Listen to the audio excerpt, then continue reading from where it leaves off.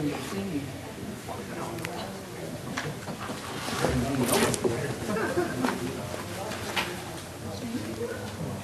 we ready, everybody? I'd like to call the Camarillo Library Board meeting for April 13th to order, please. And would you take a roll call, Ms. Madeline, please? Sure. Trustee Craven? Here. Trustee McDonald? Here. Trustee Morgan? Here. President Pro Tem Little? Here. President Kildee? Here. Flag salute. Mrs. Craven, would you mind leading us tonight? Certainly. Please rise, place your hand over your heart, and join me in the pledge to the flag. I pledge allegiance to the flag of the United States of America and to the republic for which it stands, one nation, under God, indivisible, with liberty and justice for all. Thank you. Amendments to the agenda. No amendments, Mr. President. Public comments on the library. Is there any public comments tonight? All right, let's go down to the consent calendar. Move the approval of consent calendar. Second. Remove. Motion and a second. Any further discussion? Hearing none, please vote. That passes unanimously.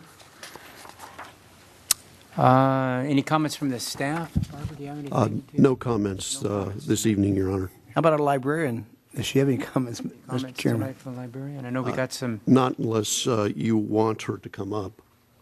beautiful color of the shirt, I tell you. Yeah. Any comments from the trustees tonight? Okay, with that, we will adjourn. I'll call this meeting of the Camarillo Sanitary District Board to order and ask the record to reflect that all members are present. Are there any amendments to this agenda? There are no amendments. I don't have any cards. Would anyone like to speak to the Camarillo Sanitary District Board about an item that is not on the agenda? Seeing no one come forward, we'll move on to the consent calendar. Move the approval. Second. Motion and a second to approve the consent calendar. Please vote. Motion carries unanimously. There are no departmental or legal comments from staff? No comments from staff. Comments from board members? I just wish I'd been able to go to that CASA meeting because one of us, we used all, you know, always one of us always goes. I was someplace in Portugal and didn't even think of it, frankly. But it would have been nice if somebody could have gone. Anyway, meeting's adjourned. Camarillo City Council, please come to order. We have your amendments to the agenda. Mr. City Manager? No amendments, Mr. Mayor. Mr. Mayor, I have a question Yes. on consent item E. When we get to consent, I can either ask it or we can move it. E, okay. Want me just to ask it when we get there? Sure. Unless it's just a question, I have a question. go ahead and ask it now then. Well, we're not there yet. Oh, I'm sorry, you're right. You're getting me ahead of time. Let the record reflect that all council members are present. We have no presentations. Consent calendar? I have a question on item E, which is invite bids for construction services for the public counter location for the building and safety division of the Community Development Department. My question is, when it is moved or whatever happens to it, are we going to make sure that it still looks like everything else in City Hall? Yes, Your Honor, we're actually removing the tiles, and they'll be placed back up against the facing. It will look very similar, except it will meet ADA requirements and give us some more access room behind the counters. Right, and I'm not questioning the need for it. I mean, those people are crammed back there like sardines. Yes. And I recognize the need for an ADA counter, so it doesn't have to look like it looks now necessarily. I want the facade to look like and blend in, and that was my It's going to be concern. put back exactly as it is now. Okay, thank you. Mr. Mayor, Yes, Mr. I for one don't know the scope of what you're planning to do with it. What does it involve? The counter, the existing building and safety counter will be moved out approximately 6 feet, and we'll have an ADA accessible area, and the counter otherwise will remain as it is. We'll put the facing back up. That will give us some more landscape behind the counter to reconfigure that area and to provide access and throughput behind the counter. So is that kind of going to be kind of sticking out into the lobby? Is that what it's going to? It'll come out into the lobby about 6 feet where that first post is. It'll come out to that and go back and cut in like it does now. Will it have a lower area in the front? So that's what I thought. Kinda like Maybe a lower area in the finance. front so they can be Yes. serviced. It seems to me it's going to change the character of the lobby. Well, we moved the finance one out several Yep, we years did. ago. Your Honor, something that may help, having been in Public Works and kind of, familiar with that counter area, the columns right now are situated out in front of the counter and actually to some degree even limit the ability to get up to the counter and work. This new counter will actually be between the columns and almost look like it's at a spot that was made for it. So it's not going to jut out further than the columns. It'll fall in between them and look natural. It'll provide that lower counter for the handicap. I appreciate that. Okay, Move the approval of the Go ahead. consent calendar. Second. we have a motion and a second. Other comments? Please vote. That motion passes. Whoops. We've got 4-1. Oh. Kevin? Sorry, hit the wrong Let's one. count that as a green. Yeah, I counted as a green. Hit the wrong one. Okay, let's move into the council Did we have items. somebody who wanted to make a public comment? This is a good place to do it after our council. We have someone here that can't make it later. Is it okay if we do a public comment right now? Anybody disapprove of that? We have a comment from Mr.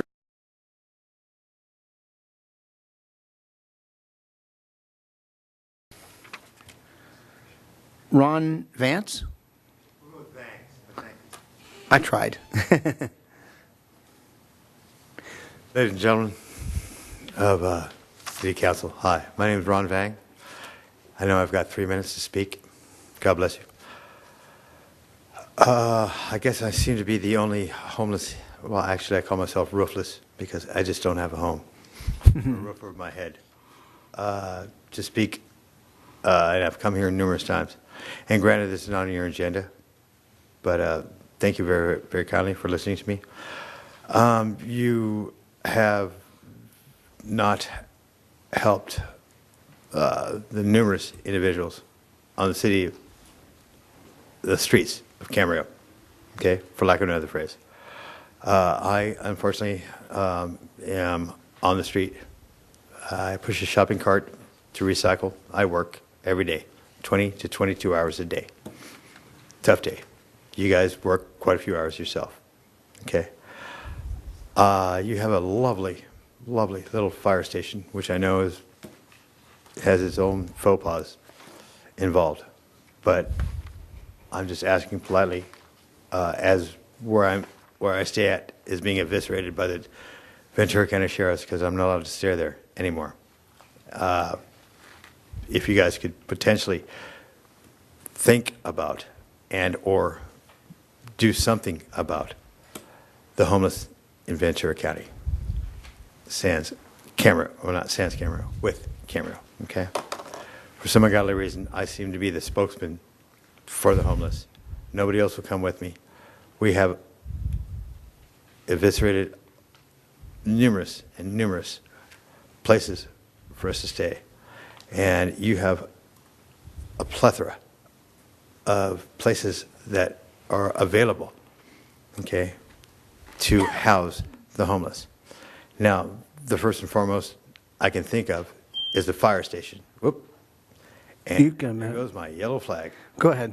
I'm still speaking. I still got 30. Go ahead. 53 Don't seconds. waste your time. I'm going to keep speaking. Thank you. God bless you. You have a fire station right next to Dizar Park, okay?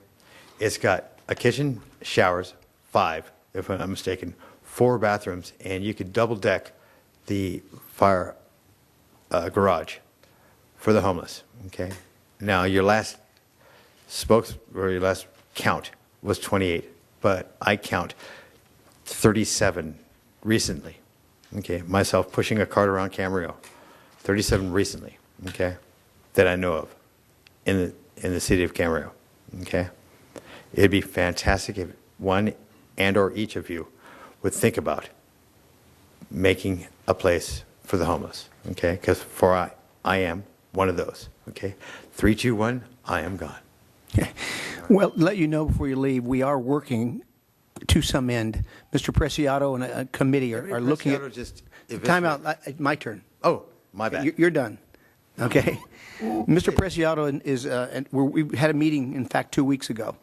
And so let's just wait and see how we work out with that, okay? God bless. Thank you. Please, thank each and every one, council members. I appreciate it. I've lived in this town for a long time. I got ripped off over the internet, and they stole 43 grand out of my account, so that's why I'm on the street. Sorry about And I'm that. battling to come back from that. Good. Okay? And Preciado's helped me wholeheartedly, but unfortunately, for some ungodly reason where I was staying at, they kicked me out. Okay. So I'm having a, He'll keep working with you. Just work with him. God bless you, Mr. Morgan, Thank you. and others. God bless. Uh-huh. Have a fantastic evening and a great meeting. Bye-bye. And for some ungodly reason, I seem to be the only, and I'm sorry, I'm not dressed appropriately. Don't worry about it. Chasing down an individual that stole my bike. Thank you very much. Folks, have a blessed evening. Thank you. Take care. Thank you kindly. Okay, our next item on the agenda is the City Council. Countywide transportation tax. Who's handling that? Thank you, Mr. Mayor. Okay. Thank you, Mr. Mayor. I'll be presenting this item. Tonight, we'll be discussing the proposed Ventura County Transportation Commission transportation tax.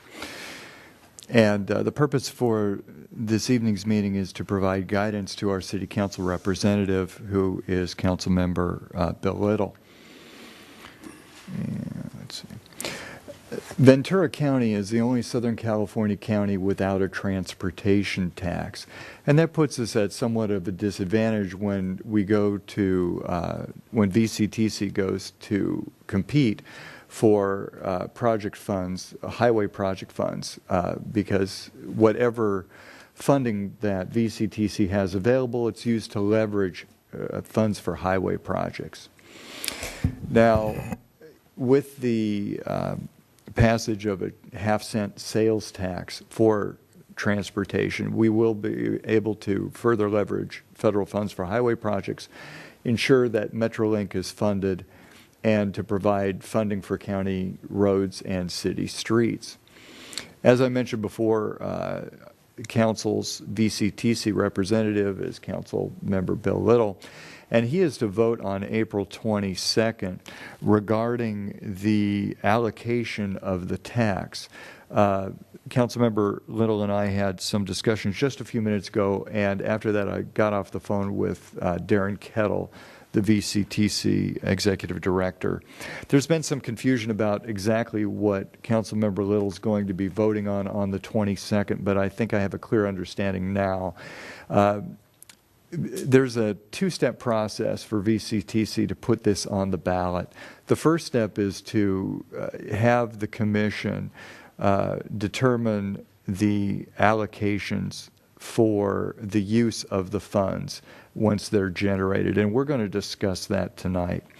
After that has been determined, and if all the VCTC representatives, the commission, if they can come to consensus on that, then the tax can move forward. However, if they can't come to consensus on the spending plan, the tax is basically dead at that point, according to Darren Kettle. So let's say the commission is able to come to consensus on the spending plan, then it'll move forward, and the Transportation Commission will meet again in July to take the final step about deciding the wording of the initiative for the ballot.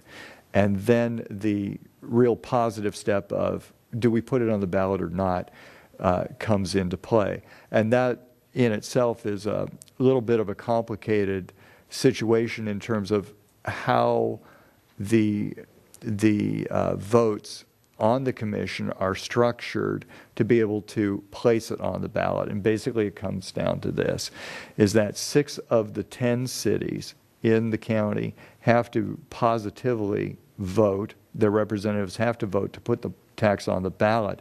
But of those 6 cities, they need to represent 50% plus 1 of the population of the county, or approximately 360 votes.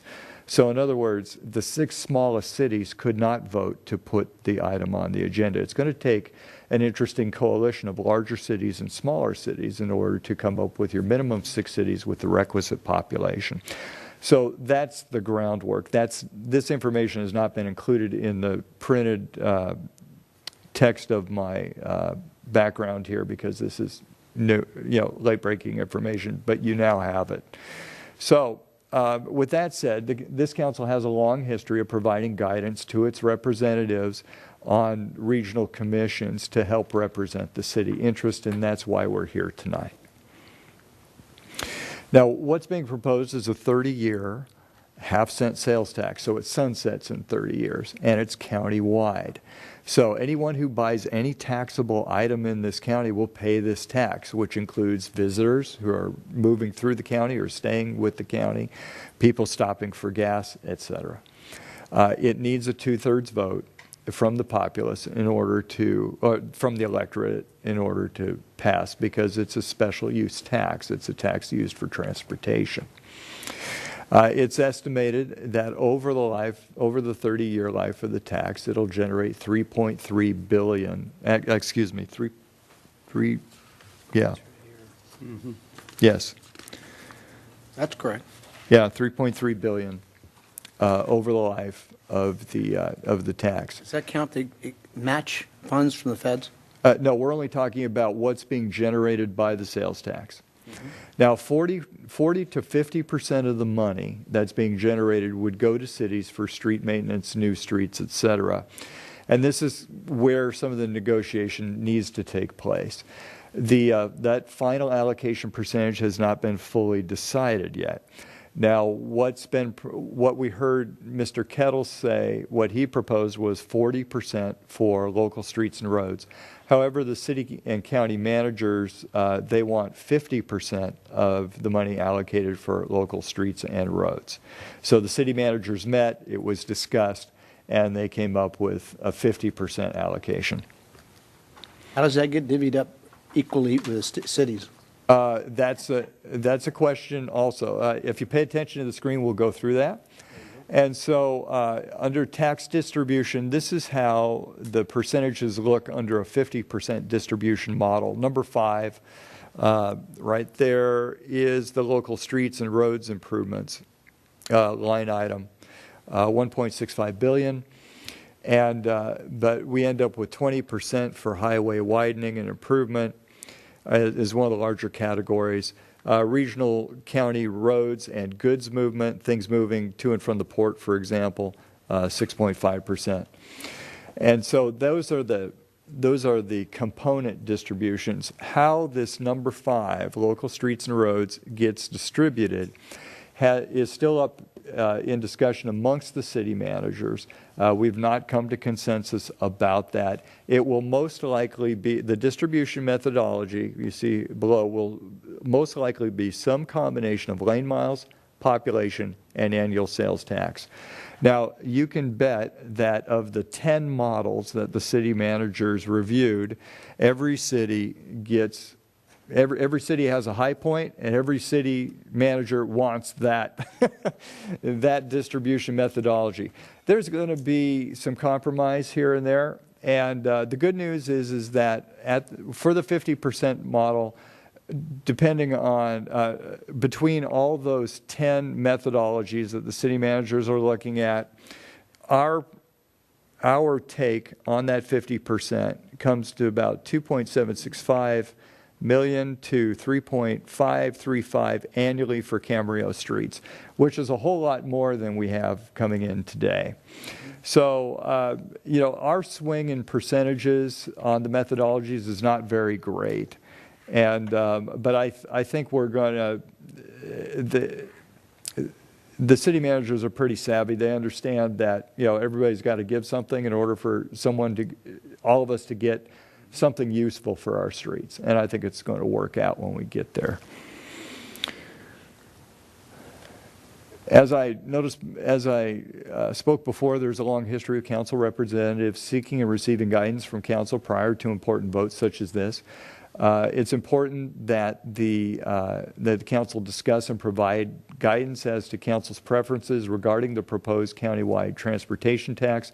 At this point, it's not necessary that you provide guidance on whether to vote yes or no on the tax. However, the percentage of funding for local streets and roads is important, and that's something that Councilmember Little will need to understand what the council's preference is for that percentage. One question before I look at yours. You mentioned that matching funds from the feds, which to me, that's the most important part of this whole thing, is that matching funds. Mm-hmm. Okay, because we won't get these without doing this. Where's that part in this? And where is the estimated maybe matching funds that we could possibly get out of that? You will find those in this top line, number 1, highway widening improvements for 101 and 118. That's where those matching funds would be coming from. That's where they go. Okay. Okay, Bill? Well, a couple things, and we've had a number of discussions at VCTC on this. And just to make a couple, I know most of us here understand the situation that's faced with both the state and the federal, and that is that with the changing gasoline usage models that are occurring throughout the country, with the increase of automobiles that do not use gasoline, and the fact that we're now getting cars that get 30, 40 miles a gallon, the fuel tax is no longer a viable platform from which to finance the highway system, and it's going to be changing far more than this in terms of over the next several years as the government's trying to come to some alternative way of funding highways. The other thing is that, as has been said, the whole basis of federal funding now, because federal funding hasn't changed the 18 cents a gallon since 1994, and probably will not do that soon anyway. So the federal funding is basically, they're basically taking the position the feds have, that if you want money, you're going to have to be a partner in funding yourself. So that's why this has been brought to, again, up to consideration. And the one thing, I think the 50% is fine, and we will work whatever the council feels we should strive to seek for a formula for local streets.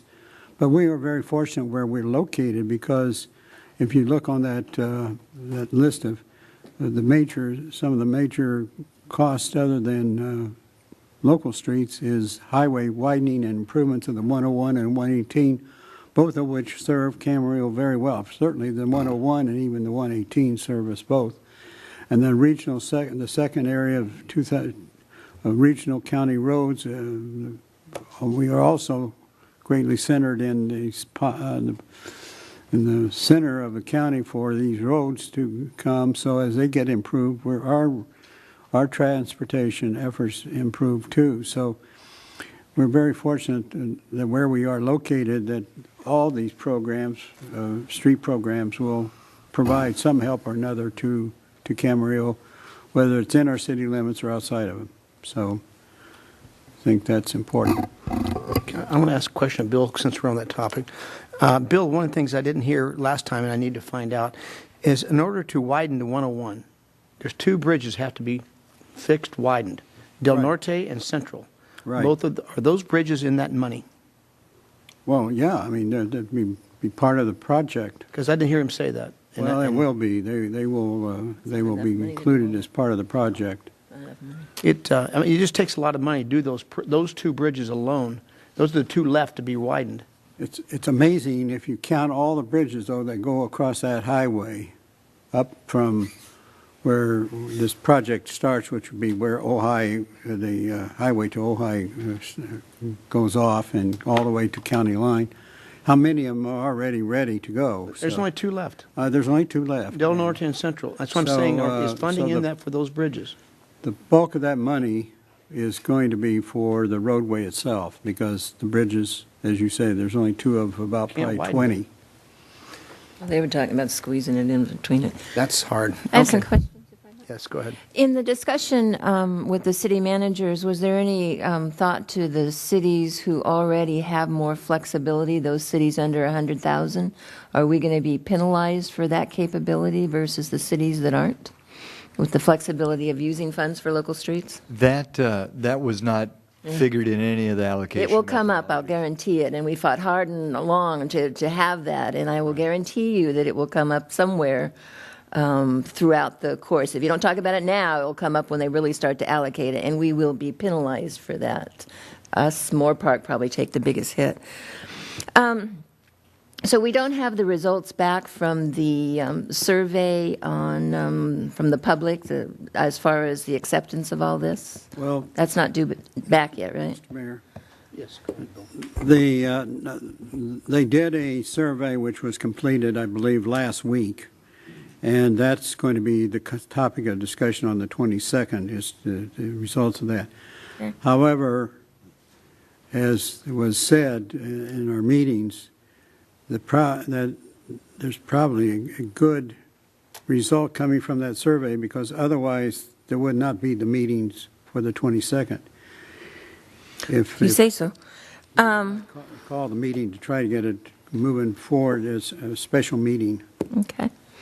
My other one has to do with the cost. And I believe there was a study being done by VCTC, and I believe Caltrans was doing a study on the cost of the improvements to the 101 and what it would cost to add. And they had different varieties going, whether it was add a lane, do carpool lanes, et cetera. Has any of those reports back? I don't have any information on that. I don't know if Tom does or Dave Because does. my memory serves, and I've been off VCTC 2 years now, but what my memory serves is that $660 million isn't going to do much to widen the 101 freeway. No, That's just a start for the matching funds. Right. Yeah, that's just. Well, that would count on, it's The, allotment. No, that's just what we could have ourselves. Mr. Mayor, Yes, go ahead. the numbers that's been talked around at the VCTC meetings is about $900 million for I thought the, it was in the billions. no, it's about $900 million because there's only two bridges to rebuild. And. Oh, but Ventura, wait till that you get to involves- Ventura and the train That involves an tracks. extra lane at each direction, plus auxiliary ramps between off and on ramps. And like you see in Thousand Oaks, it's now there. But the matching funds are not always 50%. Some of them are substantially, get more federal money than just 50% from 50%. You might get, 80-20.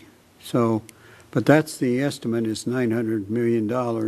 And 118 is far less than what you would think, because there was a great deal of this built into the rebuilding of 118 during the earthquake, the Northridge earthquake a number of years ago. So it's really just, there's just around that bridge that goes across Moore Park, the Barranca, that's really the area that's going to be involved. And apparently that bridge was built to be widened. So, It's not that old. no, it's not. So, I heard they thought they could- anyway, the cost for the 118 is not near the cost that you might think for widening it to 4 lanes. Well, if 4 Yeah. lanes leads into the city of 2, and it still goes out to 118, that's 2 lanes. And it's still going to bring more and more traffic on that. Anyway, go ahead, Charlotte. Can I finish mine? Oh, My question has to do with if we come up with agreements up front, do they stand through for the 30 years, or is there flexibility? Is it something that's negotiated on an annual basis, or at the discretion of VCTC? What are we looking at as far as agreements here? In terms of allocations? Allocations, use of the funds? Well, my understanding is that the the percentages that are agreed upon, they go into the ballot language in terms of the, how much of the money that's being annually received, it gets expended in those percentages, and that should be within the ballot language. That's my understanding of it. And so that can't change over the 30 years? No, it would not change unless they put language in the ballot measure for that. My understanding is that that's not the intent. No. Okay, well, I have a comment, but if you've got more questions. Cheryl, you had a question? No, I have comment. Do you have any more Questions? questions? Questions, just comment. Okay, the only thing I would look at when I mentioned that top number, I thought that's what you said we'd be matched. What is the matching number coming from the feds? Do you have that number up there? Well, You don't know. Mr. I Mayor, know, but let's say we it's guess really 20%. based You upon got to add that to that. It's going to be based upon the project and what the federal law varies from types of projects to matching for, and Mr. Fox has probably got the best experience around on that matter. So maybe Mr. Fox can answer it. Yeah, I'm going to overgeneralize, but there isn't at this point the ability to predict real accurately what type of match would occur because there's different programs, and of course with each 6-year Federal Transportation Act, the formulas change as well. However, another component to keep in mind, there's also the state funding program, the STIP, and there's quite a bit of money that comes through that over the life of this 30-year program as well. So there are other sources beyond just federal funds that go beyond what's listed there. So as a rule of thumb, you could take that $660 million and double it, combination of federal matching funds and other funding sources as a rule of thumb of how much you should be able to leverage. That's what I want to know, double it. Okay, thank you. That makes it much more substantial when I hear that. Okay, other questions? Kevin? Yeah, maybe Tom or somebody, our sales tax rate right now in the city is 7.5%, is that right? Mm-hmm. 7.5%, okay. So this would go up to 8%, am I right on that? If it does 8%. Yeah. And there's different sales tax rates between different cities vis-a-vis what they've kind of added on some special transportation, whatever tax. So it's not unified throughout the county. Different cities actually charge different rates. Is that right? Yeah. But ours would go from 7.5 to 8%, right? Okay. All right. That's all. Okay. Your Honor. Any other questions? Charlotte? Yeah. I believe that Oxnard is the only city in the county that has a sales tax. No? Port Hueneme. And it's 0.5% as well as Oxnard's? Yeah, it was done the same time as Oxnard's. Okay, so they already charge 8%, and then their tax would go up to 8.5%. And that was where I was going to start. What I was saying is our sales tax would go up in this county to 8%, other than what the others, the specific cities have already added, and then theirs would go up higher. But if you go out to other counties, their sales tax has already gone up to rates of that. In L.A. County, it's even higher because they've added several taxes.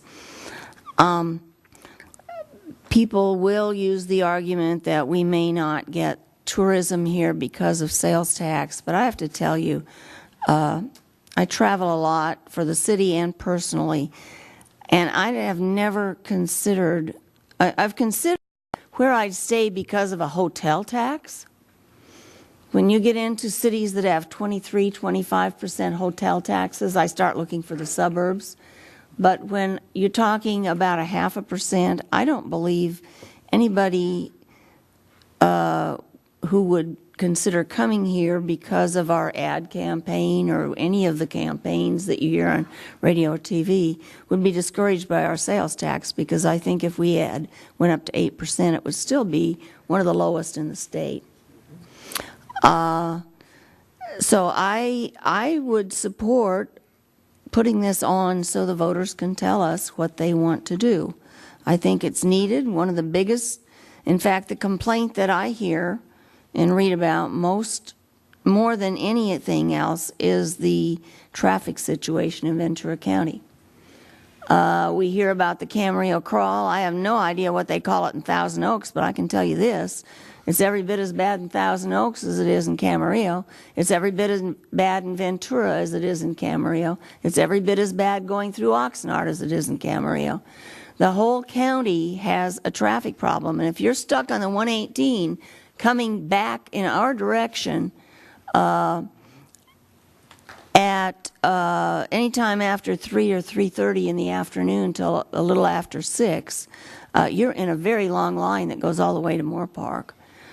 So I think this is really needed, but I think it, I mean, obviously it's going to be up to the voters, and I would support the 50% allocation that Mr. Norman has discussed, and see how the city managers or the commission members come up with the allocation on that.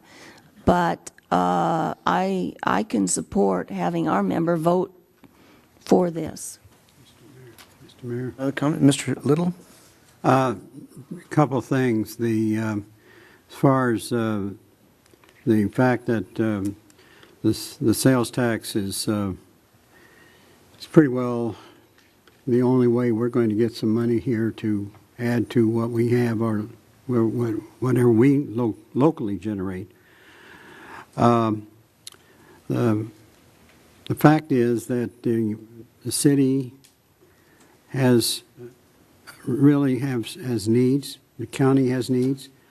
One of the studies, if you will recall, in one of the finance or the economic development committee meetings we went to several times this past year, the recession has brought about a lot more commuter traffic because of job changes within Ventura County, so that now there's a lot more commuting going on within the cities, between cities, than there was 10 years ago. So that's one reason we've added to the traffic on the county roads as well as the freeways.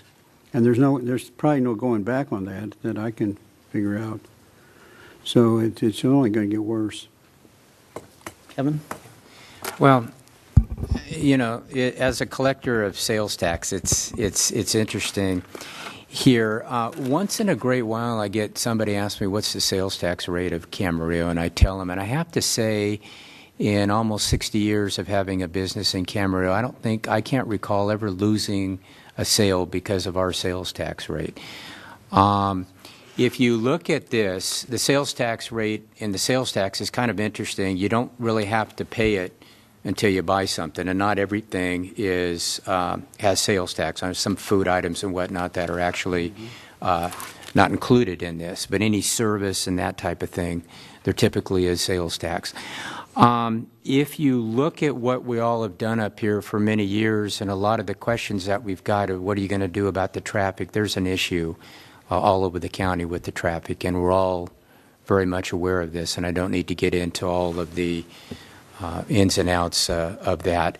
But it looks to me that there's a very direct and an indirect benefit to Camarillo as far as the 101 and as far as the county roads, too, because we're surrounded by a lot of county roads, and obviously the 101 is a problem. We've talked about the Camarillo crawl here, and it's not just in Camarillo. We all drive. It's acute in some areas, but it's all over the county here. So it seems to me that if my math is right, if you spend $100, and if this does get passed, if it does go through, I believe it'll add an extra 50 cents. So if you look at what the direct and indirect benefit of that could be for the city of Camarillo, it could be pretty substantial here. It's kind of a win-win. Whether it's the 60-40 or the 50-50, it would seem that we'd want to give our representative enough flexibility to see where that is. But and I do think it's apropos and it's absolutely right to have the voters of the county and our city particular to vote on whether or not they want to support this or not. So I would be in favor, and I would definitely support giving our representative enough flexibility to see if we can't get this moving again. Jan? Yes. I have one more question before I make my comments of the city manager. You mentioned the city votes at VCTC. How does the 4 supervisors and the 2 public members play into this?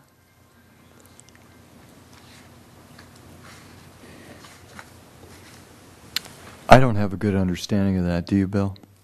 I'm sorry, you're How did they plan? There's 10 cities and 4 supervisors and 2 public members on VCTC. The city manager talked about the votes needed from the cities. How do the supervisors and the 2 public members, don't they have equal votes? They each have a vote. But then how does that play into meeting the requirement to put it on the ballot?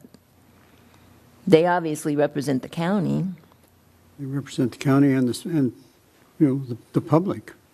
But when Mr. Norman started out talking about the percentages that needed to put it on the ballot, you needed, what you said, 6 out of the 10 cities with the most population, da-da-da-da-da.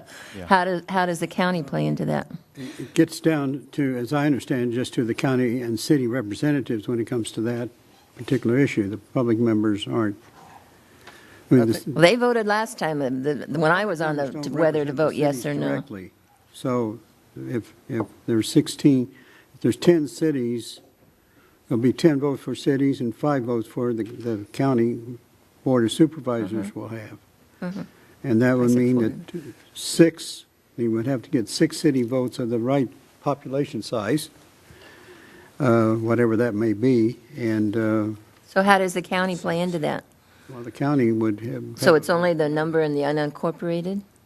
I would assume they would have, I don't know whether they have 3 I votes. think they're or not. left out of this as far as that, Bill, because it's talking about city populations. Okay. But they have to have a vote in this They will have a vote. You have to have those numbers before you have a vote. before they You can have go in the those numbers ballot? Before you can have a vote. Yeah, my understanding is you need to have the numbers before the Yes. vote can actually happen. Cities have played a big role. Okay, then I'll make my comments. I think that tonight we're only supposed to be talking about the allocation of numbers, whether to put it on or not. I'd like to hear what the survey says before I make those comments. But I will tell you that just looking at this chart, I think the public's going to look at it and say, our biggest problem in this county is the 101, and strictly in Camarillo, where we have pretty good streets, and they're going to say, why aren't you spending more? Because that really is our problem. So when you get down to that 40 versus 50, 20 versus 30, I think that that's going to be an issue. And the reason I asked about the Board of Supervisors and the role that they play in this, and I think I said 4, there are 5, when it gets down to public transportation or public transit, I think you're going to hear a fight about that being too low. And so I think you need to be prepared. I don't think these numbers, when you start debating it at VCTC, are going to be able to withstand this. I think that I don't know. You may very well be correct, but so far, there doesn't seem to be any, I haven't sensed anyone that is ready to take on the rest of everybody else on the VCTC on it. Oh, wait till you vote. And personally, I think I was expecting a lot of this, I think more of this, to go to getting that 101 done, and I think that that's what the public wants to see. So I'm a little apprehensive with the only 20% on the highways system. That's a good point, and I'll bring it up. Okay. This is a tough one because normally, at 3:45 today, I had my tires changed out here by the freeway, in the tire store here. It was packed. I couldn't figure out, and I asked the guys, is it packed at 3:45 every day? Yep. And they said yes. It breaks a little bit and then picks up again. And you wonder what causes that. Well, I happened to go out to Central Bridge and rode back a couple times just to check. When you start getting past Central Bridge, it opens up a lot. And so that area there where people are feeding in from Las Posas going back to Oxnard and Hueneme, and people getting off, all the industries getting out, and all the stuff coming from L.A. and other areas coming in. It really is. I've had a chance to travel all over the county lately in the last few months, and you do not want to have Fillmore's traffic through the middle of that city. If you think Moore Park says, you got to look at Fillmore sometime, and that's packed. And no one's really looking at that. They're not even getting any electric stations in Fillmore or Santa Paula like the rest of us are. There's pinches everywhere. The biggest ones are right here on the freeway in the middle. That's 101. But then those other side ones also, when you talk about building that bridge over there, widening that bridge, in Moore Park, I've never seen a real traffic jam there. All I know is when it gets into the city and gets down to that 118, the traffic jam picks up big. On the freeway, though, I've never seen that traffic jam. I would think there's higher priorities for the money. Hopefully, we can have that looked at. With the idea of gaining that much money, though, it's hard to refuse not. Unfortunately, you're going to have other cities, though. Like, let's see, you're going to have maybe a 1/4 cent tax by the state government if they get that on the ballot. Ventura's looking at it. And that's a 1/4 cent more. And then you got Ventura's got something. Santa Paula's going to have a safety of a police one on the budget, pretty sure. They're working on that right now. Everything's going to hurt everybody in getting anything passed. That's the problem. But to miss out on that much money, and maybe we can make sure it gets directed on the 101. You know, I know they're going to build a bridge over there at 5th Street and, what is that, Rice? That because of one accident? Yes. One accident. We have a freeway, we've got tons. We need to look at the main thoroughfare through the center of Ventura County. Isn't that the goods and movement one? Yes. And so we need to have a real close look at where they're going to be spending that money. But I'll agree, go along with it and let the voters have a chance to speak and let them see if they want to spend that money. But just to clarify, Your Honor, we're not talking about whether to go or not. All we're supposed to be talking about tonight is the allocation, correct? Is that the question, Mr. Norman? No. I believe that's what he said. Yes, that's correct. Allocation? Allocation. Allocation is what we're supposed to be What's in front of you on agreeing to that. the screen. So whether we go or not, we get to talk about that again. Well, I said I wanted to have 50% for local streets and roads. However, I believe that Mr. Little does need some flexibility, as Mrs. McDonald said, because I don't want him to feel tied that we said go for 50%, so anything else is a no.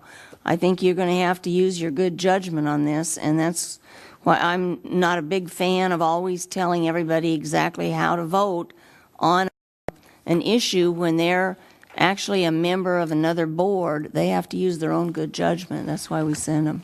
When it comes to the yes or no, I think we should give them. For the yes or no, it's different, but One for the thing is an example- allocation and Negotiating. negotiations, I think we have to let him use his good judgment. One thing that's an example of that, letting you have a little flexibility is, if there's no money going into the Metrolink, someone's going to have to come up with some money, or that train's going to be That gone. one, Okay, yeah. well, it's Same on with there, transit. but- Yeah, They so we're have going to have to. to give some flexibility to that area.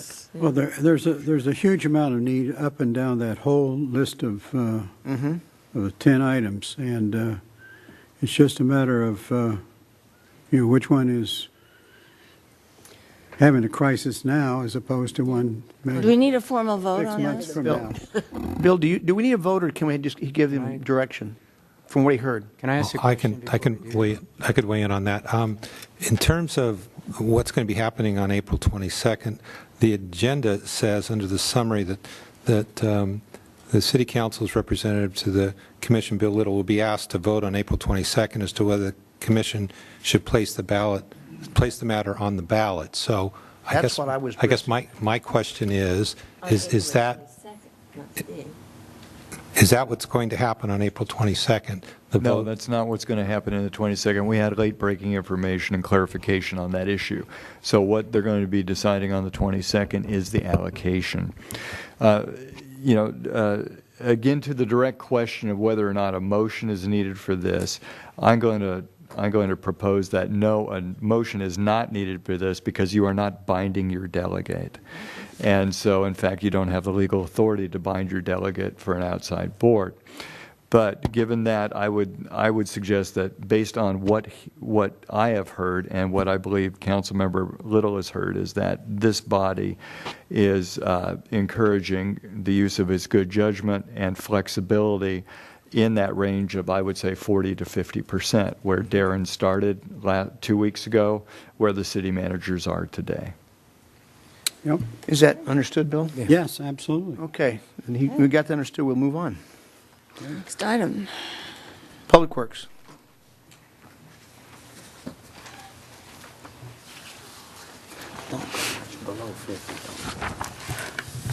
Thank you, Your Honor. We're bringing a short presentation up on the screen.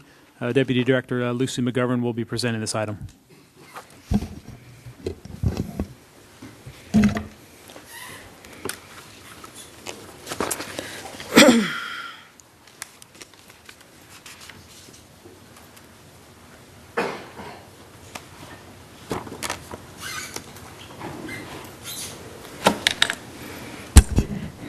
Good afternoon, Mayor Morgan and council members. I will be presenting this next item, and before I actually get into the recommendations before you tonight, I wanted to give a little bit of a background on how we got to this point. And if you have any questions, I just want to let you know that the president of the consulting company that we're recommending is here. His name is AJ Dahawan, and I will go ahead and introduce him again at the end of the presentation. So a little bit of background is before you is that over the last 2 years, 18 months, we've been having state water drought mandates where the city has had to cut back its water use by a minimum of 20% since 2013 demands. And so as a result of that, we had to last year bring before your board or the council members an amendment to the city's water conservation ordinance. The amendment was to incorporate and clarify some of the additional measures related to new development so that it did not have impact to existing water customers. And part of that amendment also included the creation of a water conservation credit program. And so I'll explain a little bit of what that credit program's intents are. And it's a strategy for water savings, offsets that the existing customers will create and allow for the new development to be served in the future. So basically, it's a water rebate program similar to that the Regional Metropolitan Water District has been administering for a long time for all of the agencies in Southern California. And how would it be funded is new developments could contribute funds towards this water conservation or what rebate program that would be administered by the city. And people that are eligible to this program is all existing water customers. Okay? Because of our limited staffing resources, we are recommending that we hire an outside consultant. And what we want from the expert or the conservation person or team is to provide recommendations to the city on what the best bang for our buck is for basically maximizing our water offsets. We also want public outreach, educating the public on the availability of these rebates, but also on water conservation strategies and measures. And what we're envisioning is some sort of like a one-stop shop, rebate shop to our customers. And just because of some of the feedback that we've gotten from the metropolitan one where it's been pretty difficult for folks to get access to those rebates. So we're hoping that, or at least one of the main goals of this program is for us to facilitate that for our water customers. The other part of the measures would be monitoring before and after, track water use before and after the improvements have been made. You know, the fixtures have been changed, the turf has been changed, and then track them for a period of time and verify that those water reductions are occurring. One question before you go further.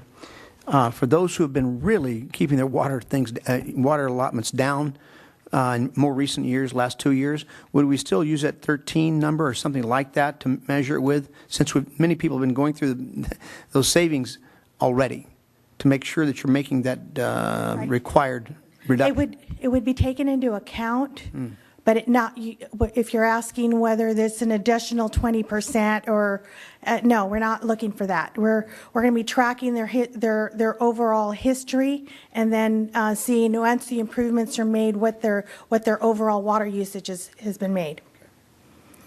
Okay. We're recommending as a phased approach towards the implementation of this program. The first phase includes actual overall program development by getting feedback from both staff and City Council. We also are looking at, we already have a list of our high water users, both commercial and residential, and also those landscape users. So we do already have something to start off with. So those are initial contact that we'd be making. We would be developing a public outreach program and find out what the best way to communicate with our customers would be. And we have an initial proposed budget of $90,000. Excuse me, is that for a calendar year, a fiscal year, or what? It'd be charged on a time and material basis. So as just to set up the program, that is what the first part of the expenditure is going to occur. Mr. Fox, did you want to add something?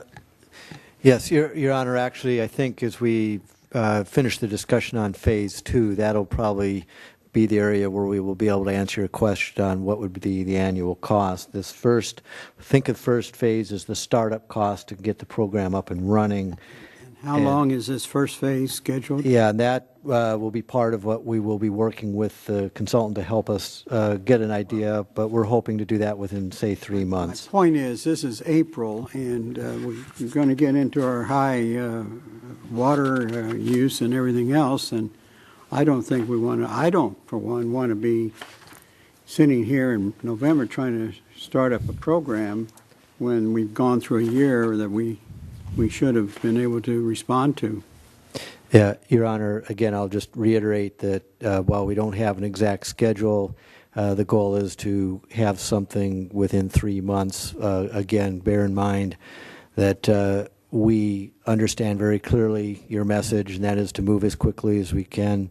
We're committed to that. The consultant, if they get the contract, is committed to that. And so we will move as quickly as we can to implement, understanding that time is of the essence, and the sooner we can have this program in place, the sooner we can get a water savings. Fine, that's all. Okay, go ahead. Second phase of the program is to actually administer and move forward on the overall rebates. So we would enlist and support other, basically the general population of not the non-high water users. I guess that's what I would look. Those people that were not in the original list, we would go ahead and make sure that we put them on the list and we start processing those rebates and recommendations. And then finally, we would go ahead and continue the tracking of the water use over time. And as the budget for the administration of the program would be set as the program funding comes in, additional funding comes in for new developments, and we move forward and we will set the budget as to how to determine what our efforts are.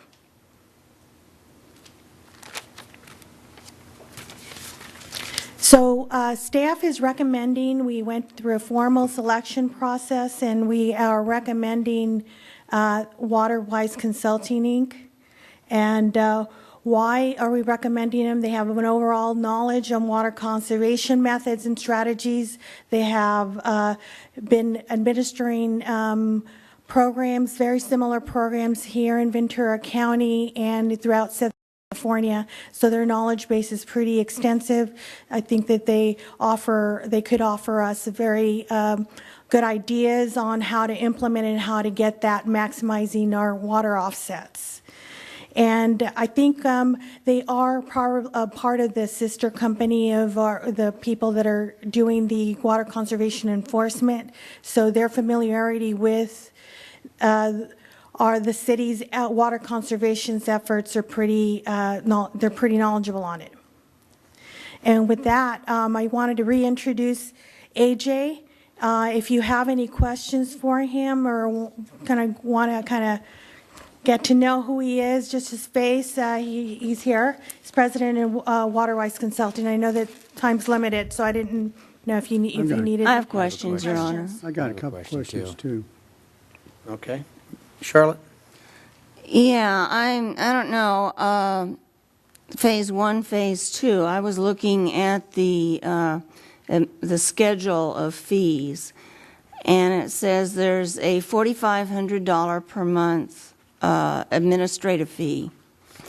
And then for rebate processing or it's $150 per application. So I don't know how many applications we'll get, but it seems to me there were a whole lot of people who were very distraught last year. Is that per application that's approved or per application that's looked at and rejected, or what? Good question. We proposed in our proposal initially a turf removal program. That was where we thought you can get the most bang for your buck, especially with the previous programs through Metropolitan and the amount of requests that we're still looking from customers to get additional funding, but obviously there's no funding out there right now. So the $4,500 includes all of our administration fees for answering phones, if there's inspections needed, going through applications, applying for customers, especially. Well, but I ask a specific question. The $150, it lists here under your letterhead, Sure. $150 per application. Is that for every application you look at or for ones that are approved? The $150 for every approved application, Okay. which is anticipated at about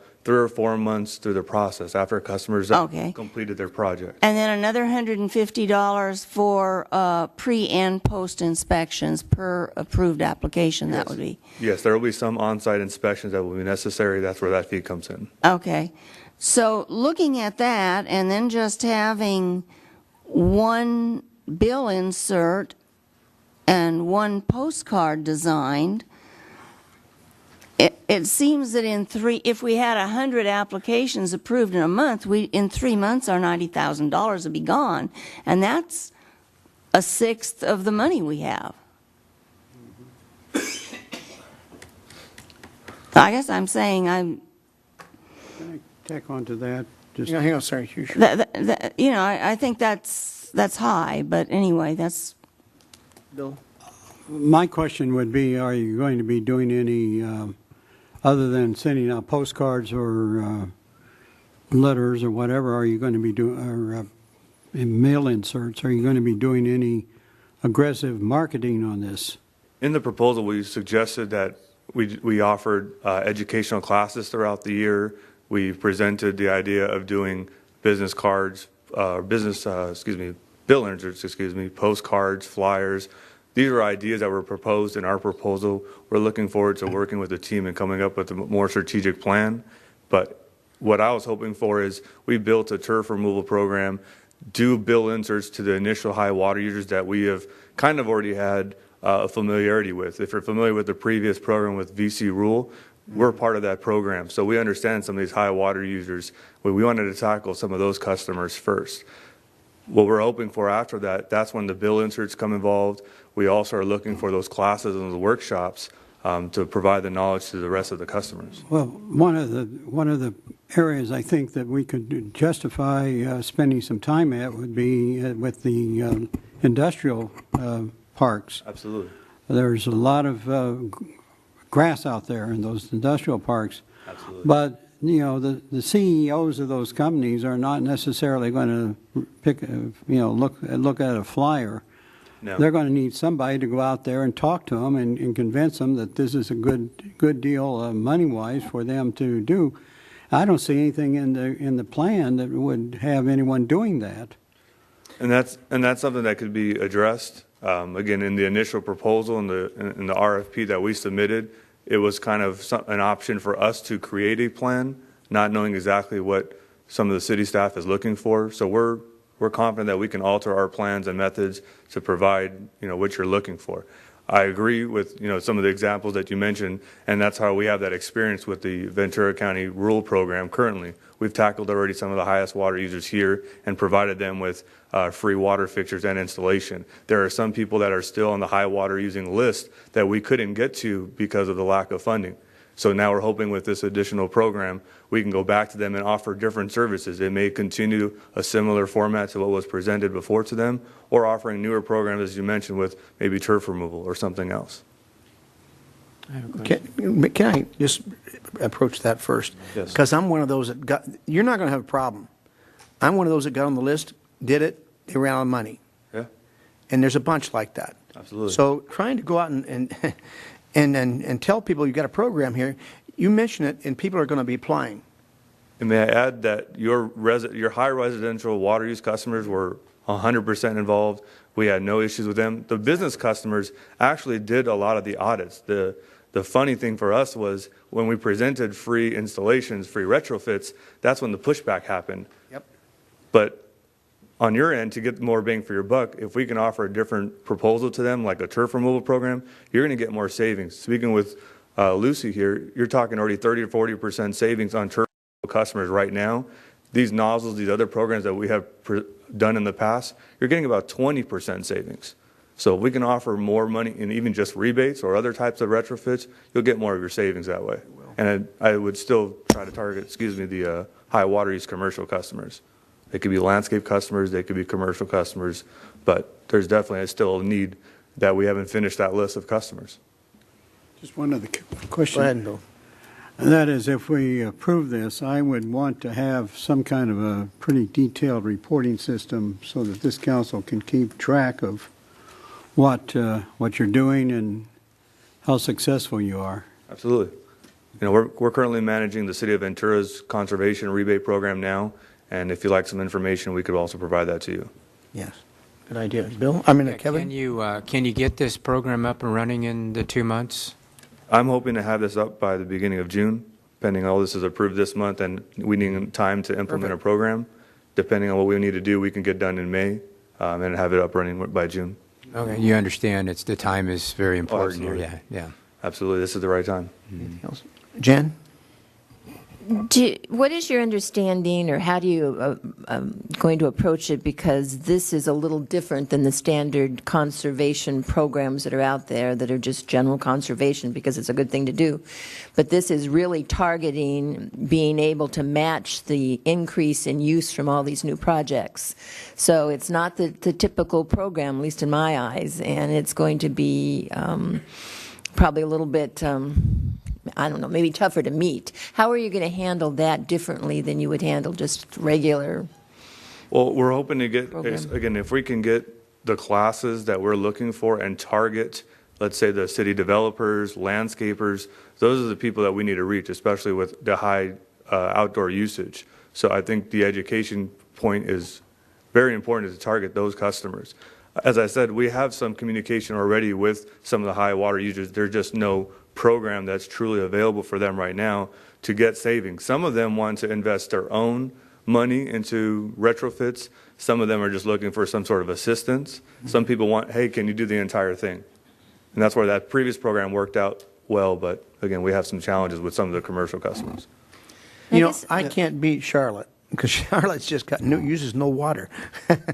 But we used two units last two month. units. I mean, God. No, I was gone after that. Well, anyway, 2 units. I took mine down 2 units just by doing the backyard, the drought was the turf, and not turf, but the synthetic turf, and drought resistant on the hill and everything else. I dropped 2 units. That's a significant savings. I think when you start putting out these things about paying for part of the lawn, yes, you're going to do a lot of savings. And may I add, Ms. Lucy and I were speaking that, when I mentioned that there's 30 to 40% savings, that's year one. Depending on the plant material that's been installed, you're going to get greater savings after the first year because the first year people are trying to establish their plants. So water is still necessary. But after that first year, depending on the plants you go with, they may need no water, they may need even less water. So over the next couple of years, you should see an increase in your water savings. Okay, can I go back to finish my question? You stopped. He answered and off you went. And maybe this is much for staff as it is for him. This program was specifically done for a specific purpose. So we've got new development coming to town, and we're supposed to prove, and they're supposed to pay for offsetting their new use against what is currently there. How are we going to do that? How are we going to know what they're going to do? And does he have a goal then that he has to meet? How's it going to be measured? This isn't supposed to be a 30-year program. It's supposed to be pretty darn quick. Yes, Your Honor, I'll answer that. Again, we did our best, at estimating what amount of investment would be needed to reach a certain level of water savings that would be equivalent to the water demand that we estimate from future development. The best we can do is estimate until we actually have customers signing on and we see how well they do. And until that point, we won't know exactly what level of results we're getting and whether we're meeting that goal. However, I can say this: we're not looking to target that as a goal. We're looking to hopefully exceed it, especially initially, where we want to try and maximize water savings for every dollar spent. It may be over time, there's diminishing returns as you have the most anxious customers signing on. Initially, lower rebates may be enough incentive to have participants. Over time, we may see that the participation, wanes. But our hope is initially we'll have enough participation that we can make the dollars stretch further than we need to and possibly even get a greater water savings.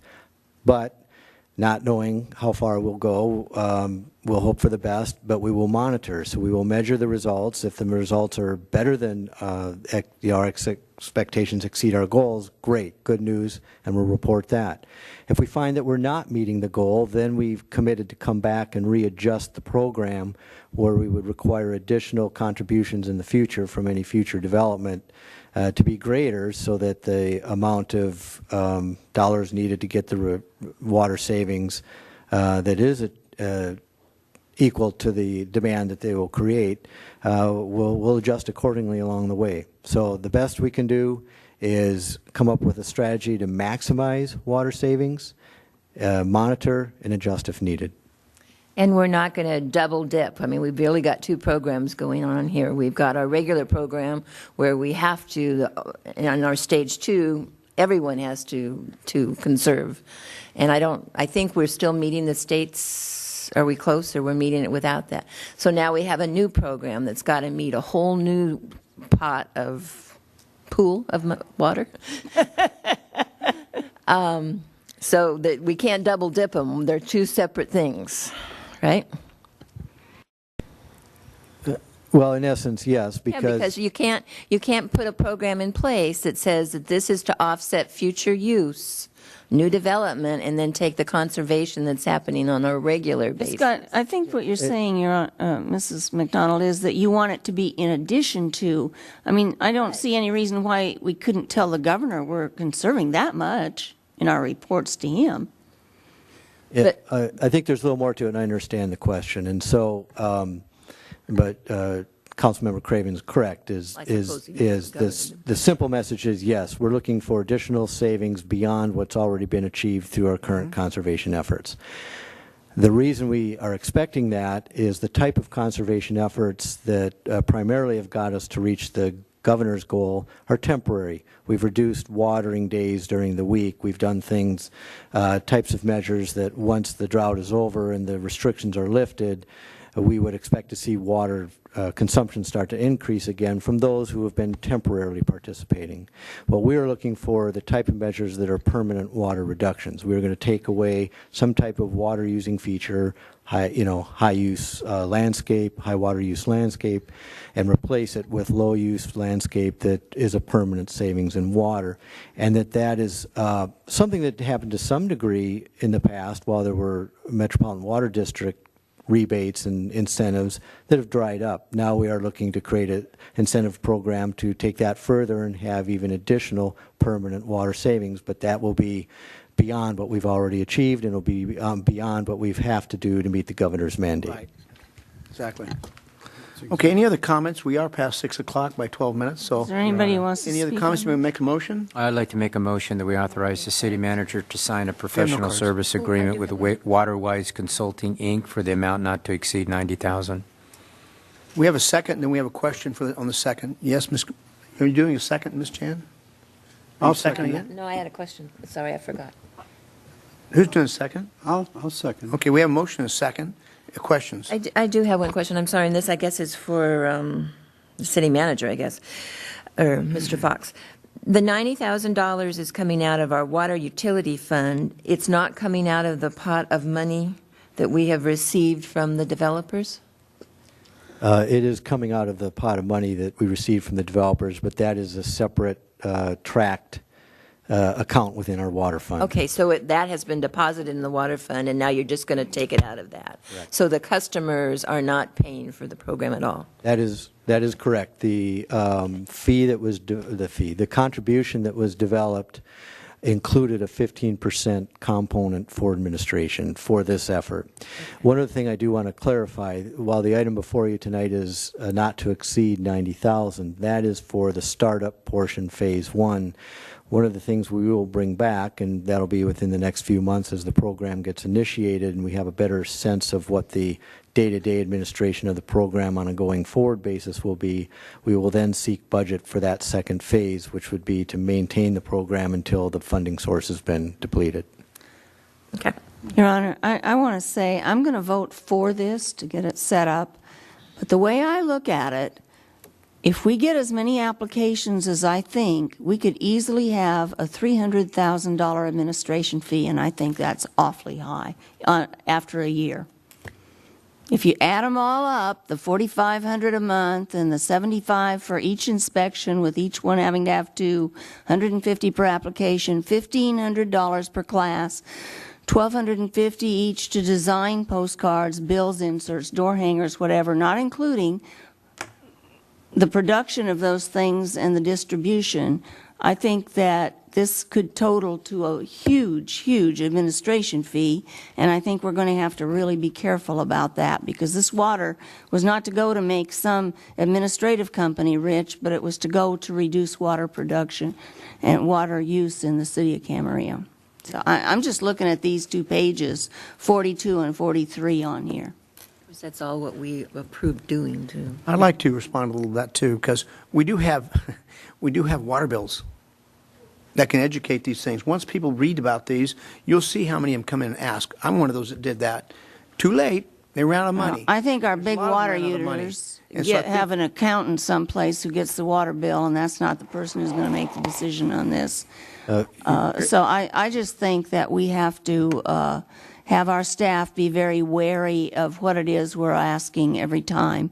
And keep in mind, we got to have a certain amount of stuff, but the majority of this money is supposed to go. I mean, if the $90,000 is to get it set up, and it's going to be set up by June 1st, then we're looking at another year's worth of administration, and by that time we could have a lot of this money spent only on paying somebody to administer our program. So I think we have to be careful of that. Your Honor, Councilmember Craven's points are well taken, and it's certainly our goal as well to maximize the amount of this budget that's available for actual production or reduction in water supply, or I'm sorry, water demand. And as we bring back the second phase budget, that'll be our goal, to keep that as low as possible, so it won't be as high as potentially forecast here. Okay, we have a motion. We have a second. Please vote. That motion passes 5-0. It is now 6:19, so we should. Mr. City Attorney, would you like to talk about a closed session? Thank you.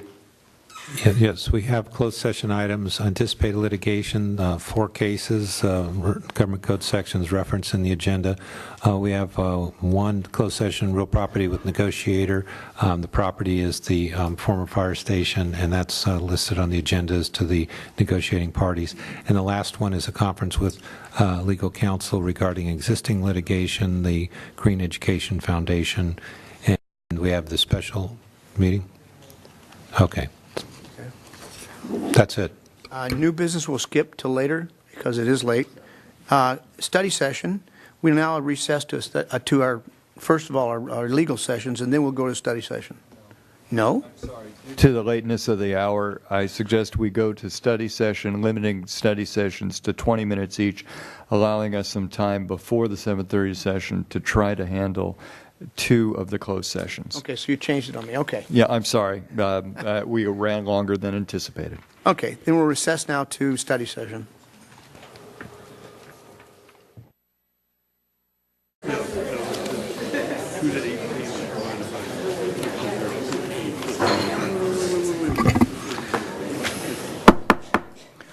Would the city council please come to order? Can we please stand, and Mr. Kildee, you could lead us in the Pledge of Allegiance?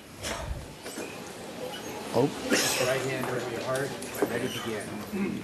I pledge allegiance to the flag of the United States of America and to the republic for which it stands, one nation, under God, indivisible, with liberty and justice for all.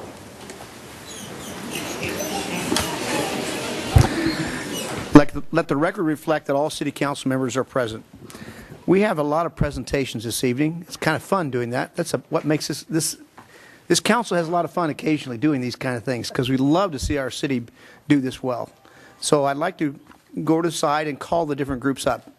And your photographers can stand out there and take pictures, okay? Coaches, you're to come up with them as we call you, okay?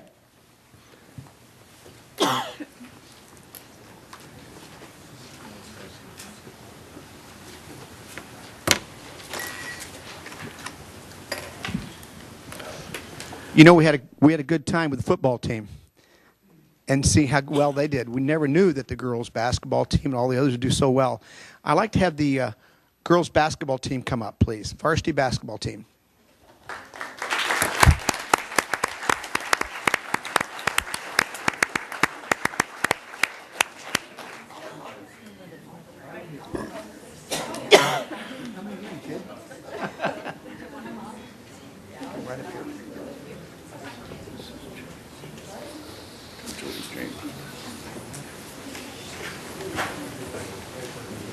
Some pretty big girls there. I know. I was going to call you next. You and the coach. Again, it's fun to do this. These kind of things that we like. We enjoy in Camarillo, having winners that do well and achieve. And I think I can say that about all you ladies, right? You're going to college, have fun. All right. Tonight I'm going to let the coach talk about the team a little bit, and then he can call the names out and I'll hand it to them. But Kim, would you like to say something first? I just want to say how proud we are. It's been an amazing year. We've got our first All-American female wrestler ever at Adolfo Camarillo High School. We've got stellar varsity basketball team, undefeated JV girls basketball team, and then we got the boys. So we're going to go through all that. But I also left a list for the board, kind of like I did last time, of other great things that have been happening at our school. So please take a look at that over the next few days. I left it right up here for you. Okay, thanks. It's difficult not to smile when you go to other cities, and that's kind of what we've been doing. I think it's the water we've been drinking. I don't know. Coach, would you like to say something, and then you can present these as we go. I'll present them as you call them. Here you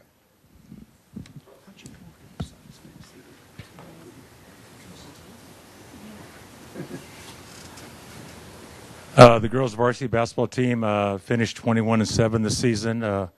They won the Coastal Canyon League, made it to the second round in CIF playoffs. Maybe as important or more important, team GPA was 3.5. A nice group of girls. They make coaching fun. All right? And I also like to introduce over there, next to Dr. Stevenson, CC Waite, the assistant coach.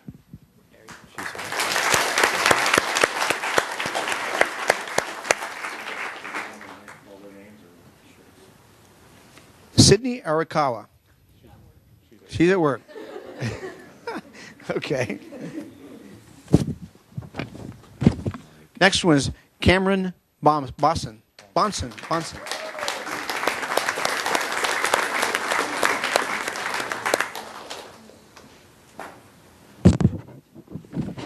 The next one is Faith Chavez. Faith?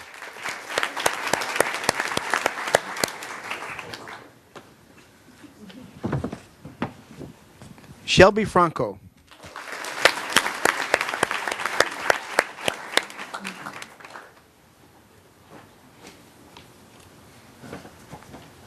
I hope I get these right. Mariah Golfspig.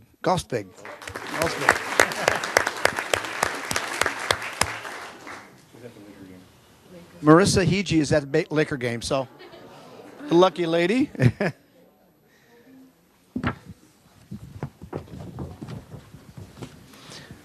Brent Kirksey.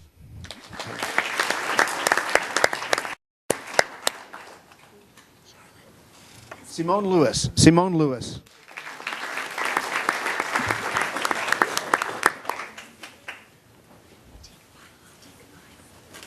Nikki Puga.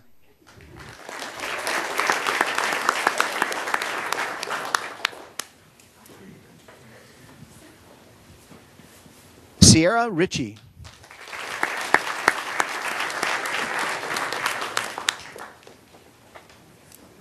Madeline Waite.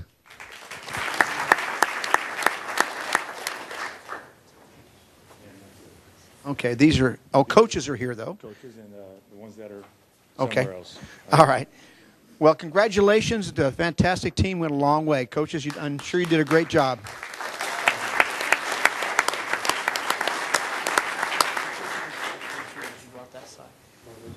Huh? Oh, stay for a photo. Stay for a photo. I'm sorry. 1, 2, 3. I'll do one more. 1, 2, 3. Go 1, 2, 3. Okay, now hold it, everyone. I want to go this way and shake hands with all the city council members and go out that way, if you would. This way they can have a chance to see. Congratulations, everyone. Great job. How many juniors do we have? 1, 2, 3, 5. Okay, 4. You got your center back.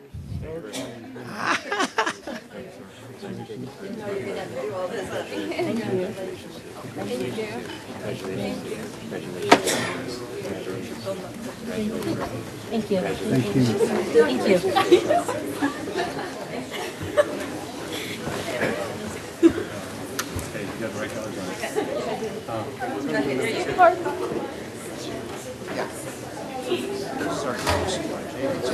No, this is boys varsity basketball. Yeah, we'll do boys first. You bet you can.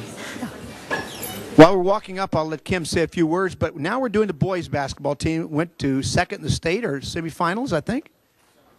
Come on up, boys, coaches.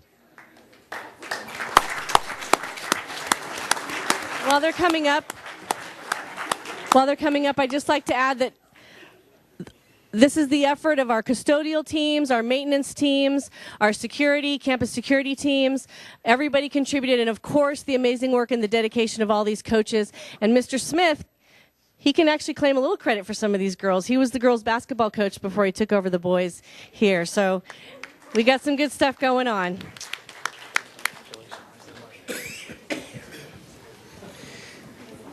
If you haven't been to one of their games, you missed something because they're all exciting throughout the whole year.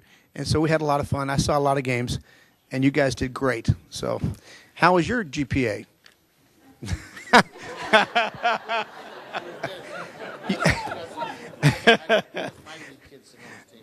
Got some Ivy League teams on this kid. That's great. Okay.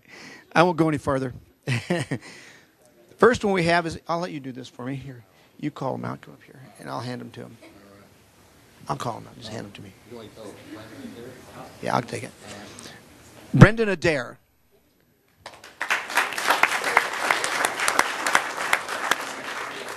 Okay. Mark Bolo.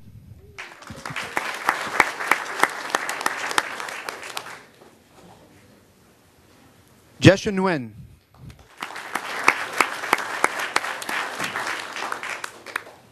And by the way, if you haven't seen these guys in action, there's a lot of talented, there's not just the guys here, they can move, and they can move the ball. I've watched it, and I've enjoyed their playing. Isaiah Lopez.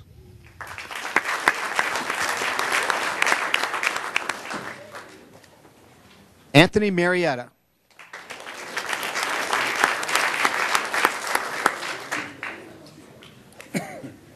Jonah Cottrell.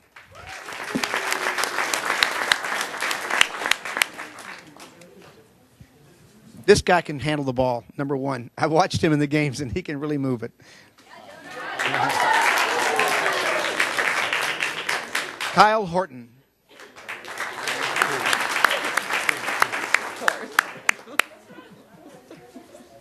Now, this gentleman may be back here again for 3 more years. Well, I hope so. Jaime Hawkins Jr.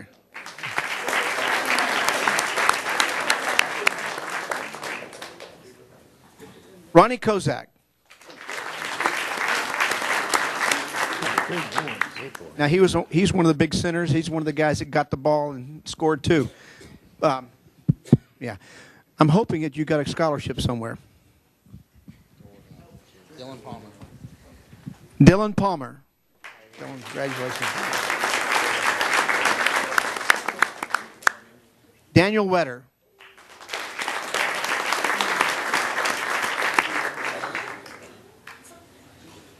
Ryan Goodman.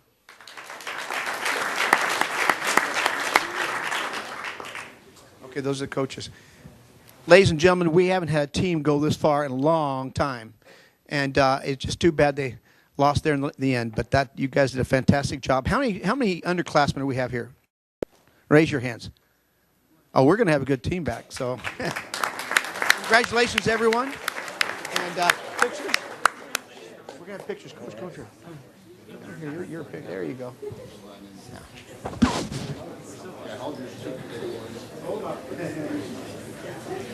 One, two, one more, and one with a flag. 1, 2. And one over there for all his parents. Yeah. I wonder who that is.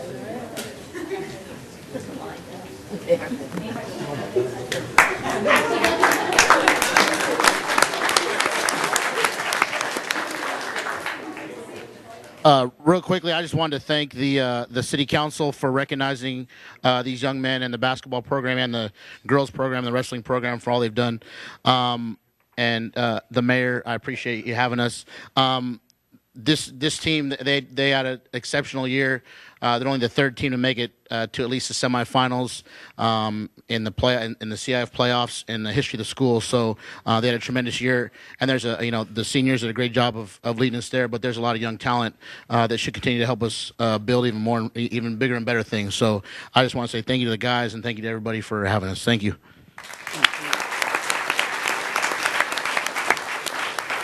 And I want to thank the coach for such a great job because he's the one that led this group and turned them into what they are. Thank you, Coach. Walk this way. Some shake hands with the council members. I'll see all you guys next year. Congratulations. Great season. Thank you. Coach, thanks. Thank you. Yeah, thank you. Thank you. Thank you. Very much. Good luck to you next year. Wherever you go, whether college, high school,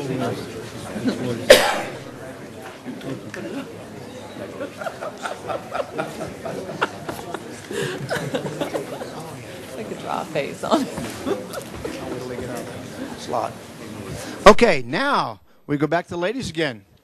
The ladies did quite a great job this year because nobody wins that many games in a row. Now I want to talk about our girls' junior varsity basketball team. Coach and girls, would you please come up?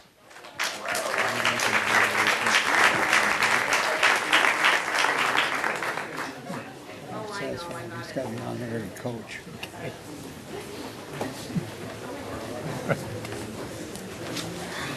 Oh, by the whistle. You want to get the hat? Yeah. And the T-shirt. And maybe you can modify that one. Yeah, maybe we can.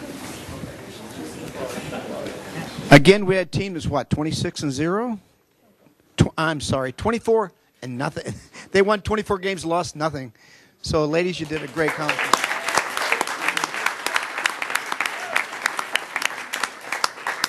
Would you like to talk about your ladies? I just want to say this is a fantastic group of girls. We came together on the court. We came together on the court. That's better. Fantastic group of girls is what I said. We came together on the court as one. We worked really well together. Had some challenging opportunities that we just took charge of and really made for a great season. GPAs, we were, I think 90% of us were academic scholars. So that's fantastic also.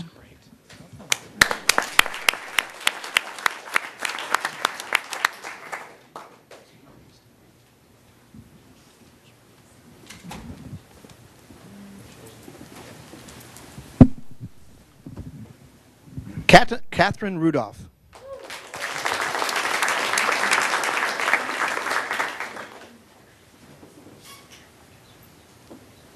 Sabrina Tellez.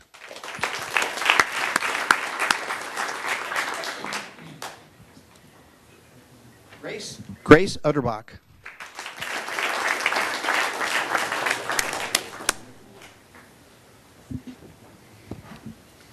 Sarah Safari.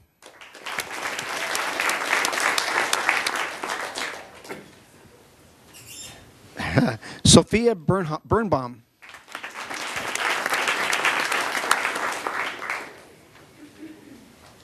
Naya Carrera.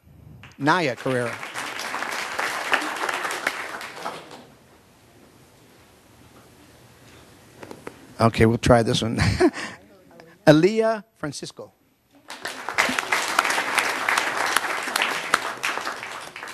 Olivia Gazer.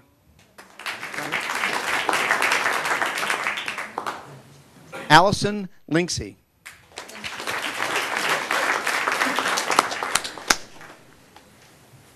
Allison Lucas.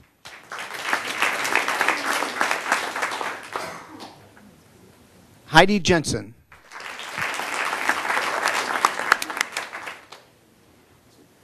Ladies, you did a fantastic job. And we got to take some pictures now. Where's my man? Yeah. Did we forget something? What happened?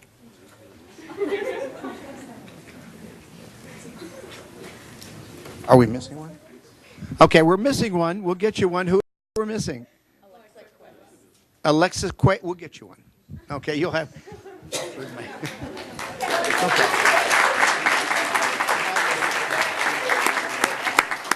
Okay, now hold all your things, all your proclamations up, please. Certificates up. Hold your certificate up so you can take a picture. There you go.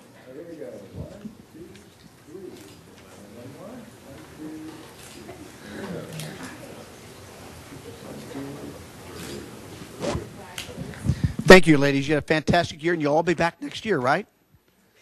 I hope. Some of them. Thank you very much, and please... Thank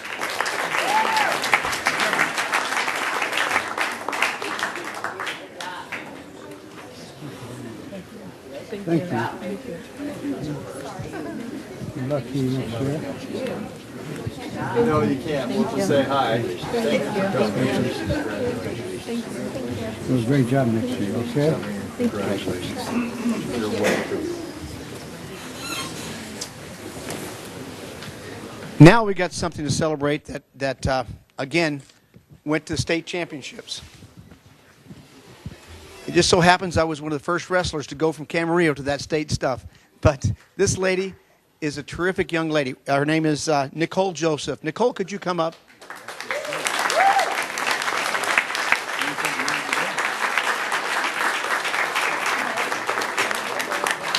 So I want to add, after he found, after the state stuff, she went on to nationals. She ended up taking 4th in the nation. Wow. Yeah, 4th in the nation. And she's our first All-American female wrestler at Adolfo Camarillo High School. Huge accomplishment. And of course, we have to recognize her coach, Mr. Wilson, who's also one of our Educators of the Year. Coach, come on, please. Mr. Wilson is also going to be inducted in the Ventura County Sports Hall of Fame.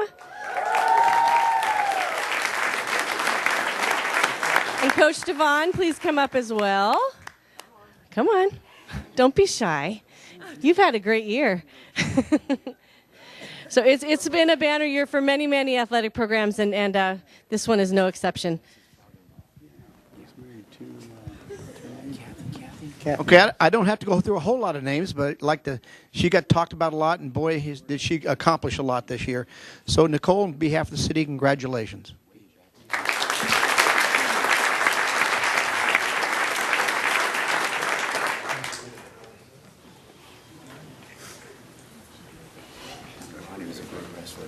Huh? Ronnie was a great wrestler. Camera. Really good. 98 pounds.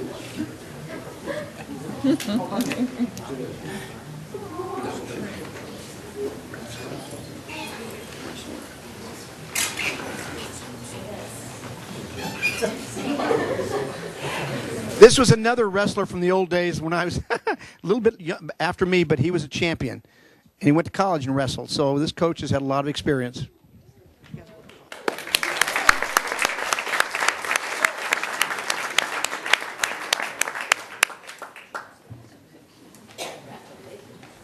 I'd like to thank all those athletes who are still here this evening. You all did a great job, had a great year. Can keep that kind of attitude in your life.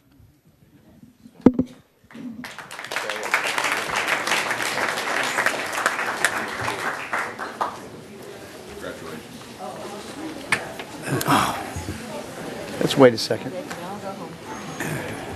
And we'll wait a second.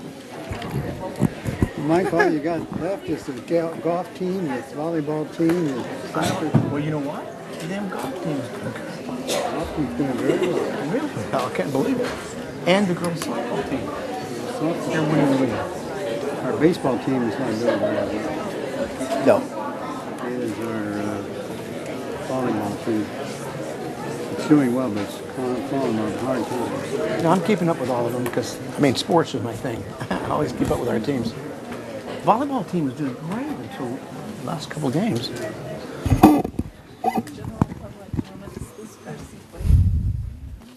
That part didn't indicate, so I'm not sure if they're just... Those are just normal comments? Okay.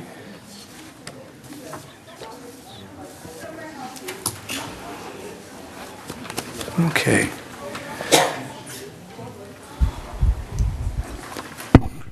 Now it's time for public comments for those items who are not on the agenda.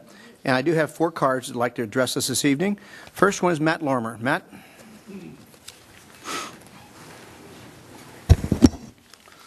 Good evening, City Council. Tonight I want to talk about the fraud policy you have. I'm going to read a statement. Fraud definition. Fraud is the act of intentional deception as a tool for personal gain.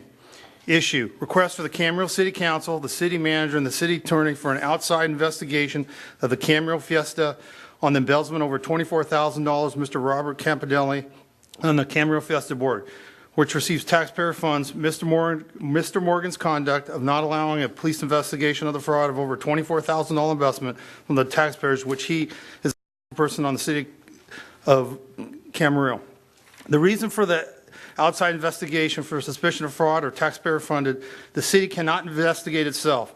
Section of the fraud policy, page 3, line 5. After reporting the suspicion fraud to the appropriate person, the management will not attempt to conduct an individual investigation, interviews, or interrogation. During an article that appeared in the Acorn on March 18, 2016, the city manager, Mr. Fink, stated no money was part of the allegation issues. Did Mr. Fink conduct an investigation? The fraud policy is very clear. No investigation will be conducted. Page 3, line 5. Also, Mike Morgan reported the fraud to the city manager, Bruce Fink. The point is, the city manager made a statement that he felt that no funds were gone. He can't conduct that because Mr. Morgan talked to him. Therefore, you need an impartial investigation. The Camarillo Fiesta receives money to conduct its Camarillo Fiesta operation and makes money on the taxpayers' funded events for years. Fraud. Definition, Part 2, letter G. The following should be looked at during the investigation and priorities in handling of reporting money transactions. Page 2, letter K, justifying one's position with the city to gain or advance when conducting a personal business with the city. The policy. The city will identify and properly investigate any possible acts of fraud or related dishonest activities against the city. Due to the situation, I'm requesting a written response from the Camarillo City Attorney for an outside investigation in light of the public funds being used to support the organization.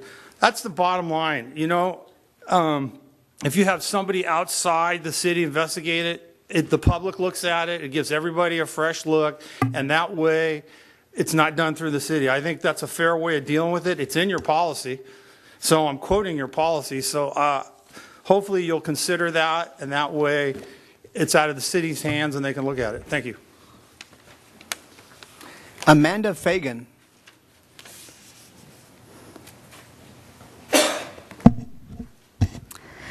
Good evening, Mayor Morgan and members of the City Council. My name is Amanda Fagan, and I'm the Community Planning Liaison Officer for Naval Base Ventura County. While you may already be aware through local media, in the interest of communication with our local partners, I wanted to share with you an aircraft advisory for an upcoming large force exercise at Point Mugu. The exercise will be held from April 17th through the 29th, and aircraft began arriving yesterday and will continue to arrive throughout this week. Aircraft will be arriving from installations across the country, including FA-18s, F-16s, QF-4s, and Coast Guard helicopters, CH-65s, from Air Station Los Angeles. So residents of Camarillo, Oxnard, and the Port Hueneme areas may experience increased jet activity and noise during this period. Finally, I'd like to thank the Camarillo Community Development Department and staff for continuing to send the development applications for our review in accordance with the state laws and policies. We really do appreciate the city's continued coordination and partnership, especially on areas of shared interest such as implementation of the Joint Land Use Study recommendations. So thank you for your time. Could you tell us what types of aircraft are going in so everybody knows? Sure. It's FA-18C, D, G, E, and F.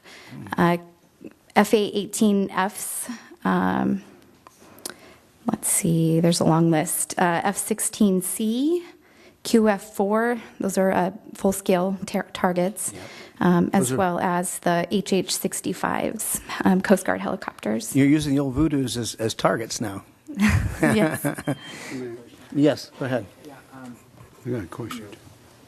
The time of day is there a time of day that we might be experiencing some noise of whatnot? My understanding is that there will be 3 operations per day, so I'm not sure the exact time frame, but they, because that's a lot of operations in one day, they may stretch into the evening hours. Okay, thank you. Mayor. Yes. This afternoon I was out in my backyard and I heard a boom. I wondered where it came from, and then I remembered this aircraft event. I'm just wondering if there was any sonic booms in the...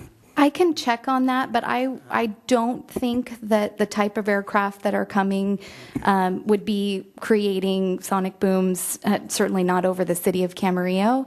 If there were that type of activity, it would be occurring out on the sea range, and you wouldn't be able to hear it from the land. We had some one time fly over that were French. They were here in training. Went right down Arneal Road. Got tons of complaints. They never broke the, Fins. They were fins, but there were some others too. They're all practicing because I called the base to find out. And so they warned them, don't go over Camarillo like that again. But they were going so fast, people were hitting the deck and the school over there. But they didn't break the sound barrier. And that's tough to do. You have to really go in full speed. Mm-hmm. Thank you. Thank you. Your Honor. Yes. I'd like to thank Amanda for taking the time to come tonight. During the joint land use study, which she started, she used to work for a different agency, and as soon as that joint land use study was finished, she moved over to moved down from Sacramento to be with Point Mugu as their public relations officer.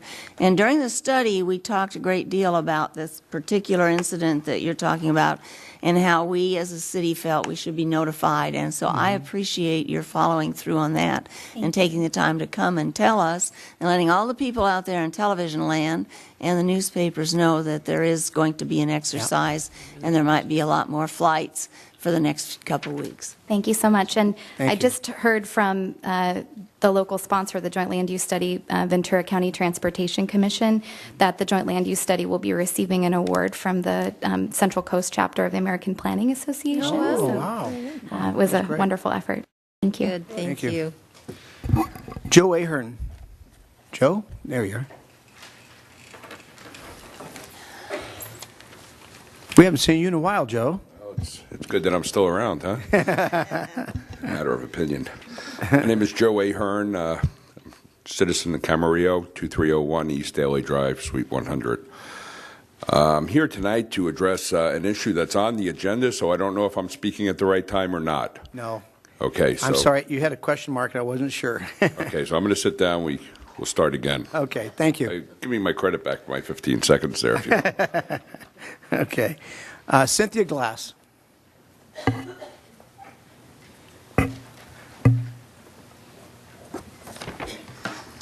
Hello.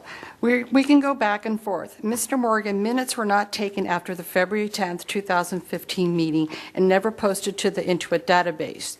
You never even accessed the database to view the checking account. The database shows who tapped in and what time. You asked us not to discuss the theft. You had visitors leave after the first 40 minutes. You never took the time to look at the financials till I brought it up to the committee on February 10th, 2015 about the $2,000 check. The committee members never even said anything at the meeting. You never showed us the actual audit. I asked you to go back till 2013, and in fact, you only went to 2014. And on February 24th, 2015, you stated that over $26,000 was embezzled. Why is the amount now $24,000? Is it could be so that it could be paid off by a certain date, or that the balance could go from a felony to a misdemeanor? When was the loan note signed? Was this done after the news about the embezzlement? Where's the notary book and the date and time? Suzanne Kitchens, a member of the Pleasant Valley School Board for many years, and CPA was the treasurer in 2013, 14, 15, and 16. She did not take control of the financial status of the organization. You allowed Mike Morgan and Rob Caponelli to just throw receipts in a box for accounting. You never got the checking account statements or the password to view it on the computer. Suzanne Kitchens and Mike Morgan allowed the group to sign checks with only one signature. Mrs. Kitchens, you're the one that told me about the 2000 check after the January 9th, $2,000 meeting. I was the person who caught the embezzlement and notified the committee, not Mike Morgan. Suzanne Kitchens knew that I would confront Rob Caponelli on the February 10th, 2015 meeting. At the end of the 2013 and 14 fiesta, I repeatedly told the committee that the financial reports were not correct. Specifically, the vendors, the entertainment, computer work, Mr. Morgan stated they looked fine. And Mr. Morgan, where's the documentation that the fiesta is in fact a 501c nonprofit? You left Rob Caponelli to handle the matter after he was dismissed. I'm here to see that the City Council, the manager, and attorney consider forming new guidelines for organizations that ask for monies.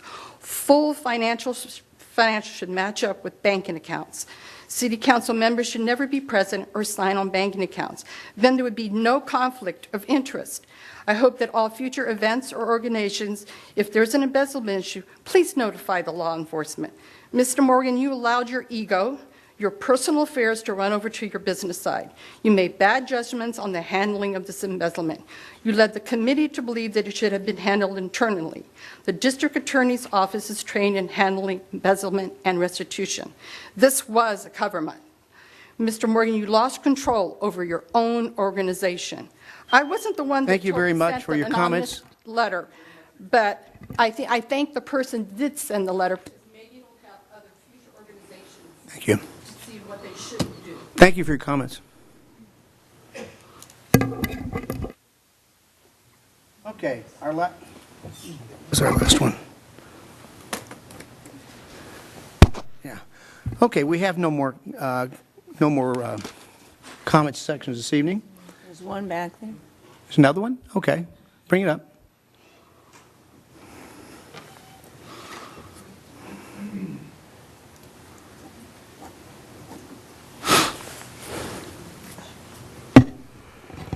My name is Terry Bray. I am the president of the GSMOL Chapter 616 Lamplighter Mobile Home Park. And I'm sorry for the late entry. Basically, what I wanted to bring up is that we have our rent review board meeting that's been rescheduled into May. What's very frustrating, and we feel very strongly that it's very disrespectful that this meeting is being scheduled for 9 in the morning. This is not a social gathering. This is not a chit-chat. This is an extremely important meeting that for a number of people is going to decide if they're going to be able to stay in their home or not. The reality of the past meetings that we've had, we did have a meeting in the evening. It's been a handful of meetings in the past 10 years. The reason that I was given that the meeting can't be in the late afternoon or evening is because it disrupts family time with the appointed members of the Rent Review Board. The reality is it's been booked a month ahead. No one I have found can believe that these individuals who have met 5 times in 10 years cannot arrange their schedule and meet with the homeowners that are battling for fair rent increases. This is extremely disturbing. The Rent Review Board is appointed by you. They work for you. They represent you. And the reality is, especially Mr. Morgan and Mr. Kildee, if you don't give your own people in your own backyard due process, I don't see how you're going to be able to be a very functional, effective, and fair county supervisor, a position that you're running for. So it's very disruptive to anybody that wants to attend this meeting. Me personally, I have to take at least a half a day off. That's going to cost me at least $100 in a day, and I'm already a low-income individual. It also affects my attendance. Working families, some of these people have 2 jobs. It affects their attendance. It affects their income. So I really hope you seriously consider getting that meeting changed to at least a 5 p.m. or 6 p.m. meeting. It's that important, and for people in TV land, if anybody else goes to battle their rent increase, be prepared that you might have to show up and lose a day from work when you're already battling trying to keep your job and make your ends meet. So I don't know what else to say that wouldn't be redundant, but we're extremely disappointed that it continues to be booked as a 9 a.m. meeting a month away. Thank you. Terry, before you leave, this is the first time that we've heard, Kevin and I have heard that that's going to be at that time. The original meeting that was scheduled for April was also 9 a.m., but that recently was canceled. Again, I'm saying we're talking about what you just talked about, the one that's coming up, and we didn't know that until just now, and we can ask staff to look at that. I think we should. But what I'm saying I think we will. Is that the 9 a.m. meeting for April should have been known to you also. I'm saying that wasn't part of rent review. You're talking about hearing now. The Rent Review Board meeting that originally was scheduled for April is scheduled for 9 a.m. Now it's been changed to May because one of your members is no longer eligible, which was recently discovered. Well, the board is just now hearing this, and so we may get that changed. And that's why I'm here saying it. Thank you to make very sure much. everybody's on the same page, and I understand. I appreciate you hearing me out. Thank you. Okay. Let's go to the next item. But staff, before we leave this issue, I think we all are getting caught with a little surprise here about being 9 in the morning. Can that be looked at and brought back as a different time? Yes. Thank you. Okay. Now let's go to the next one, public comments. Public hearing. No items tonight, but we do have a departmental item. Rent issues and options, Camarillo Lamplighter Mobile Home Park. Who's got that? You do, Dick. Joe? Or do you? Actually, I have the item. Got it. Evening, Mayor, council members, members of the public. This item is an informational presentation regarding the situation, particularly in the Lamplighter Mobile Home Park.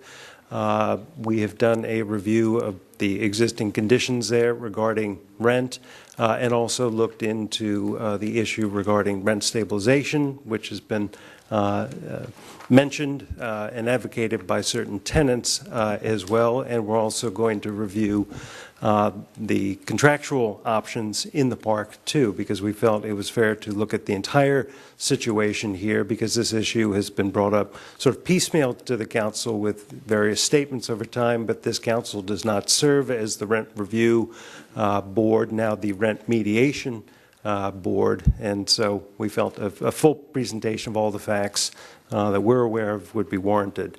So with that, let me just begin with the existing conditions in the park. The Lamplighter Mobile Home Park has approximately 226 spaces that are leased out. 100 of those spaces are under a long-term lease. That's defined as a lease that's more than 12 months. 126 spaces are under short-term leases, something less than 12 months. Could be a month-to-month, could be up to 1 year. Those distinctions are important, as you'll see later, because there's different provisions that apply to them, both under the contracts that they have and also under state law, too, because rent stabilization does not affect long-term leases. So here, from the get-go, it's important to note that you have a park where, if the council was to consider rent stabilization, would affect a little bit more than half of the park, and the other half of the park would not be subject to any rent stabilization. The rent levels are quite varied. The low that's been identified is approximately $760, and the high is $1,275. The $1,275 is the current move-in rent. The average rent is approximately $990 a month. This includes sewer, trash, and cable, and water, gas, and electricity are billed as separate items. So approximately 63% of the renters are paying under $1,000 a month. As I said, the new move-in rent, somebody coming into the park and has an option, do I move in here, do I go somewhere else? That rent is now $1,275.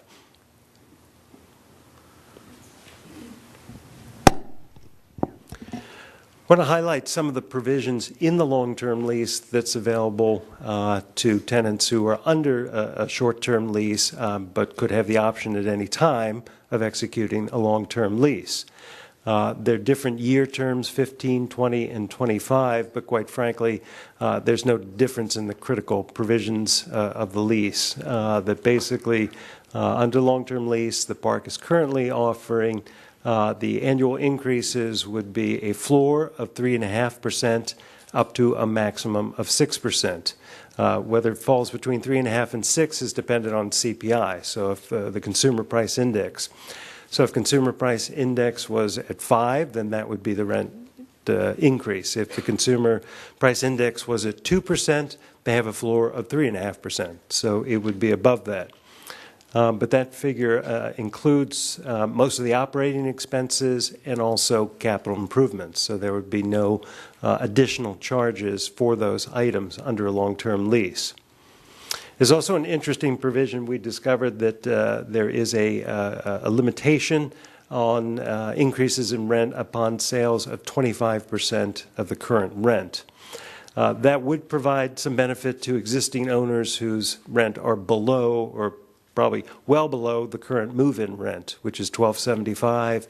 So just a quick example of how that worked. If you were at a $900 rent, that 25% would be permit an increase of up to $225. So the new move-in rent would be $1,125 instead of the $1,275. So actually that would be some benefit for that existing tenant, because when they go to sell, somebody moving in would be able to come in at a rent of $1,125 rather than the $1,275 because of that limitation in the lease. The leases also require the landlord to maintain services and improvements in good working condition. There are a number of amenities in the park, and so that establishes a contractual obligation, and if they're not maintained, then the tenants could have a potential contract claim against the landlord for failing to maintain those improvements or reducing the amenities. We've heard different things about what happens, how do you terminate a lease, and so we also looked at this issue, and frankly, that entire issue is mostly governed by the state mobile home residency law, and this is a highly regulated area, and these provisions, which are also found in the lease, and I checked them against the mobile home residency law, and they're consistent. So essentially, if you are a tenant, and it doesn't matter if you're on a short-term or a long-term lease, if you want to sell your property, state law requires, by property I mean the home itself, state law requires a 60-day notice of intent to the park owner, and then you can proceed to sell. If you're under a long-term lease, that could be assigned to a new buyer, or the new buyer could execute a new long-term lease. If you want to take the home that you've purchased out of the park, you're permitted to do so. You, again, have to give a 60-day notice to the park owner. There is and this is a contractual provision, this is not under the mobile home residency law, but the park owner here has a right to match an offer. Okay? They don't get a discount, they have a right to match an offer, and I'm told that the reason for that is because they don't like to have empty spaces in the park. So they would like to keep homes in the park, so if somebody has an offer for, let's say, $65,000 to sell a mobile home and take it out, then the park owner can match that with the same $65,000. So there's no loss at all to the tenant in that situation because they have to match it. If they don't, then they can cause the unit to be removed, and obviously upon removal of a home, then there's no further rent obligation. The third way is obviously not a desirable one. One can leave and abandon the home, and most people probably are under a mortgage, and in that case the mortgage holder, the lien holder, would take possession of the unit and continue to pay rent until it was sold. If there is no lien holder and a unit is just left there, then the mobile home residency law provides specific provisions about how a unit is declared abandoned, and then a sale process, and then how the proceeds of that are distributed.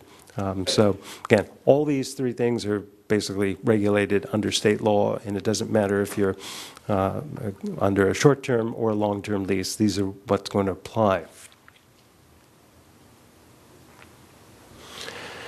Kind of tying into that issue, we looked at, okay, what is the condition in terms of our homes selling there? What are they being sold for? So this list here is a list of the properties that we found currently listed for sale. Might have missed a couple. This was just on one website, but it was intended to give a rough idea of the different kinds of units, square footage, the listing prices.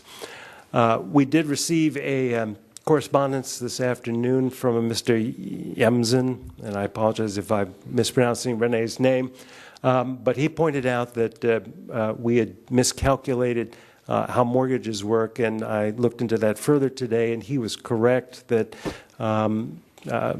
because they're basically personal property, interest rates aren't as favorable for the mobile home, so frankly you pay a higher rate. So what we found out was that a typical post-1976 home would probably pay something like about a 5% down. It's a 20-year term, and they are higher rates. It could be anywhere from 6, 7, 8, 9. So just for this example, and again, this is just an example, we used a figure of 8%.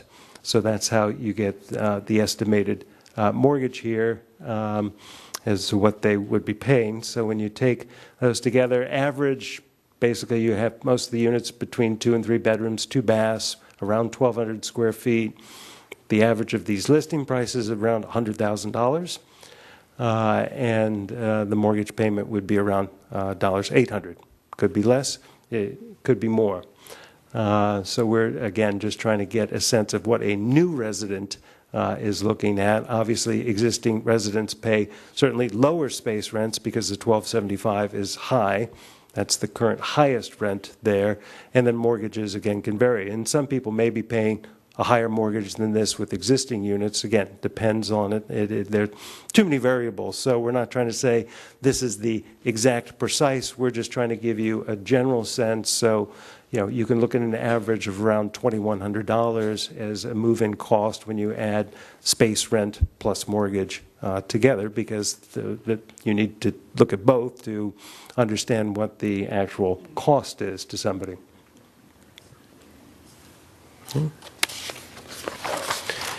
We also felt it was appropriate to look beyond just the mobile home park situation and look at what apartments are going for in the community.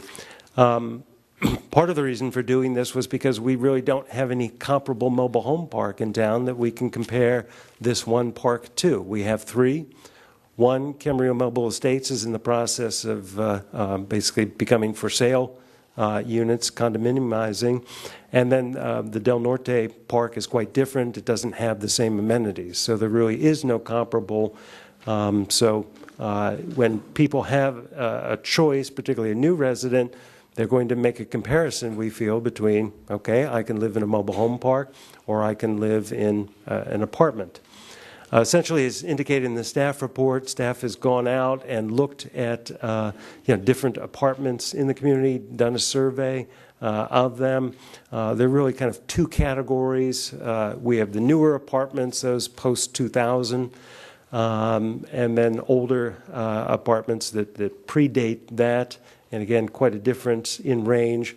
The Lamplighter Park is probably more comparable to some of the higher-end, older parks in terms of amenity and just general appearance. And as you can see, the range in the older apartments in town is from $1,741 on up to $3,400 in some cases. But that's extraordinary. In the middle, you're more, again, around almost a comparable range of around $2,100, $2,200 for a 2 or 3 bedroom older apartment in the community. Obviously, Camarillo's not alone. Just this morning, this is straight out of the headlines in today's LA Times about apartment rents expected to continue to rise. And it's interesting, obviously, Ventura County has much higher rates on average than some of the other communities around. These are average rents, but they're all going up, and the reason is that demand far exceeds supply. And that's the same situation that we have in Camarillo in the foreseeable future. With the economic downturn, units and housing wasn't being constructed. Now there are people here, people looking for apartments, so there's high demand, and this is what the market is doing.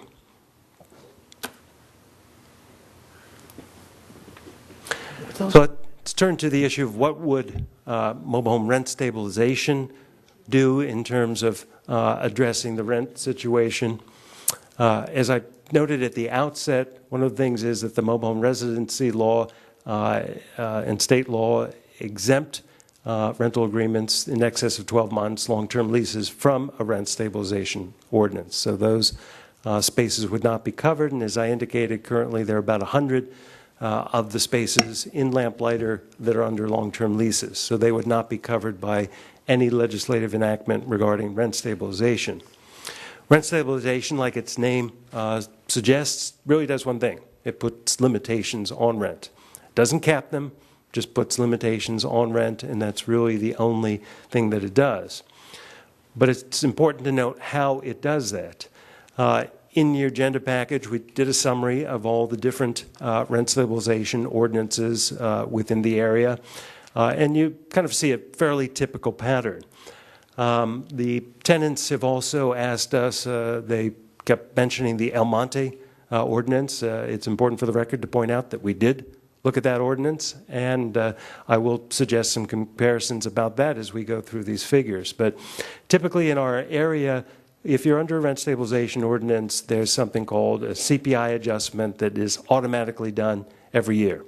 So basically there's an automatic pass-through of what the CPI is in terms of rent increase.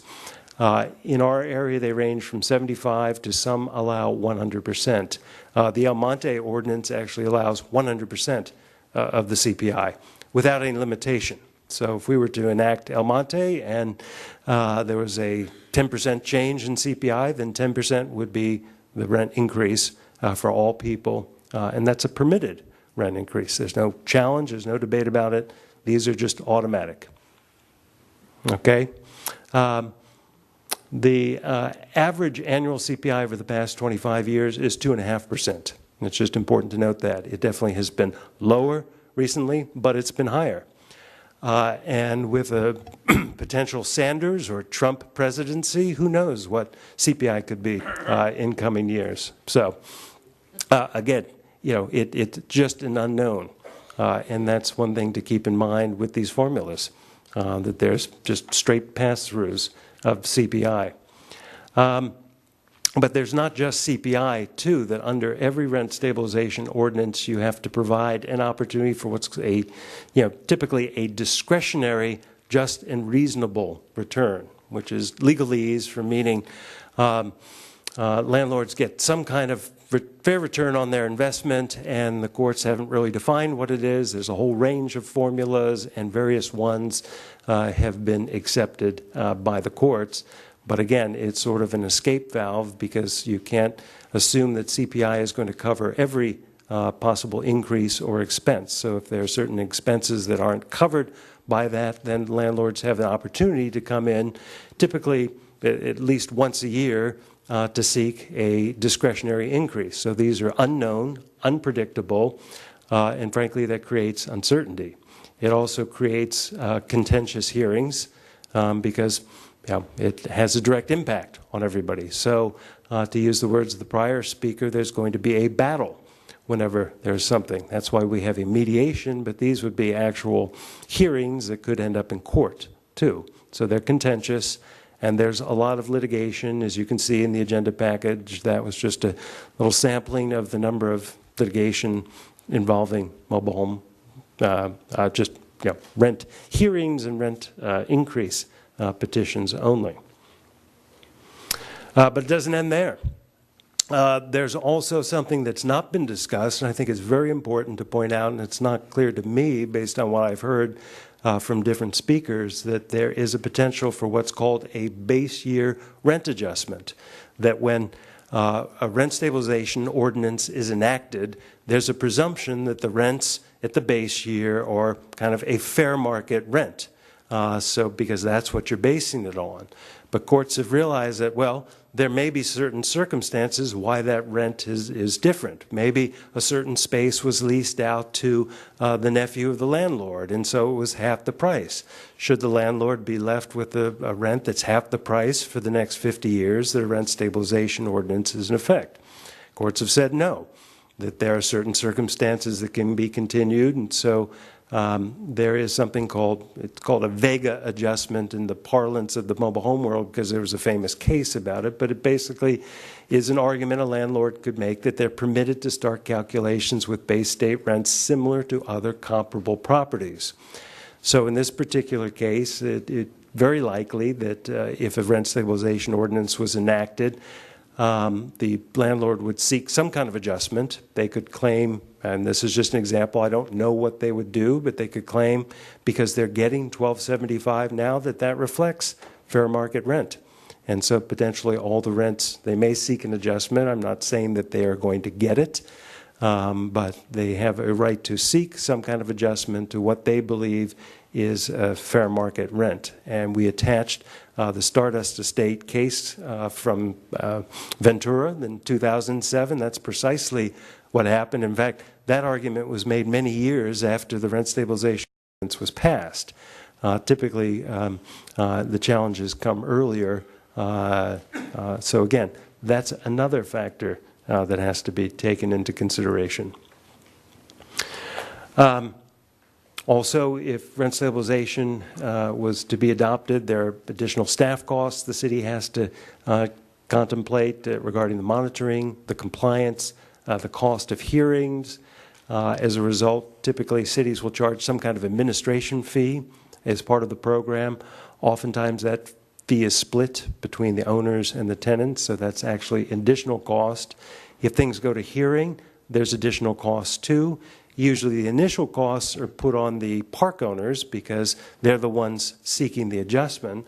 But what tenants have to keep in mind too is that most rent stabilization ordinances, including El Monte, including many of the other ones, if there's litigation and ultimately a park owner succeeds, then they're entitled to reimbursement for their reasonable costs. That those costs are considered operating expenses because they had to incur the attorney fees to get to that point. And so they're allowed to potentially seek a rent increase based on those added costs too, to the extent that it affects their operating income. So that's another factor again. So there are a whole lot of layers to this that need to be fully considered. So just in summary, have a table here that's also in the agenda report, just kind of comparing how the two operate, because we felt these were really the two choices that are presented. Tenants, have the option to have a contractual agreement, or there can be a legislative response in the form of rent stabilization. So we have, now a quite a significant range of rent. There's almost a $500 range in this particular park. Under rent stabilization ordinance, as I just talked about the Vega adjustment, there's the possibility that the park owner would come in and seek some kind of higher increase for people who are below the $1,275. So you could see an increase based on that under rent stabilization. Under long-term lease, there's 3.5% to 6% pass-through every year of fixed increases. Rent stabilization obviously can have something lower based on CPI, but it could have something higher as well too, above those thresholds, depending on what the future brings. And again, it's hard to predict next 5, 10 years, let alone the next few. Under the current lease, there are no pass-throughs for capital improvements. Park owners under rent stabilization ordinance can seek discretionary increases. They can also seek pass-throughs for capital improvement costs. Often there are limitations put on them, like you can't pass them through or you can't do them unless half the tenants vote for it. But it is still something that can be passed through even under a rent stabilization ordinance, and that's not the case with this lease. I mentioned the 25% cap on rent increases. There is a concept called vacancy control under rent control law that would allow limitations on new rents too. So that's a little bit more in favor of the rent stabilization side there. And then under the long-term lease, there's covenants to maintain services, whereas under rent stabilization, because it's really a rent increase issue, that reduction in services are usually addressed if rents or park owners are seeking a special increase. So that concludes the presentation. I'll certainly welcome questions. I know that the president of IPG is here tonight, Amber Monte, who would like to address the council and has put in a speaker slip. I believe there are also some realtors, or at least one realtor, and other residents, and certainly the residents in Lamplighter, too. I'm sure some are out tonight, too, to speak. I have a question. Questions? Yeah. Don, before you go, I just have a question. So the RSO, if that was in place, that does not necessarily mean that the rents are frozen.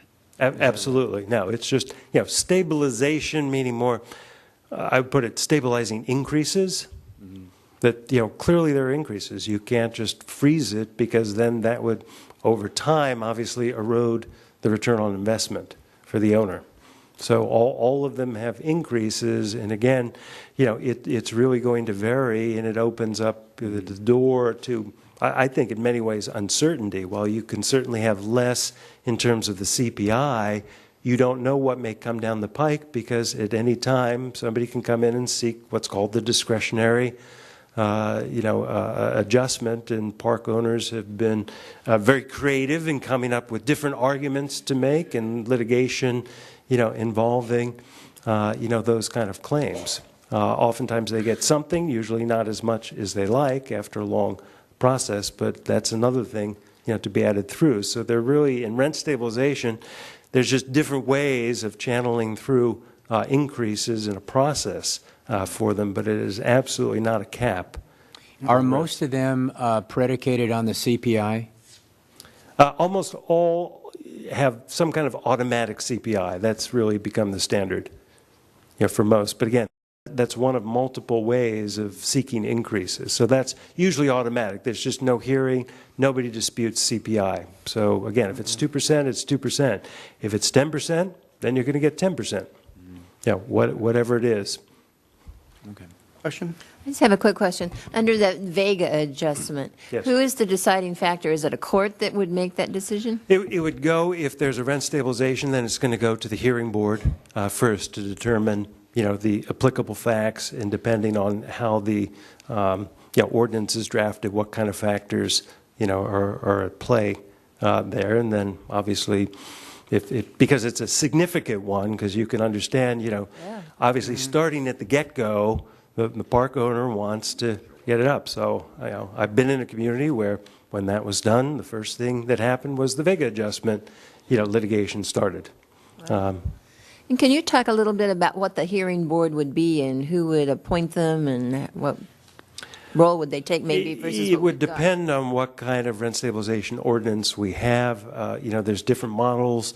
Some communities have, multiple member boards similar to what, our rent mediation board is like. Others may have a hearing officer, one person, because, these, frankly, they're highly technical. It's really, it's something for accountants. You're looking at numbers, you're looking at costs, you're looking at spreadsheets. So it's a very complicated issue. Frankly, I would certainly recommend more of the latter because of the technical skill. The problem with civilian bodies is this isn't really a civilian issue. This is a very complex financial driven exercise that people go through. Thank you. But that's up to the city, whatever the agency wants. But those are typically the two models. Thank you. Yeah. Bill, you had a question? Yeah, you mentioned that in the case of Lamplighter, they have about 100 of them have a lease, a long-term lease, and this rent stabilization would not apply to those.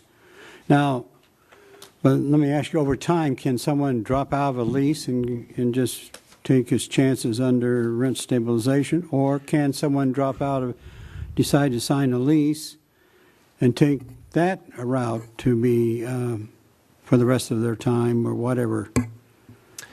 I think I would rephrase it a little bit. I don't think anybody can drop out, but if a term expires, then arguably they would become a short-term tenant if there's no requirement they renew for a longer term in the park. But most people coming into this park now, they're either required to sign a 15, 20, 25-year lease. So, take an example. So in 15 years, some of them may be off, and I guess they have the option, in 15 years that they could, go with the rent stabilization because they wouldn't be covered anymore. Can the other thing happen? Can the person who is under rent stabilization now decide to sign a lease? Yes. I think anybody, rent stabilization is a city thing, so any short-term tenant, and that's what's happening in this park now, can at any time execute a long-term lease. Okay. And I'll let the park owner explain what they're doing, but they, you made a comment. You said anyone coming into the park new now has to sign a lease. Correct. And the owner can, so that person automatically would not be subject to the rent stabilization. That's correct, because my understanding is they're all have to sign a long-term lease when they come to the park. I have one question, Mike, if I could just... Yes, go ahead, Kevin. Yeah, Don, if somebody, let's say, signs a 15-year lease, and let's say after 7 years they want to relocate or move whatever, you would assume that they would put that unit that they own up for sale. Can that lease on that be extended for the term of the lease to the new buyer, or will he have to go on a brand new 15, 20, or 25-year? My understanding is that both options are available, that sometimes they will allow them to assume the existing lease, so finish up that term, or execute a new lease. Okay, thank you. I have one more that just popped up as you were talking. Under what authority does the owner have to make new tenants sign a lease?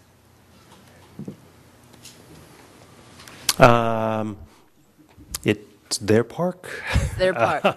So they can... I mean, it's like any other landlord and tenant situation, somebody coming in. Okay, so that's a decision they can make. It's no different than, I think, our apartment units where people are presented. Yeah, you have various options. So the state mobile home, whatever you call their code or whatever, that allows that to happen, or that is silent on the issue? I'm not sure on that issue, and I might defer to the owners on that. I don't know whether they have, some right to say, no, I want the short-term lease or not. So I don't want to, misspeak about that. I can't say for certainty here, but my understanding is that most people sign a longer-term lease when they come in, but they may have that option again. I'll defer to the park owner and any person who's come in who's been through that process. Okay, thank you. Other questions? You said you have a lady I'd like to speak this evening to us. Here we come. Yeah. Okay. Gosh. Amber Monte.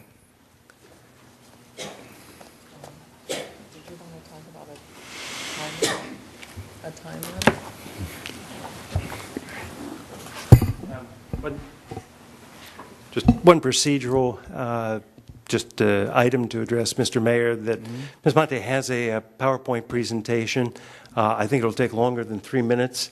I've seen it, so I know she can probably speak fast, but we would request that she be allowed some additional time to do it, and of course, as a courtesy to tenants in the park too, that they be provided with a similar opportunity beyond just the 3 minutes as well, so that there's a basically kind of an equal sharing of time here, in total. So, okay, just want to point that out. Amber, you have a presentation to make, right? Yes, thank Yes. you. See how long she talks. Then we just won't even try. Here, are you handling that? No. You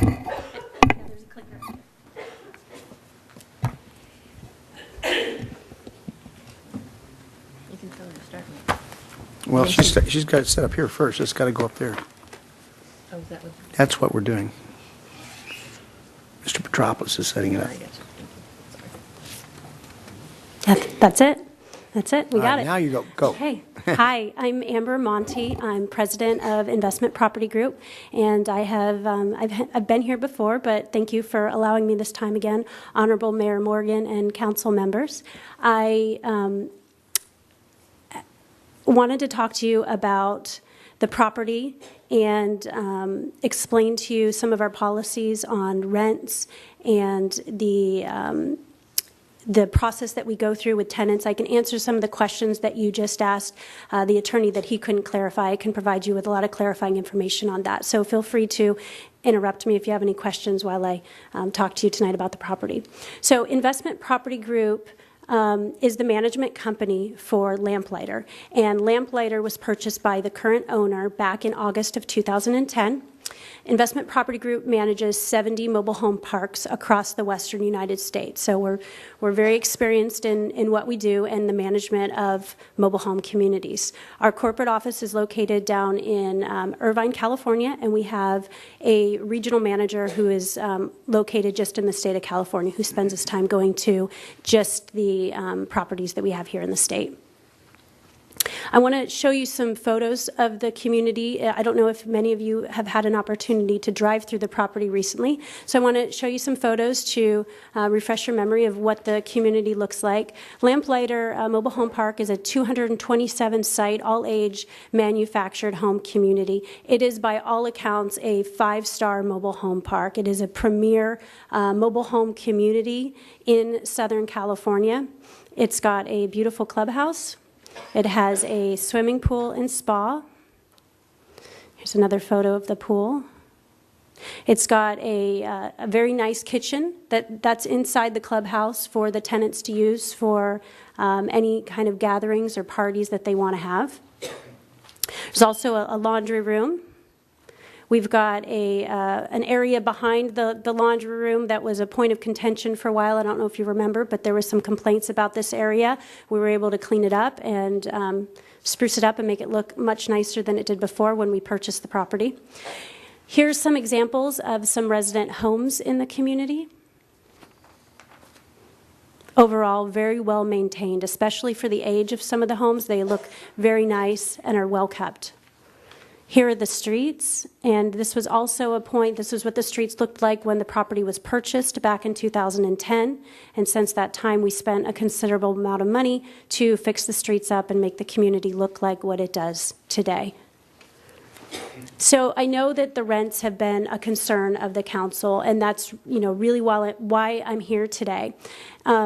There's been a lot of talk about rents being at $12.75, but the truth is that 63% of the sites are paying under $1,000 a month. So the majority of the tenants are paying far below $12.75 a month. The average rent is $990, and for the average tenant, that includes sewer, trash, and cable. The rents range in the community from $759.95 to $12.75. And 42% of the homeowners have signed long-term leases, which translate, there's two lease types in the community, and the two lease types, one has a 3.5% floor and the other has a 4% floor. So unless CPI exceeds that amount, that would be the annual rent increase, all inclusive of most operating expenses and capital improvements. I have a question, Amber. I'm sorry. Can Sure. I just real quick? Sure.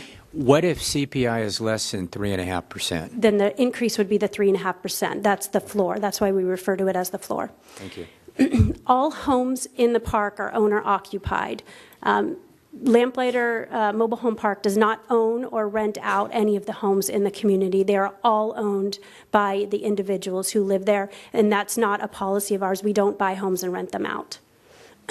As far as the community services that we offer, we have a full-time property manager on site, we have a full-time assistant manager, we have a full-time maintenance supervisor, and we also have a full-time maintenance tech. In addition to that, we have weekly landscaping service, we have monthly street sweeping, and we have professional pool and spa service as well. So it's very well-maintained community. The desirability of the property has remained incredibly strong since the time that we've taken over management. We've been able to track the sales in the community and how many homes have sold during the time in which we've managed it. So you can see the numbers. 2011, 2012, you had 14 sales, and then it dropped to 13. 2013, 18 homes changed hands. 2014, that number dropped to 15, and then last year 18 homes again. So it's been an overall strong market, and we've had a number of homes that have changed hands during that period of time. And I wanted to talk to you tonight about the home sales prices in the community, because I understand that that's been a concern of the tenants, that our rent rates are affecting the value of the homes. And what I want to show you is that the value of the homes has not just remained stable, which is in a mobile home community, what you would expect, that home prices would stay about the same or even depreciate in value, because mobile homes are depreciating assets. But in Lamplighter, Camarillo, homes are still appreciating in value to this day. So back in 2010, this is a 1972 two-bedroom, two-bath. This home sold for $38,000. A very similar home in 2013 sold for $40,000. Last year, a 1971 two-bedroom, two-bath sold for $68,000. So you can see a very similar home over the trend of those 5 years is sold for a higher price. And those were two-bedroom examples. Now I'm going to walk you through some three-bedroom examples. Here's a 2007 three-bedroom, two-bath, and this home sold back in 2010 for $79,000. In 2013, a 2004 three-bedroom, two-bath sold for $82,000. Now, what's very interesting about this home, so this home sold in 2013 for $82,000. This exact same home sold last year for $100,000. So in the span of 2 years, this home that sold for $82,000, see, the same home sold for $100,000. So you can see that the value of the homes in the community is appreciating, and the rent rates that we're setting are not deterring the value of those homes, and in fact, homes are appreciating in value during this time. The rental assistance program that we've had in place for a couple of years, we have now expanded that program, and we've made it easier for tenants to qualify in order to make sure that the rent increases are not affecting someone's ability to live in the park. So now when we calculate the expenses, it includes the lot rent, the mortgage, and their utilities. So they can report all of those numbers. And we've switched our program over to a third-party administrator so that we are no longer part of the process, and the resident just fills out the application directly with this third party. And the third-party administrator we're using is Met, and they offer this program throughout California, and they administer this program at hundreds of mobile home parks. So they're experts at doing this, and we pay for the cost for the program. So they're taking the applications directly, and what they do is they work with the tenants. They collect the information from them, and then they simply send me a letter that says, you know, Ms. Monty, we did the calculations on this tenant, you know, here's the information about her, we recommend a 10% rent discount. And so whenever we get those letters, we automatically approve them immediately and put them into the system. So we're now using that program that allows homeowners in order to get a 10% rent discount on a monthly basis. So if their rent is at $990, they could qualify for a 10% rent discount at $99 a month. The assistance never has to... I'm sorry, I didn't mean to interrupt again, but sure. I just want to make sure I understand this. What is the criteria for them to be able to sign up for the rental assistance program? Is there a criteria that they've got to meet? There is, and I have some binders of information for you. It's and in here. I can get it. Yeah, and in that binder, it's a full page, and so very good. I don't know it offhand, but it's in there for you. Sure. Okay. And we adopted what Met recommended. So the regular standard that they utilize, we just adopted that. Thank you. The program is 100% paid for by the park. At this point, we have received 5 applications. Of those 5 applications, 4 have been approved for assistance. The other application, the only reason it hasn't been approved is because it was pending additional information sent in. They didn't provide any verification with the application. So the tenants that have submitted the proper documentation were all approved for the program. We also offer a long-term lease, as you know. And the lease term that I'm going to talk to you about tonight is the lease that we're offering to current tenants. There's 2 leases in the park, one that we offer to current tenants that has an even lower floor, and then we have another lease that we offer to new tenants moving in, just to make sure that there's no confusion about what I'm talking about. So this lease that I'm talking about here is the one that we're offering to current tenants. And this the terms that we offer have been a point of discussion over many years with the HOA.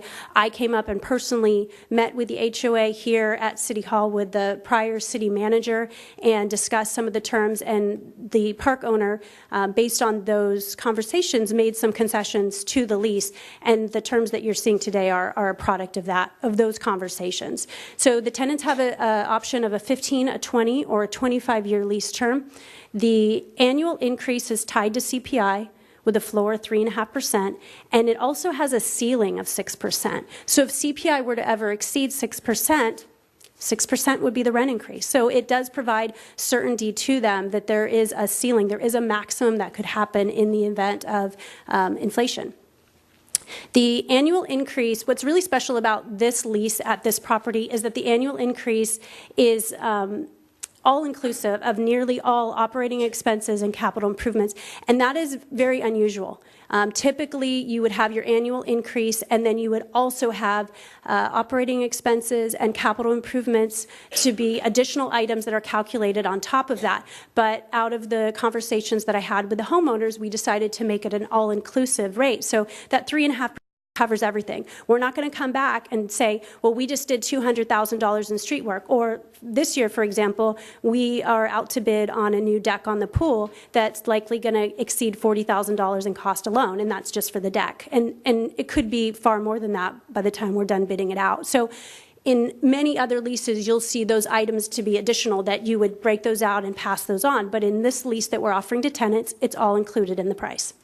So the other major benefit of the lease is the turnover provision. And the turnover provision caps out what the increase can be at turnover. So for a tenant who is paying under $1,000 a month now, if they go to sell, the maximum increase that we can charge the new person coming in would be capped out at 25%, which means that they would not pay the $1,275 that we are setting market rate at. They would pay below that when they come into the space.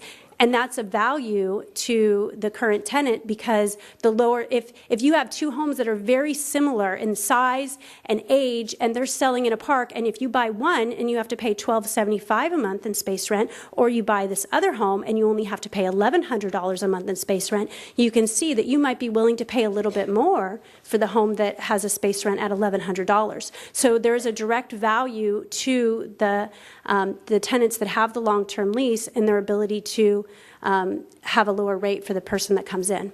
Excuse me, can I go back and ask a follow-up question on this matter of the rents and the fact that you do not pass through capital projects? Yes.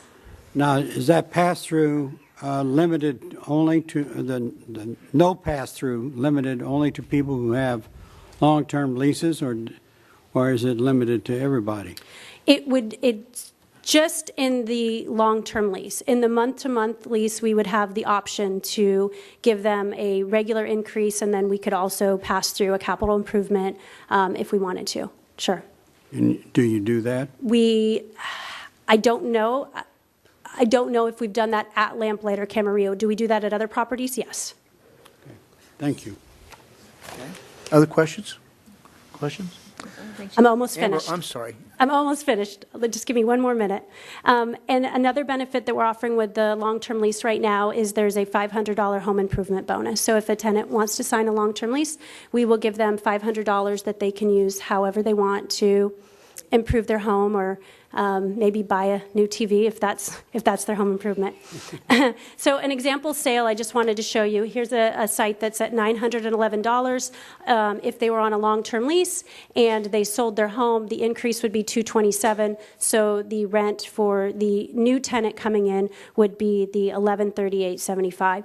And another comment that I want to make about the turnover provision. It's 25% for the lease that we offer to current tenants. The new tenants coming in, that rate is set at 35%. And I recently saw that a realtor was concerned about that provision and what that would mean. For example, if somebody moved in at $1,275 today, and say 3 months from now they lose their job, or their mother's ill and they need to move to Texas to take care of her, does that mean that we're going to increase the rent on that site by 35%? And it absolutely doesn't. But I understood his concern was the way that it was written. And so I went back through, consulted with my attorney, and we've already revised the language to ensure that it does not mean we're going to raise the rent by 35%. What it now states is that we will raise it 25% or to the current market level, whichever is less.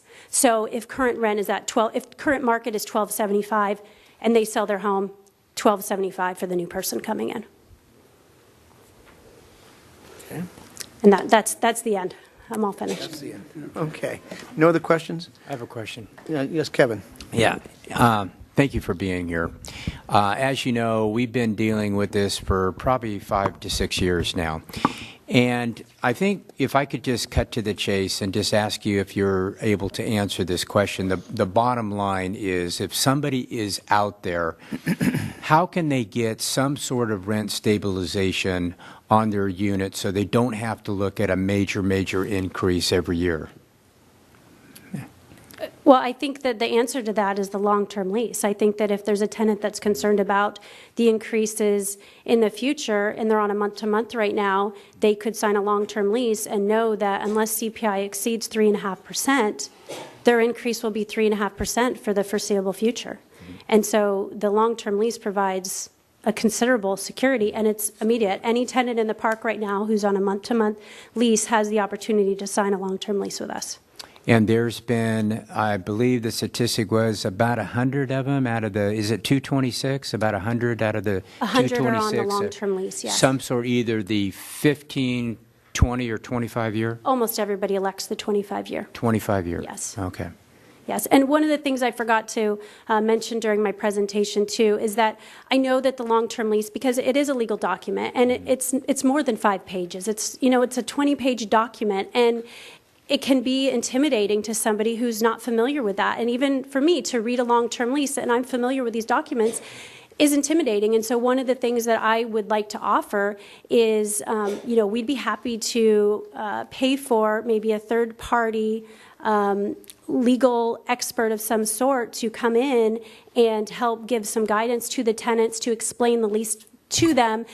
And that way it's not coming from me as the management company. It would be coming from somebody who's a third party that maybe could explain it to them. Because I think there are tenants that are interested in the lease, but the lease itself could be maybe intimidating because of the legal language, and maybe they don't have access to an attorney to help them with it. So, I think that I've talked to the park owner about it, and I think that we'd be definitely willing to spend some money to offer that service to the tenants to help them understand the lease and understand the value of the lease.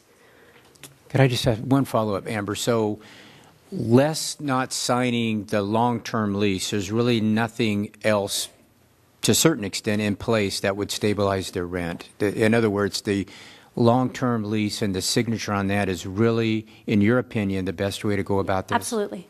Absolutely, because it's a binding legal agreement. So if, for example, the management company changed in a year or the park sold in 2 years, if that tenant has that binding agreement, it doesn't matter who owns the park, it doesn't matter who manages that park, they have to abide by the terms of that lease. And so it gives that peace of mind for the entire term of the lease, for as long as the person wants to live there. And if they want to live there 25 years and then extend it after that, then they know with certainty what their increases will be and what they can expect. Okay, thank you. Okay. Thank you. All through? Yeah. Thank you very much. Thank you very much. That was a good explanation. Thank you. Can I ask Mr. Davis a question? If you want to, go ahead. Mr. Davis? Just a question occurred to me after you sat down. Sure. But we adopt this, let's say we adopt a ordinance or a rent stabilization ordinance. Do we apply it only to one park, or do we have to apply to any park like in the city? Yeah, we would have to apply it to all the mobile home parks. So you really have two options. You could do rent stabilization for all rental units, which would include apartments and mobile home parks, or you could differentiate between classes, and you could have all mobile home parks, or you could have all apartments and no mobile home parks, but you can't just impose it on one property. But we've really never had any response from any of the other parks about having any desire to proceed into that realm. That's correct. As I said, one park is soon to be not really a park anymore. That's what I understand. The Camarillo Mobile Estates Park. But the other one on the west side of town certainly is going to be a mobile home park, at least for the foreseeable. Yeah, Del Norte? Yeah. Yeah, that would be. So, two. So it basically applied to those two parks. What if they don't want it? They still get it? They still get it. It's legislation. It's like a general plan. It applies to everybody within that class. So this means if they were satisfied there at Del Norte with what they have, because it's lower, then the owner could come along under the attitude you indicated, could actually raise their rents to meet market values, even under the control. Could for those that in that park that were under short-term leases. Again, same situation in that park to the extent, and I don't know the numbers in that park, that were under long-term leases, it wouldn't apply. But yes, for the short-term ones, then, yeah, the park owner would be faced with, well, I have my new limitations, so I need to deal with it. Thank you. Thank you. Is that it? That's the question I had. Okay. Next speaker, Fred Folden. Do we have the time so we know what She spoke 15 minutes. Oh, my goodness. But we'll be here all night. Are you going to want to speak 16 minutes? 16? No. Thank you. I've only got, matter of fact, I think I did it in about a minute and a half. Great. Thank you. Okay? So he said it's a new standard. Huh? Oh. Excuse me, Your Honor. Well, you haven't heard what I got here yet. So. Before we get started, I want to be clear. I don't believe that the understanding was that every speaker is going to speak 15 minutes. I think that the concept was that the speakers now, at this point on, would have 3 minutes, but if they needed some extra time, given that the owner spoke 15, that you would give them a little extra time. I needed to find the guidelines because I want to see what it was. Yes. Good evening. I've written this over and over the last few days. The February City Council meeting had finally brought some sanity to what's going on in our park. Then I read the response. Wow, what happened? Did I miss the meeting for the park residents to provide input? Did we get the facts that the City Council wanted? Did we ask the Fox to tell us how to fix the henhouse? Shouldn't a survey or meeting with the park residents be part of our solution? When IPG talks about market, are they creating the market? Are they not creating the market? Our move-in rates have increased over 73% since purchase 6 years ago. CPI has only averaged a little over 1% a year since the crash of 2008. Could the adjoining cities, or even the other 2 parks in our city, be used for some market comparables? Are we still trying to compare apartments to being the data used to define the mobile home market? We are investors in our homes and have the responsibility to maintain them. A mobile home park in Huntington Beach was mentioned by IPG. I did some research into that park. It was changed from a senior park to an all-age park in the last 2 years. The move-in rent 7 or so years ago was around $800. Now the move-in rate is $1,800, an increase of over 130% in 7 years. That park still has a lot of seniors trying to get out because it was a senior park. Watch out, Casa del Norte. Somebody will buy you.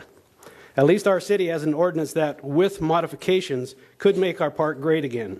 Sorry, not sure what that means, but my 4-year-old grandson had been listening to Papa's talk shows, and when he got home, he was walking around the house going, Trump, Trump, Trump, Trump, Trump, Trump. That is not an endorsement. Thank you. You have any questions? No, thank you. Okay. Nice compliment in the end. Okay, our next one is Ann Kurlick, I think, or Keelik. Is it Keelik or Kurlick? It's Kralik. Kralik. Oh, sorry about that. I'm a mixture of everything, but mostly a 220-year-old California native. Thank you. And he was a friend of my dad's. Who was? Oh, nice. She's pointing Right at up there. Oh, okay. I am a resident by choice of Lamplighter. I am county person. I just didn't want to upkeep on a big house anymore. And I'd like just to make some general comments. I'd like to know from a raise of hand of council and the city manager, how many people have been in the Lamplighter in the last 2 years? And stop to look or talk. We have better behaved children and adults than many neighborhoods do. We are not necessarily all low income, but we do have budgets. And we try to live within them, and we try to think about what our assets are and what of our assets go into our trusts and what our trusts will be worth. I personally do not want to see mine go down. I just want to make a couple comments. In the case of the first gentleman speaking, talking about apples and oranges,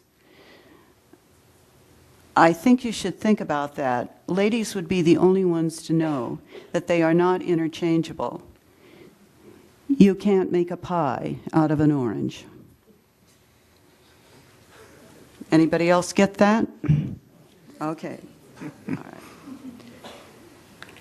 I appreciate what management does here. I have no problems with them. Management is owned by the company. They are the employees. They are told what to do. They have very little choice or ability to make changes. I have a long-term lease. I pay sewer, trash, and television.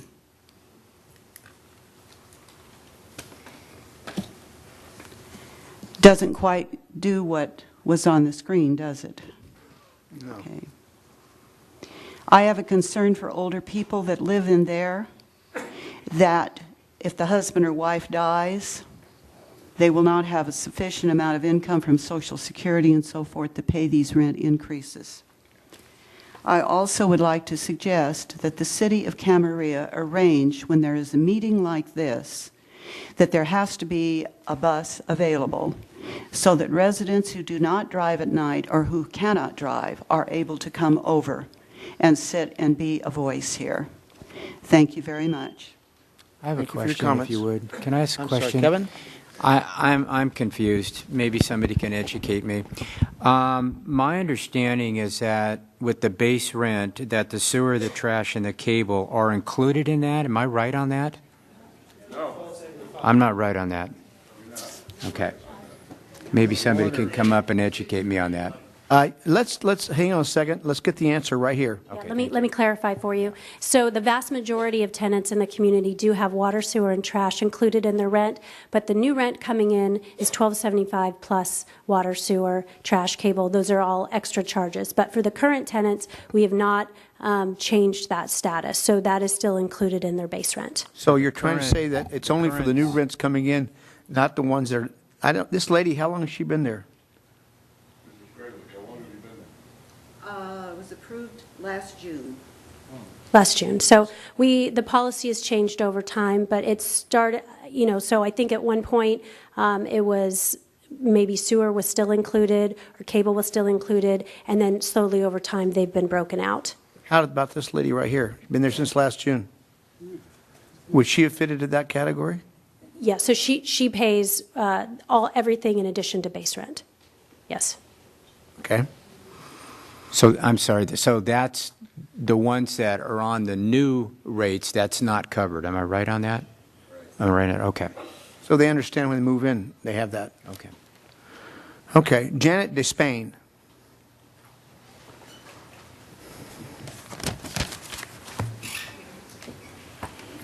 Oh, here she is.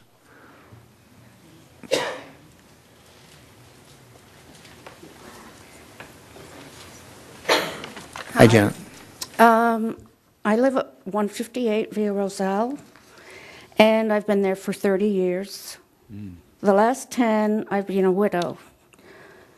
I live on my Social Security and savings. For the first 28 years, my rent was raised about 3.2% annually. Last year, it went up over 5%.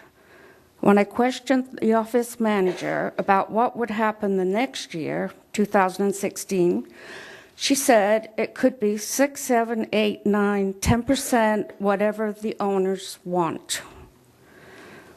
Indeed, my rent was increased over 6% this year. I have reduced my water usage to about $4 a month by taking out 95% of the plants in my backyard and replace them with rock.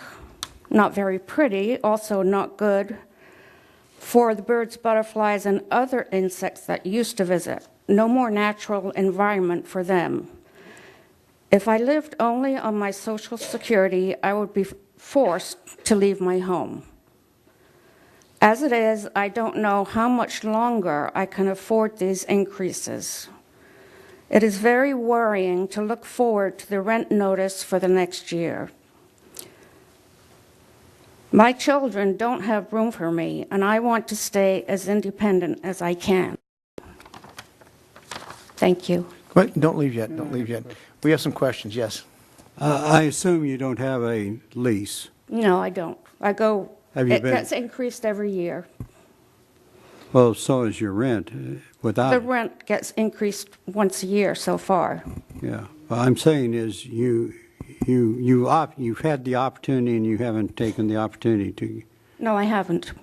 Okay. And you also, apparently, according to what she says, showing them that you qualify, you might get a 10% discount on top of that. Is that not correct, Mr. Ember?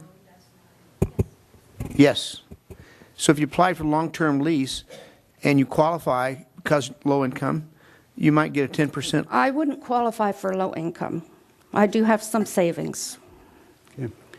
Okay. Well, anyway, you might talk with them about getting that 10% increase on a long-term lease. Yes. 10% increase, you say? Decrease. Oh, I thought you said increase. No, decrease. We just learned that right there tonight. Okay, thank you. Don't go. I've got Who's got a another question? I got like to follow up on what I was starting to talk about. You understand if we go to rent stabilization, you're going to be likely subject to a annual increase, whatever that cost of living might be. Right. Okay, so, But I think the cost of living has been lower than the rent increases, if I'm correct. well, at least for this last several years, I'm sure you're right. Yes. Right. Whether that would hold true down the road is anyone's guess. Mm-hmm. So there's no way you're going to get around not having an increase, I guess. No, I know, but to be told it could go up 6, 7, 8, 9, 10%, depending on what the owner decides, Well, it's there's kind a- of frightening. There's a way out of it Yep. that's available to you right now if you wanted to take it. The long-term lease plus 10% discount. That's what I'm hearing. Okay. Now, if we hear something different, we'll just ask that question too. So I'd sit down with your management and talk to them. I would too. May I ask a question? Yes, go ahead. I have a question. You don't have to answer it if you don't want to, but I'm just curious. Have you considered the lease? And if you have and decided not to, why did you decide not to? And again, you don't have to answer it if you don't want to, but I'm just curious. Well, I've listened to what other people have said who have read it, and they say there are some hidden things in there that most people would not Would not see know. if they sign the lease. So if you were at all interested in it, would you, if there were an outside legal assistance to help you interpret the lease, do you think you would take advantage of that? I might listen to the interpretation. Yes. Or listen to an attorney? Okay. Doesn't mean I would. Right. I mean, that would obviously be up to you, Right. but you think that might be a service that might help people understand it better? Possibly. Okay. Well, if it's expert, hopefully they'll come down to a level not so legal. Down to And then so you can, I would go and see first before I said anything. I've been told that some renters that are not on a long-term lease, when they go to the office, they are not willingly given a copy of the lease. Have you tried it yourself? No, I haven't. Okay, I would do that. I would hope that isn't the case. I would do that if I were you. Okay. Okay, thank you. I have a question. Oh, one more. I'm just wondering who's telling you this? I mean, if Yes. I mean, there's a homeowners association. Are they meeting? Are they meeting on a continuous basis? Yes, I And do. I'm just wondering because I'm not questioning you, but I'm just getting two sides to the story here, and I'm saying who's telling who what and why and that thing. I haven't seen the lease. You haven't seen it? No. Have you talked to the management of it to see? No. You have not done that? No. Is there any interest in you to do that? You don't have to answer that. I'm just asking, maybe you might want to consider at least I would talking have to to them as read well. the interpretation, because if I were given the lease to look at, I wouldn't understand it. Yeah, I know. understand that. That's why they have someone that there hopefully will bring it down to where you can understand it. All right, thank you. Okay, thank you. Letitia Thomas?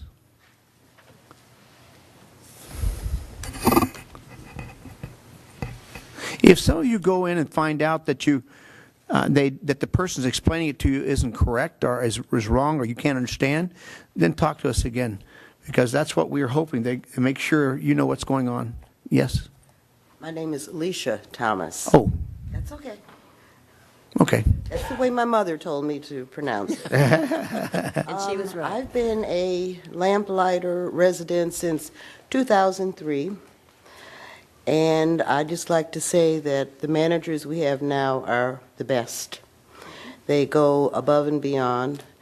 2 incidents. One was a fire on a Sunday right across from me.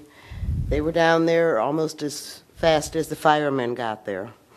And after the flames were down, the firemen had to, open the shed with a padlock, and it was broken.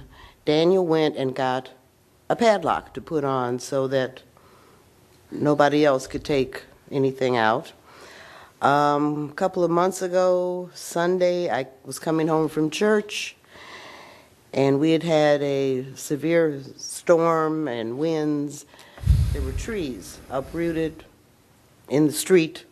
About an hour later, Daniel was driving with the truck, picking them up so that nobody ran over them or any further damage. And on a personal note, I've lived there since 2003. I had to give a security deposit, which I was told I could get back after a year if I was a good girl. And I made it. Nobody, until Margaret said, "Do you realize your security is still sitting in the bank?" So we've been through many, many, many managers since 2003, and she's the only one who told me, "Come get your money." And she helped me, and we did the paperwork, and I got it. So I just wanted to let everyone know that I'm very pleased with them. Are you on a long-term lease? Yes. Thank you. Did you get a temp? Oh, you didn't go for temp this then, I guess, discount. But Yeah, I signed up in October very good. for the long term. Thank you. Any questions? Questions? Thanks again. Eva Cisneros? I can't read something. I know, it's hard. I hope that's Cisneros, right? Yes, you're correct, Cisneros. Cisneros, sí, señora. Mr. Mayor and City Council, thank you for having us up here. I purchased my home in about 2004, 2005. I've been there. The park has gone through a lot of changes, managers, and so forth. I think we're very lucky to be managed by some wonderful people, Margaret and Daniel Pineda. Daniel comes from Santa Paula, a great football player. He knows all the calls, so you guys can talk to him about that. And Margaret's a wonderful lady, not only as a professional manager, but as a human being. When she first arrived, she noticed that the clubhouse needed some sprucing and cleaning, and she put her grease elbow and she applied it, and it looks beautiful, as you saw on the presentation that Amber gave you guys. One of the things that was lacking was activities for the residents. Margaret wholeheartedly solicited out a list, and if you wanted to get involved, she did. In the activities that she has planned, we had a taco fiesta, a pizza party, Father's Day celebration, Armed Services Recognition Day, a barbecue, Halloween costume for first, second, and third place with a $25 gift card. We had a Christmas dinner. Children were able to sign up, got presents. They were gift wrapped by IPG at their headquarters. They were delivered to the park, and Margaret and Daniel delivered to the children. The clubhouse is decorated at every event. For Christmas, we had a wonderful gingerbread house contest. The children decorated the houses. IPG supplied the supplies, and there was first, second, and third prize with a price of $25 gift card for each. This was lacking for a long, long time. We also had a pinochle club that played pinochle at the clubhouse, and it was enjoyed it, but everybody came. Unfortunately, there's been a dissension, a separation of the park by the organization, and has made it very difficult for us. I just wanted to commend IPG for having hired Margaret and Daniel Pineda to manage our park. Yes, I am on a long-term lease. I haven't put in for my 10% discount or my $100. Now they're offering a $500. I think IPG owes me $400 because I only got $100. So we'll be knocking on their door. Any questions? Any questions, anyone? Thank you for your fine report. We appreciate that. Thank you. Yes. I guess I do have a question. If I could ask you a question, just, and again, you don't have to tell if you don't want to, but what was your rent increase last year? you can get percentage-wise or whatever. Because I took a term lease, I believe I got a 5%. After my second year, it will drop down to 3.5%. Okay, thank you. And I am raising also 3 grandchildren, so I intend to stay in my home for a long, long time. Yeah. Thank you very much. Thank you. Matt Lormer.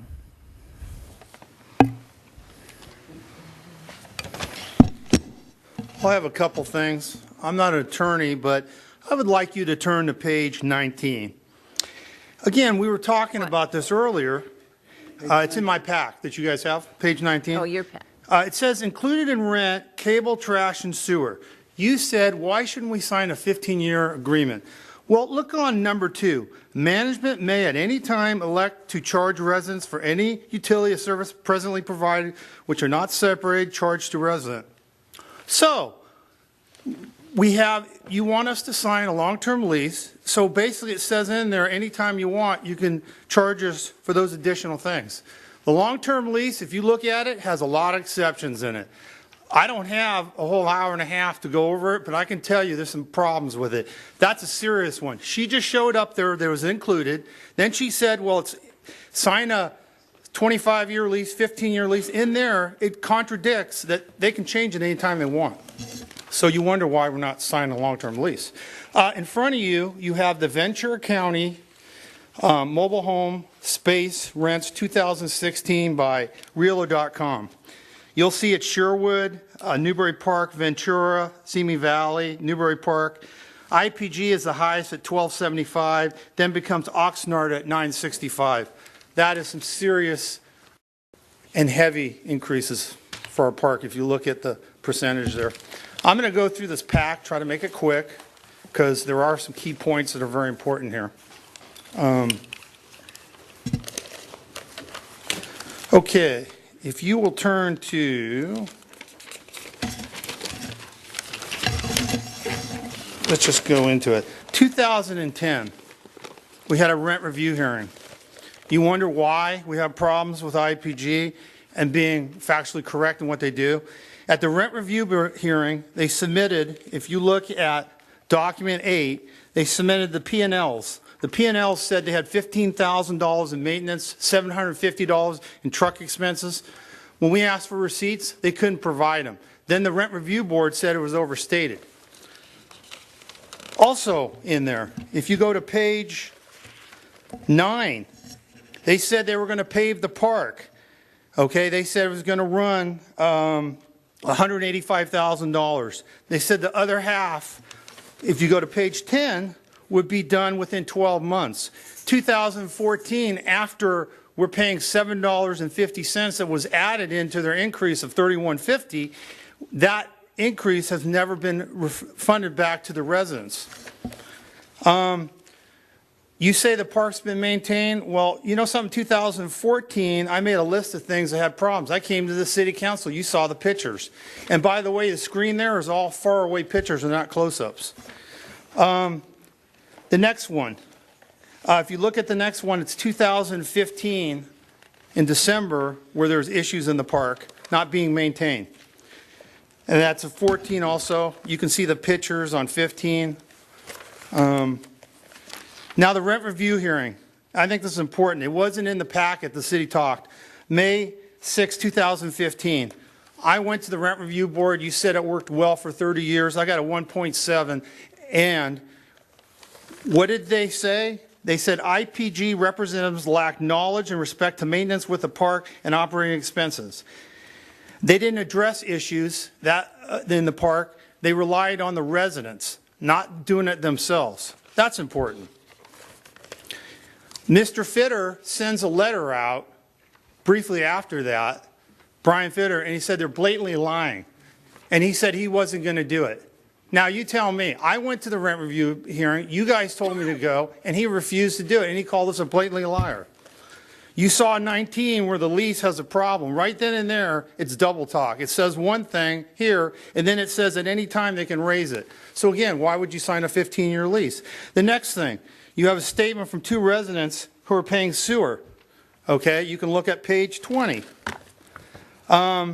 If you look at page 20B, basically, and you go in there, again, the city report said that this was accurate. 3.6 is a fixed mortgage. No, it's not. It's more like 10. If the numbers ain't correct here, this whole document is invalid because it's not a reflection of the real facts. And I think if you're going to come up here, you said the work was done. You had to have talked to realtors. You had to do your expert work. In here, it's incorrect at 3.6%. The next thing, if you go to the document 21, 20% down on a loan is 6.50. This is just off the internet, okay? And you can look that basically the numbers are wrong from the previous page, and people are actually paying more than that, 10 or 11%. Number 22, an article, with few exceptions, getting loans for mobile homes is impossible. Okay, the next thing, let's talk a Community West Bank. Hi, Sandy. She lives in the park. It's a standard. We will not finance any units that are on long-term leases that eliminate rent control. Basically, they won't do it. The next thing, we have page 24. Now, here's an interesting document, okay? Page 25, it says, this document was put out by IPG. The maintenance, repair, and replacement of driveways, landscaping, and all other unprovided on your space is your responsibility. There's only one problem with that. If you go to the MRLs, it says, residents must maintain, let's see here, driveways, maintenance, repair agreement, condition included and limited, let's see here, I'm trying to look for it. Okay, well, all trees and shrubs will be maintained by the park. In here, let's see, I'm looking here.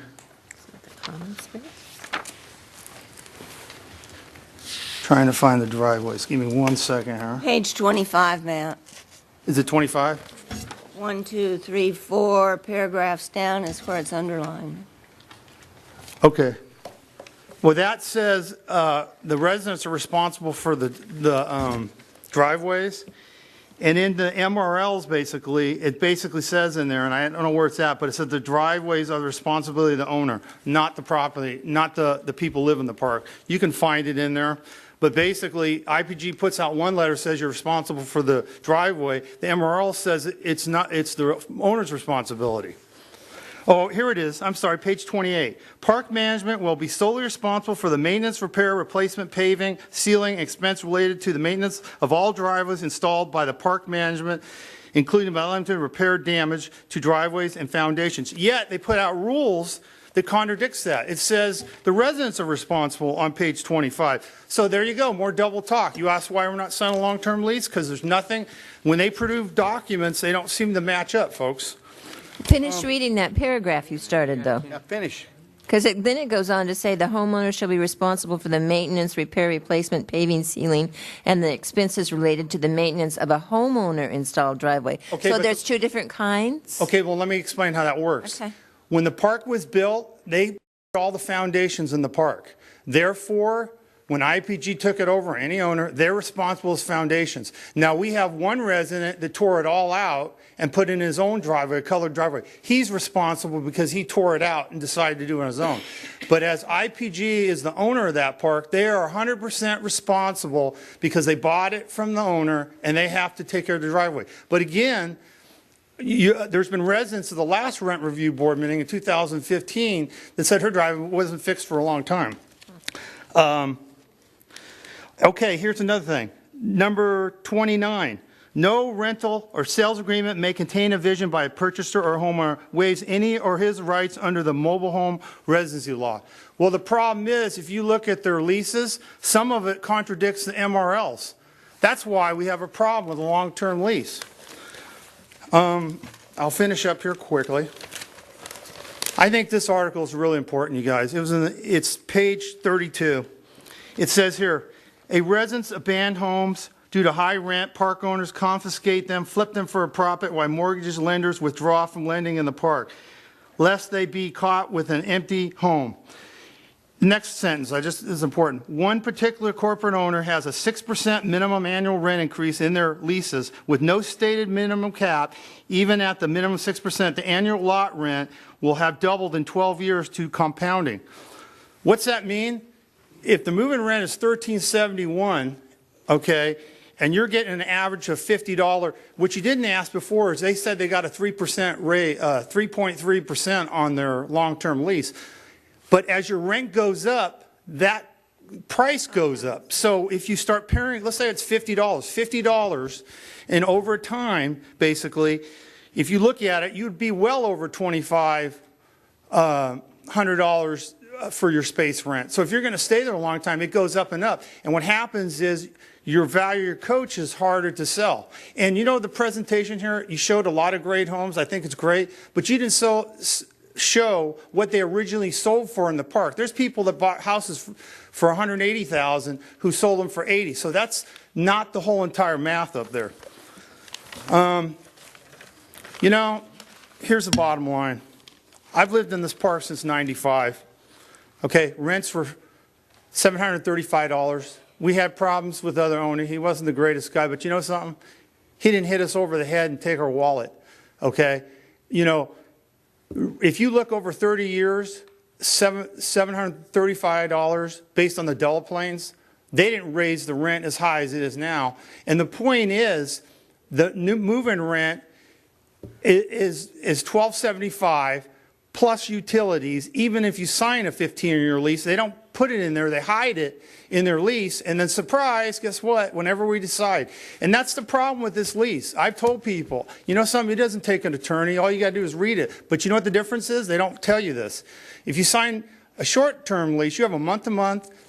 If you sign the next lease, it's 20 pages. Do you know what the next lease is? It's 34 pages, because then they add all their, you sign a 25-year lease, that's when they have all these little clauses in there to get you to add into the increase. So it's very important when they say you're only getting a 3.5% increase, what you're getting. Now let me tell you something. I'm getting a $59 increase. That's a 6.5 increase, and I'm contesting it on the rent review board. You know why I've been coming here for years? Okay, you guys are Cameroons. You've been here. I'm not about, you can go to Kevin's store and buy clothes. You can go anywhere you want to buy a suit, okay? You have a choice. But the people here have put money down on a home, okay? And all they're trying to do is have a reasonable rent increase. But these increases are not reasonable. They can spin it and put all the stuff they want on here, but the bottom line is, when you look in the details, and like I showed you in the contract there, it says there's a slippery slope there. When you see that, you know there's something wrong here. And the leases are not good. You read them and you find out that they're not accurate. I just presented that document that was in the city documents. Okay, that's not just in mine. That was presented to you in your report, and I put it in mine. So just so you know that. I hope I helped out a little bit or made you more aware. We have some questions. Okay. First, Matt, how much is your rent now? Mine is $912. Mine's $912, so it'd be $59. Yeah, $59. You're on a long-term lease? No, I'm not. You pay rent, water, and all that stuff too? I pay everything. What I don't pay is I don't pay the trash. I do pay cable and upgrade, okay?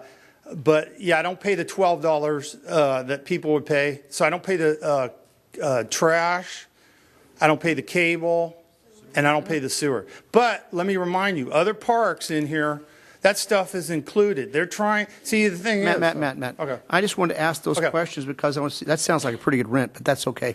Yeah, but you're getting a $59 increase, and you just said, why shouldn't we sign a long-term lease? It's in our benefit. It's not, because the crafty language in there says I can raise it in there. So you have that copy. Okay, any questions? I do. Matt, what would your expectations of a rent stabilization rent increase? If you're under that, what would you expect that to be? Okay, I think a fair increase would be anywhere from $15 to $20. That's fair. Now, here's the thing. Their cap is higher than Ventura County. Technically, if you take all the cities, it should be around $850. Their cap is way over at $1,275. It's way out in the atmosphere. I just showed you a list on there, but I'm just saying I would be happy with a $15, $20 increase. Okay, So- I'm not saying nothing. So But, give it to me in a percentage, because that's where everybody, so we can compare it. Yeah. well, let me tell you, in the past, the old owner used to raise it. I think it was 12 to $14. So he would just have a flat dollar amount. He wouldn't say a percentage. I think a dollar amount's better, and the reason why. But you got to give it, that old oranges and apples, can you give it to me in percentage so we can compare it to other ones? 3.3%. Okay. $20 is? 3.2. But let me just say, though, that's based, okay, on the CPI and not like the building of the rent. Because if you go 3.3 and you're paying $1,200, it's going to go through the stratosphere. So it should be based on CPI and, you know, and let me ask you a question, too. But CPI can be 6%. It can, but it's my never been. My lifetime it has. But it's I'm never, old. But it's never been there. But one of the questions you guys shake your head, yes. We had a loan that went up 2% 4 times a year because we had a variable rate. Hey, I'm not going to argue with you, Charlotte. You got the floor. Can I just say one thing? I think you Don't guys, say it never goes up high like that. Can I just say one thing that I think we haven't asked here? Sure. If people want to stay on a long-term lease, great. If you want to stay on month-to-month, why should the increase be higher when you live at the same park if you don't want to do a long-term lease? See, that's the question that's not asked. If I want to stay a month-to-month, why not have the same increase that the people on the long-term leases? Why are you forcing me to sign a long-term lease? Doesn't that make kind of weird sense here? Matt, that's a common thing in the field of business. Long-term leases let you get stabilized or whatever. Short-term leases usually make you pay more. Every business will tell you that. Not even but Mike, this is my home. This is the place I live. This isn't a commodity. Business. I'm buying gold or a car. Okay, I'm just making that point. Last speaker. Okay. Thank you, Matt. Last speaker, Randy Long. Oh. Got some more. Oh, boy. Randy, I'll get you out of the way. Thank you. I'm not near as good at this as someone else that we all know and love. So bear with me. Yesterday I called Margaret. I'm a realtor. I sell real estate with Troop Real Estate. I have the dubious distinction of selling mostly mobile homes. And I've sold about 22% of the homes in Lamplighter that have sold over the last 5 years. Yesterday I called Margaret Pineda at Lamplighter, who's the manager, and she truly is terrific. Her husband's great. They're good people to work with. And I asked her, I said, if I come in and sign a new lease and want to go to live there, do I have to pay on top of the lease sewer, trash, and cable? And she said, yes, you do. They give you a pro forma statement that lays out the rent, the fixed sewer, fixed trash, and fixed cable. And then an estimate on what your gas, water, and electric would be. So that's the way it's working in the park at this time. Could I stop just for a second? Sure. Were you inquiring about a long-term lease or short-term lease? Because I heard two differences. Short-term lease, yes, they do increase those. She did not differentiate. Okay, that might be the difference right there. Long-term lease, they said, includes all that stuff. That's what we heard. New ones. No. New ones. No? People have been there a long time and it hasn't changed yet. That's who get to keep it. Okay. So all this stuff is not included. The current lease reads that if you sell the home, that the rent for the new buyer shall increase by 25%. I wrote a letter to the council last week, and Ms. Monte got a copy of the letter. And she called me this week, and we've been talking the last few days. And I suggested some language in there that she has agreed with her attorney to put in there to replace that, that says to the effect that the rent may increase to the current rate or by 35%, whichever is lower. And I asked her if she was going to implement that throughout the park or if she was going to implement that just on people that asked for that implementation. And she said it would be throughout the park. I do not have a time frame on when that will occur.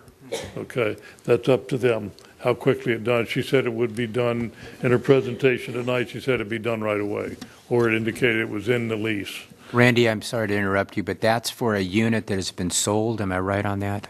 Yeah, that's for, if I own the unit and I sell it, the rent to the next guy would increase. If it's not at market, it would increase to market or by 25% to bring it up to market. I meant the first time you said 35. You said 35. I heard the same time. 35, I'm sorry, 35%. You meant That's what 25. the new term is going to be, Or whichever one is lower.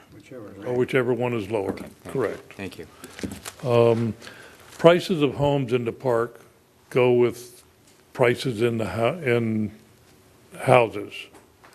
They go up and they go down. I've been selling houses, mobile homes in there since 2001. I've sold them for $40,000, $30,000, $18,000, and $145,000, $150,000. I sold one this year for $120,000 that 7 or 8 years ago they paid $170,000 for. Okay, it was a good price now if you look at it, but they still took a heck of a bite on it. So, to say it's improved as a result of this or whatever is not true. The market goes up and goes down for mobile homes just like it does regular houses. Financing on the mobile homes, in 90% of the cases, you're going to need at least 20% down. Most of the mobile homes in the park are older than 1976, which makes them not in compliance with HUD construction specifications. Interest rates are typically higher. One bank won't loan less than more than 75% of the house. That's the bank that said, if you're going to sign a long-term lease, we're not going to loan the money to you because of that shall increase 25%. I talked to them today also and sent over the new verbiage that Ms. Monte sent to me and said, if the contract read this, would you guys do long-term leases? Because the only way they would finance would be a short-term lease, which doesn't have that clause in it. And they're going to review that over the next few days or week. And that's about all I've got regarding Lamplighter. Regarding your rent review committee, the mediation is not binding. The hearing does not need to be attended by either party in the mediation. And at the end of the ordinance, it says that the parties are encouraged within 5 days of receiving the recommendation to advise the commission whether they accept the recommendation. So you got an ordinance passed that's established a commission to read and maybe listen to opposing views and then make a decision that neither party has to agree to. It's true. Why is that there? I don't understand the ordinance at all. It's always been that way. It's not a binding. It's worked all these years. Not binding. No. Always been that way. It's been that way all these years. That's fine. I'm just making a comment about it, okay? Something needs to be done. If you could do it, there's got to be a way you can write a rent stabilization ordinance that can be somewhat sue-proof and would be beneficial to tenants and to the landlords. I don't know what that is. I don't know how to do that. I'm not a lawyer. I'm just a schmo. So, thank you for your time. Do you have any questions? Randy, you heard our city attorney, one of our city attorneys, go over the advantages and disadvantages of doing that, what you just said. Because if you go under a rent stabilization ordinance, some bad things can happen to you there also.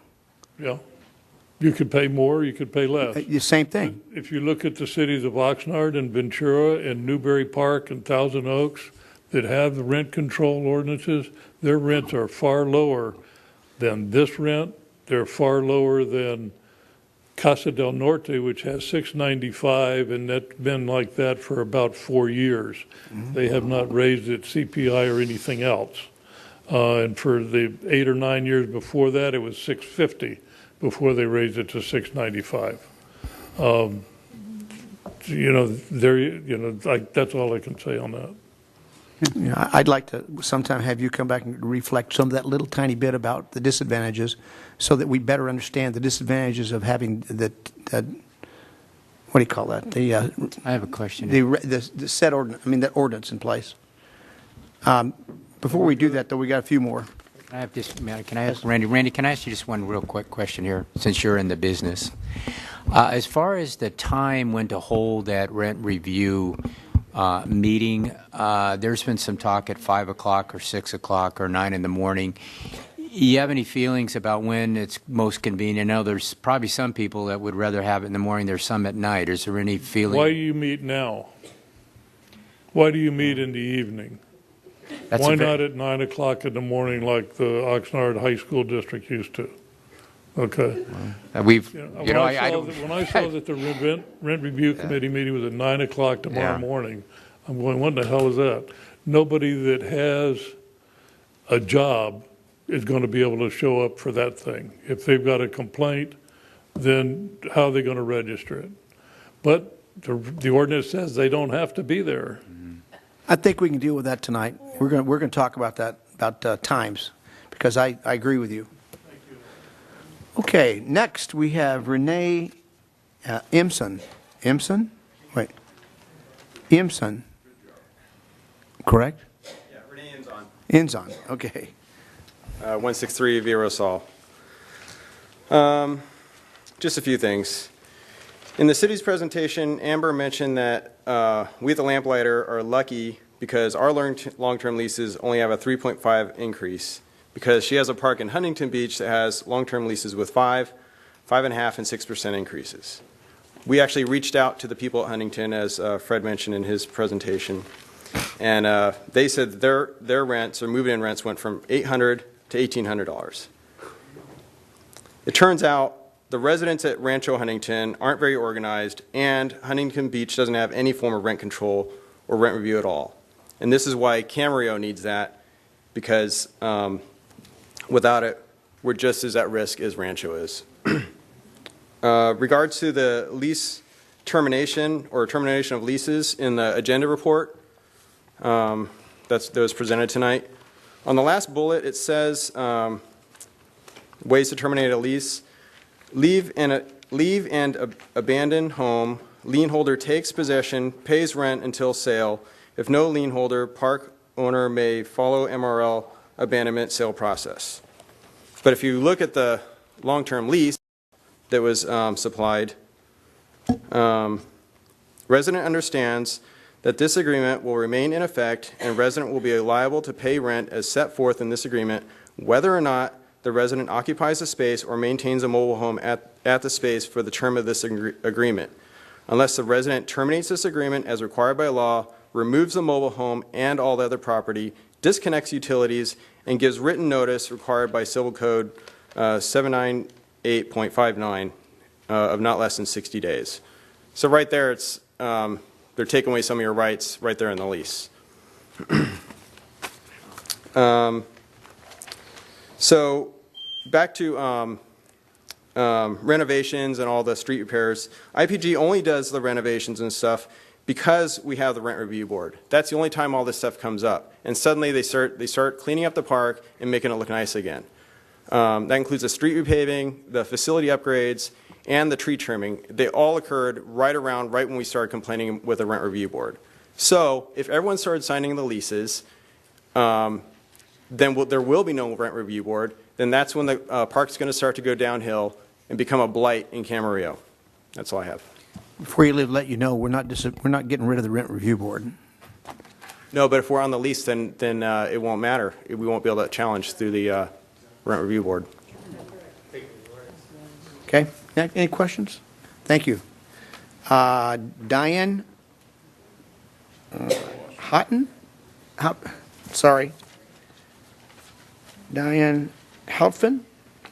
I'm going to get it right yet, Diane. I don't know if it's an F or I'm sorry.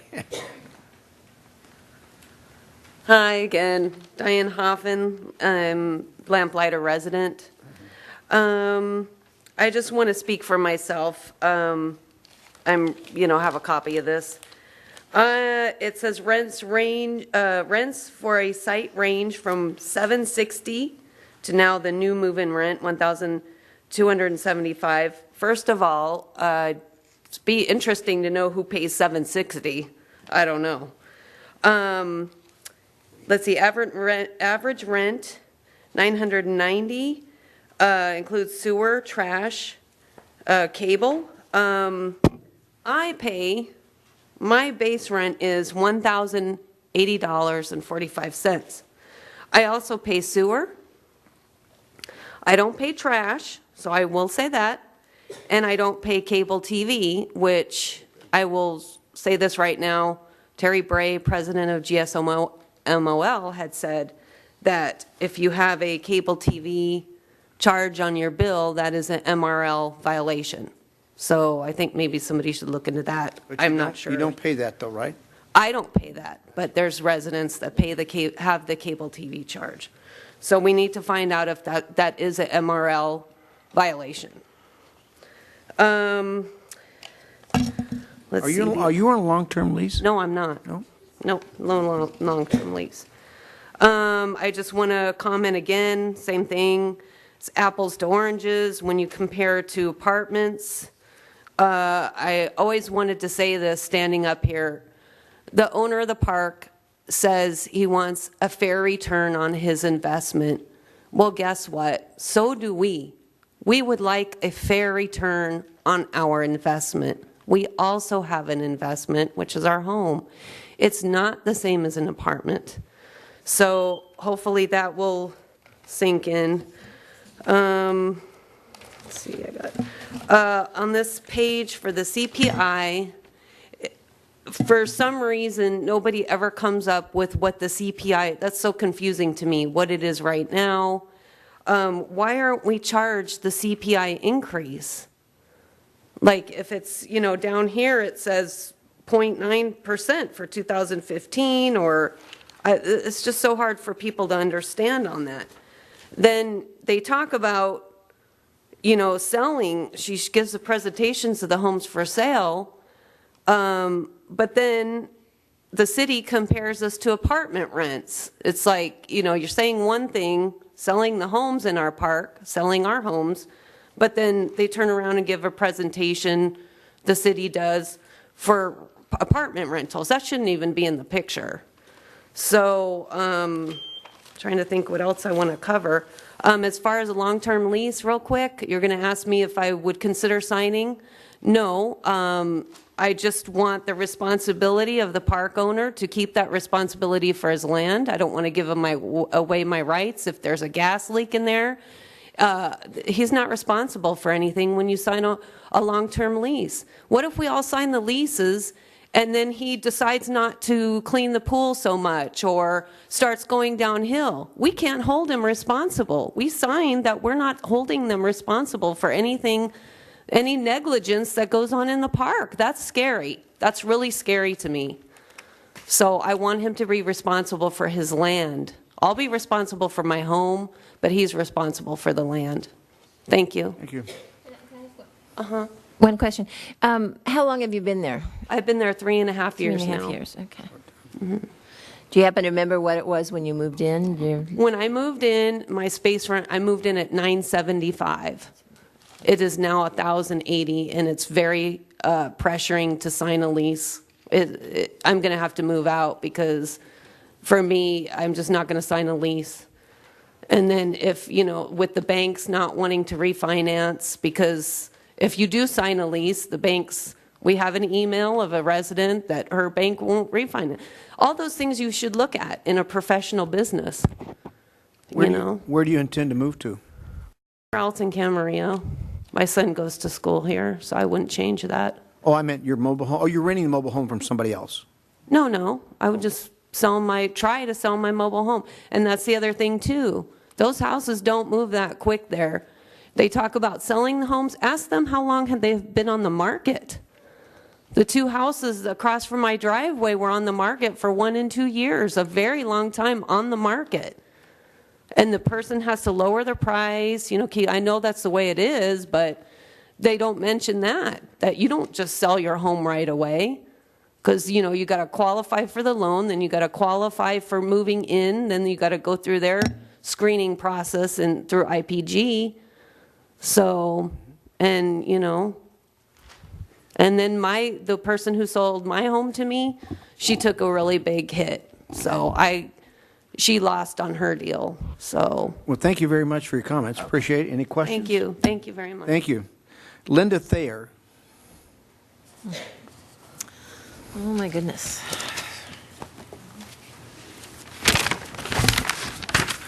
Good evening. It's getting a little late, but my name's Linda Thayer. I live at Lamplighter Mobile Home Park. I've been there 25 years. My family have been in Camarillo for 5 generations, so we've been here a long, long time. Yep.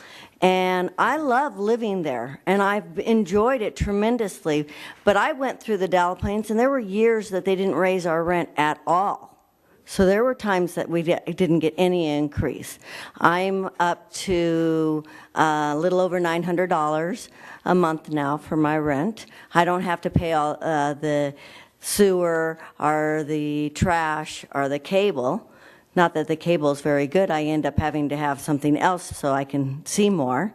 But I wanted to say, I looked at the lease because I thought, okay, this is something I want to consider. So I got the lease. They told me I had a month to make my decision. So I got it, and I read through the 15 one, and then I looked at the 25-year one.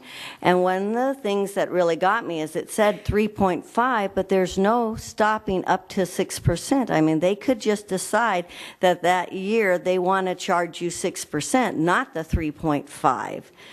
On there. They say the 3.5, but if they say, oh, we have more expenses this time, we want to raise you up to 6%, they can do that. They don't have to. It doesn't say in there that you're guaranteed to only be 3.5 if the CPI is low. They can go ahead and decide to charge you up to 6%. And I read other things, and it was like I felt like I was giving up my rights to be able to make decisions for myself. And if I needed to have help, you know, you talk about apartments, and if you're living in an apartment, they're changing your carpet, they're painting your place, they're doing all that stuff. So if you're paying rent space, I use the pool a lot with my grandkids, and the jacuzzi, if you sit on the steps in it, it's really rough. It needs to be taken, and it was done maybe 7-8 years ago, where they drained it and they did all the stuff on it. It needs to be resurfaced again. It's really rough. But I mean, I still go with the kids because I love the pool. We enjoy the park a lot. But I don't want to give up my rights because I feel like I read through the lease. And I felt like there were a lot of things that were not concrete, that it could go this way or it could go that way, depending on the whim of the owners. So I still love living there. I just would like to have some stability and not be worried every year. I mean, mine went up 5% in 2015, and mine comes due in November, so I'm waiting to see if it'll be 6%. If you had been on the long-term lease, what would your increase have been? Well, listening to others, it sounded like some of them were 5%, and then the next year it was going to be 3.5.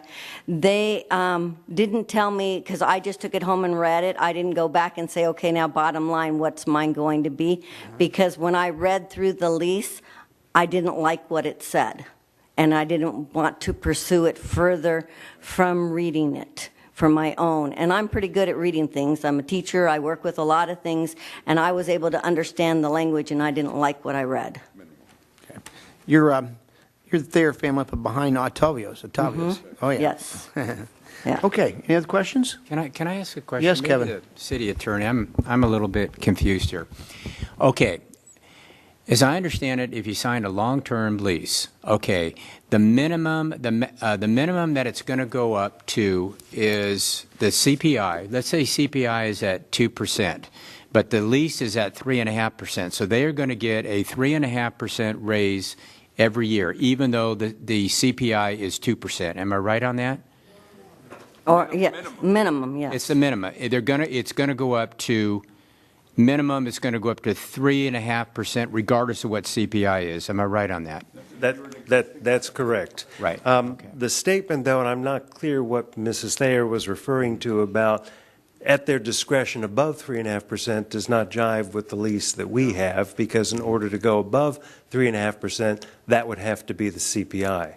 Right. So anything so they above don't- that, if it's 5%, then it's Yeah, at they can't 5%. arbitrarily They cannot just- arbitrarily do it. If they decide that they've done a lot of work in the park, It's maybe I misunderstood Yeah. it, but it looked to me like it was easy for them, not difficult, easy for them to go above the 3.5. No. Okay, And it that's, didn't seem No. like there, and they said that on there too, that there wasn't a big difference between 15, 25 on the benefits. You would Okay. think that the benefits, if you did 25, would be less than Well, 3. Let him finish, because I think you're some misunderstanding. Go ahead. no, I think she acknowledged that that's not what it says in terms of the increase. Right. And that again, and it is a little bit confusing because there's kind of two categories. We've been focusing mostly on the long-term lease being offered to the existing tenants, because that's, I think, been the city's greater concern, because we have people in the park. And so the terms for the new tenants coming in are a little bit different, a little bit more disadvantageous. They're a little bit higher because, again, these people are coming in and making a selection to move into the park. But for an existing tenant like this, what's being offered right now is a lease between 3.5% and 6%, and it cannot go above the 3.5% unless the CPI does. There's not a lot of discretion Stays at 3.5. there. That's pretty clear. Don, it cannot go above 6%, even if, And it cannot go above 6%, no matter what. even if the CPI is higher. CPI was up CPI is 8%. 8, it's 6. CPI is 10, it's 6. Right. Yeah, okay. While I'm up here, if I may, just to interject, couple of points of clarification on, Renee spoke about the abandonment provision in there and suggested it was inconsistent because he took my bullet summary. I didn't include in there anything about what happens to the continuing obligation of the rent. If there is a lien holder, then they could be responsible for the rent, but otherwise the rent is still the obligation of a tenant if you just leave, because the park owner can't do anything with the space. And that's not, the lease provision he cited is not inconsistent with the mobile home residency law, which says unlawful detainer applies. So there's still an ongoing obligation. So there's no inconsistency on that point.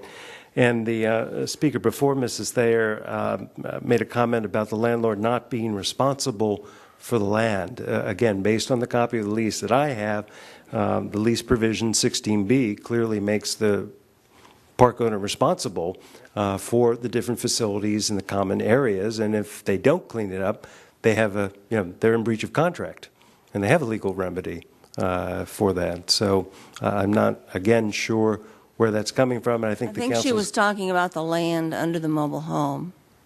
No, I understood facilities all the and facilities. common areas and things, and again, that's not consistent. So you're getting some examples where there appear to be different interpretations, people reading things differently, and I think that goes to the point that probably some assistance in helping people understand what exactly is being offered would be valuable. Thank you. Thanks for clarifying some of that stuff, because I heard something different also, and you've clarified that. Okay, Terry Bray.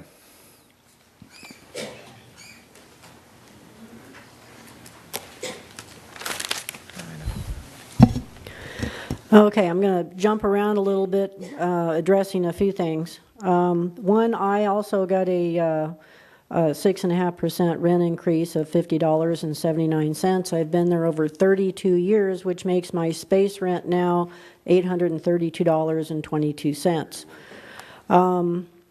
What that means for me as a single individual with the income that I have, working out what I'd have to make gross to pay the net of that increase annually means I have to work another 64 hours, which is not going to happen. Not for who I work for, and hours are not going to increase. So does that mean I have to get, another source of income? Maybe.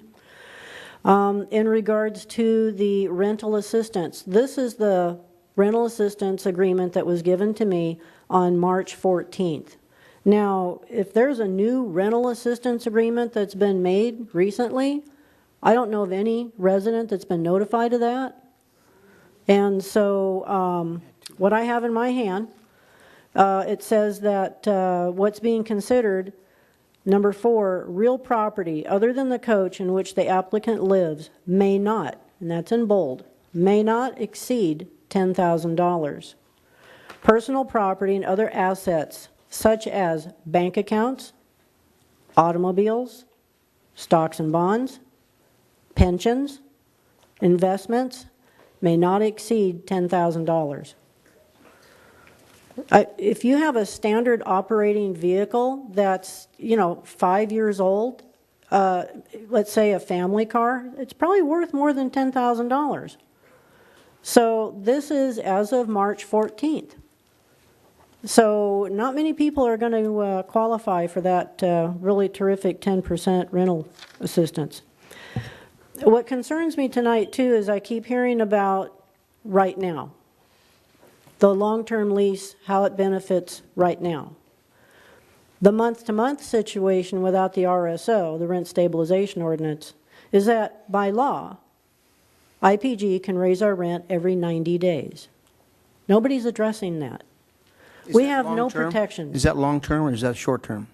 If you're on month-to-month, as I have been for 32-plus years, by law, IPG can raise our rent every 90 days. We have no recourse on that. That is one of the major protections of an RSO. In regards to an RSO implementation in Camarillo and having to do with Casa del Norte, who has raised their rent once in 5 years, a $50 increase to make it $6.95 a month right now. If you were to implement an RSO, it's not mandatory that they change their rent. They don't have to do a thing. It's a protection for people who have landlords such as what we have now of IPG, of not reaming us royally. And it also makes it a predictable investment for the new buyer. So the RSO has many things that are built into it. The very tight RSOs that are in existence for Ventura and Oxnard were initially crafted and detailed by Carl Lawson, who works for Oxnard, who, as of 4 years ago, and it still remains available to you, is willing to come to Camarillo at your convenience in the morning to meet with you and discuss those details that you don't have to reinvent the wheel, and to understand it clearly without having to have a bunch of lawyers involved and all that, to see how you could customize it to fit the perspective and the needs of your people here in Camarillo. That's at no charge to you. It's an open invitation, but you have to call him. As of yet, since that initial invitation, he's never been contacted. I don't understand that. I really don't. In regards to, let's see, I already mentioned the 10% agreement. Yeah, I went in to get the long-term lease to take a look at it. It's not available. They have to contact corporate, and I'll get it in about 10 days. What's that all about? Why is it not available in the office if it's already been established that you should be able to go in, look at it, review it the way you want, have time to look at it, talk to your lawyer friend or whoever, and decide if that's what you want to do? Why do I have to wait 10 days for corporate to send it to the office, to the management that we're paying for? And by the way, I personally don't have any complaints about our current managers, but that's not the issue. The issue is, what are we really paying for? The reality is, the past few months, we have not had a long-term, or I should say, a full-time manager on site. Margaret has been working at Sundance Mobile Home Park in Escondido, an average of 2 to 3 days a week for the past few months. But we're paying full rent for a full-term or a full-time manager. The part-time manager is there, but we're getting less service and still paying full price. Yes, it's been brought up that it's apples and oranges having to do with apartments and mobile homes, because there is no investment by a apartment person. There is no investment. Get your U-Haul, pick up your stuff, hit the road, you're gone. So as a mobile home owner, you leave your home behind, you've lost your investment, and it's a huge loss. The worry of IPG to ever have an open space and not be collecting rent is absurd. Lamplighter is the only family mobile home park in a city of 67,000 plus people. There's a lot of people that would love to move a mobile home into Lamplighter if a space ever opens up. The only time that there is not rent paid on that space is if the space is empty. It hasn't had an empty space in years, and I don't see why it would all of a sudden have a bunch of empty spaces. In regards to the long-term leases, what makes them so uncomfortable is that we would get a raise that's not justified. We're asking for an even playing field. That's all we're asking for. We're not saying that a long-term lease is bad. We're saying the way they're written is bad. Terry, could you come to an end, because we heard about the leases so much from everyone. But yeah, I'll do my best.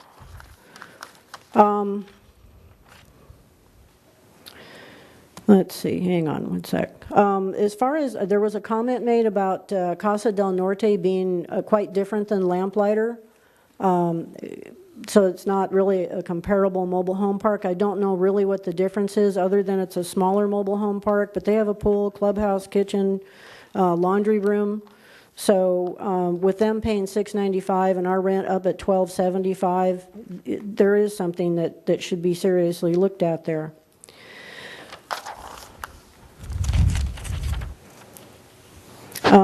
And a real red flag was the statement that IPG is willing to bring in an expert to explain the lease to the tenants.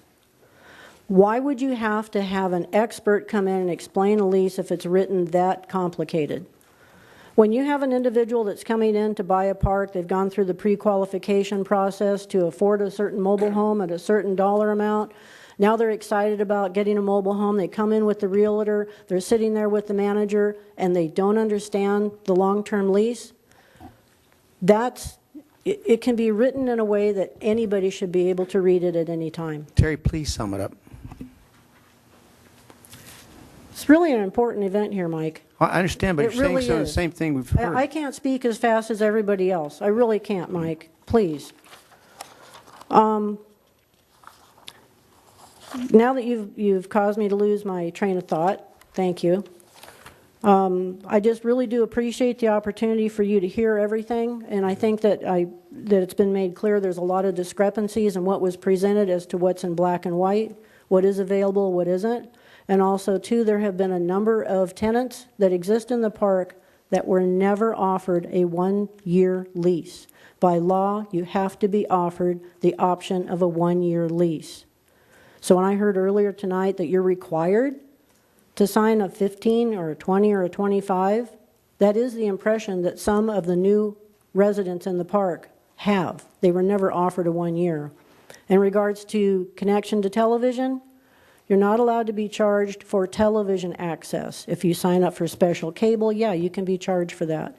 But that does exist in the MRL. It's not a necessary hookup as a utility, therefore you cannot be charged for TV access. Thank you. Thank you. Now that we have had all the speakers speak. One more? Oh, one more? I forgot his card. He was here earlier. Oh, okay. There you go. You want to come back again? I'm sorry about that. Come back up again. He was first in line. And the first shall be last. Good evening. My name is Joe Ahern. I've been a realtor here in Camarillo since 1976, sold primarily investment properties for my entire career. I'm here tonight because a few months ago, I had a client that came to me and said that they'd like to buy a mobile home. They have a family. And so we went to the only mobile home park, the only family mobile home park in Camarillo, which is where they want to live. And it's the Lamplighter Mobile Home Park. I worked with Randy Long. Randy is kind of our expert in the field, so I teamed up with him on this. And I was shown the first mobile home that was manufactured after the year 2000 that was available for less than $90,000 in Lamplighter Mobile Home Park. It was available for $65,000. We opened escrow. We went to the park and had an interview with the manager, who was very, very nice.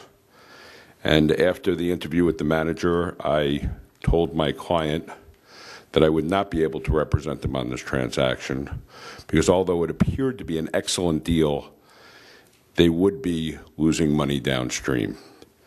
The rent that was quoted to us at the time was going to be that there would be a rent increase this year, and I'm going to use the number 1278 because that's the number that I got. I know it's close to your 1275 number. But let's just do the following progression. The year is 2016. The rent is $1,278. The last 2 years, there have been 6.5% increases. Using that 6.5% number and not the 73% increases over the last 5 years, let's just go with 6.5% per year. In the year 2021, that's 5 years from now, the rent will be $1,750 and going to $1,868 the following year. Okay? That's if you come in under the new opening rent. The lease agreement, if you wanted to sign a long-term lease, would be for minimum 5% increases. I have that in the packet here, and that was the one that was presented to my client. The 3.5% number that you heard was a minimum for people that are already residents in the park. My question to ownership at this time would be, if they opt for a long-term lease, are you resetting their base, or are you taking it from their existing rent that they're paying? From their existing, okay, that's some equity in that. Let's look at the situation presently. The average rent in the park is $990. If a person who has an average rent of $990 sells the mobile home to a new person, the rent is going to go up by 25%. If it goes up by 25%, it will be at approximately $1,247.50 per month, as opposed to the new start rate of $1,275. Not a real big advantage to having a long-term lease. Here's the problem, guys. There was no law against murdering people until somebody shot somebody. Okay? To have a rent review board that's got no teeth, that has no effect and no binding resolution is ludicrous. Sure, it's worked up till now, but now we have people carrying guns. So we need to create a system that's fair and equitable to everybody. Trust me, the lady that just stood up here on fixed income, okay, her income 6 or 7 years from now is not going to be another $600 or $700 a month. So I agree with the owner of the property. I agree with them 100%. She made a statement and she said, look, what really counts is what you're paying for the mobile home and what you're paying for your space rent, those two combined numbers. Right now, if I bought a mobile home in there and was able to get good favorable financing at $100,000 average sales price inside the park presently, it would cost me approximately $600 a month. Okay? That $600 a month, 7 years from now, is going to go toward rent. They still have the same income. So are they going to pay it in rent or are they going to pay it for their mortgage? They can't pay it for their mortgage. They can't. So they're going to lose the mobile homes. The lenders are not lending on long-term leases because that effect is inevitable. And there's not parity. I disagree with the assistant city attorney. There is not equality between examining a situation where there's apartments and where there's mobile homes. If you don't like it in the apartment, move out. If you don't like it in the mobile home park, you have no place to go. Not only that, they have families. So I want to know, do we have room on the corners of Camarillo for another 800 homeless people? We don't. And then maybe something will be done, and then maybe there'll be an ordinance that has teeth. I'm done. Thank you. Any questions? I have a question. Yeah. Hang on a second. Yeah. Just question. Joe, could you maybe educate me? I've never really sold. I've sold a home, but I'm not in the real estate business. But sure. if my understanding, there was, 14 units sold last year, is that right? 18 units, so I'm assuming somebody borrowed money from somebody somehow to be able to buy those houses, is that right? Or did In they this, just pay in this cash? particular situation with my buyer, they were borrowing the money from a relative. Is that typical for a homeowner in a mobile home park? I'm not sure. I mean, Randy would know better than me, but I think that the thing that you need to look at is not how many homes are sold, but rather what the homes sold for previously. And I know that she had the one example of the mobile home that had gone up. But, I mean, come on, $65,000 for a two-bedroom mobile home that was in excellent shape. I couldn't figure out what was wrong. What's wrong with this picture? There had to be something. What's wrong with the picture that 125 residents out of 225 are not signing the leases? Well, what was it that made 38% of the people in the state vote against Proposition 13? There's something inherently wrong, and the scare factor didn't work for Prop 13, and it's not going to work today, sir.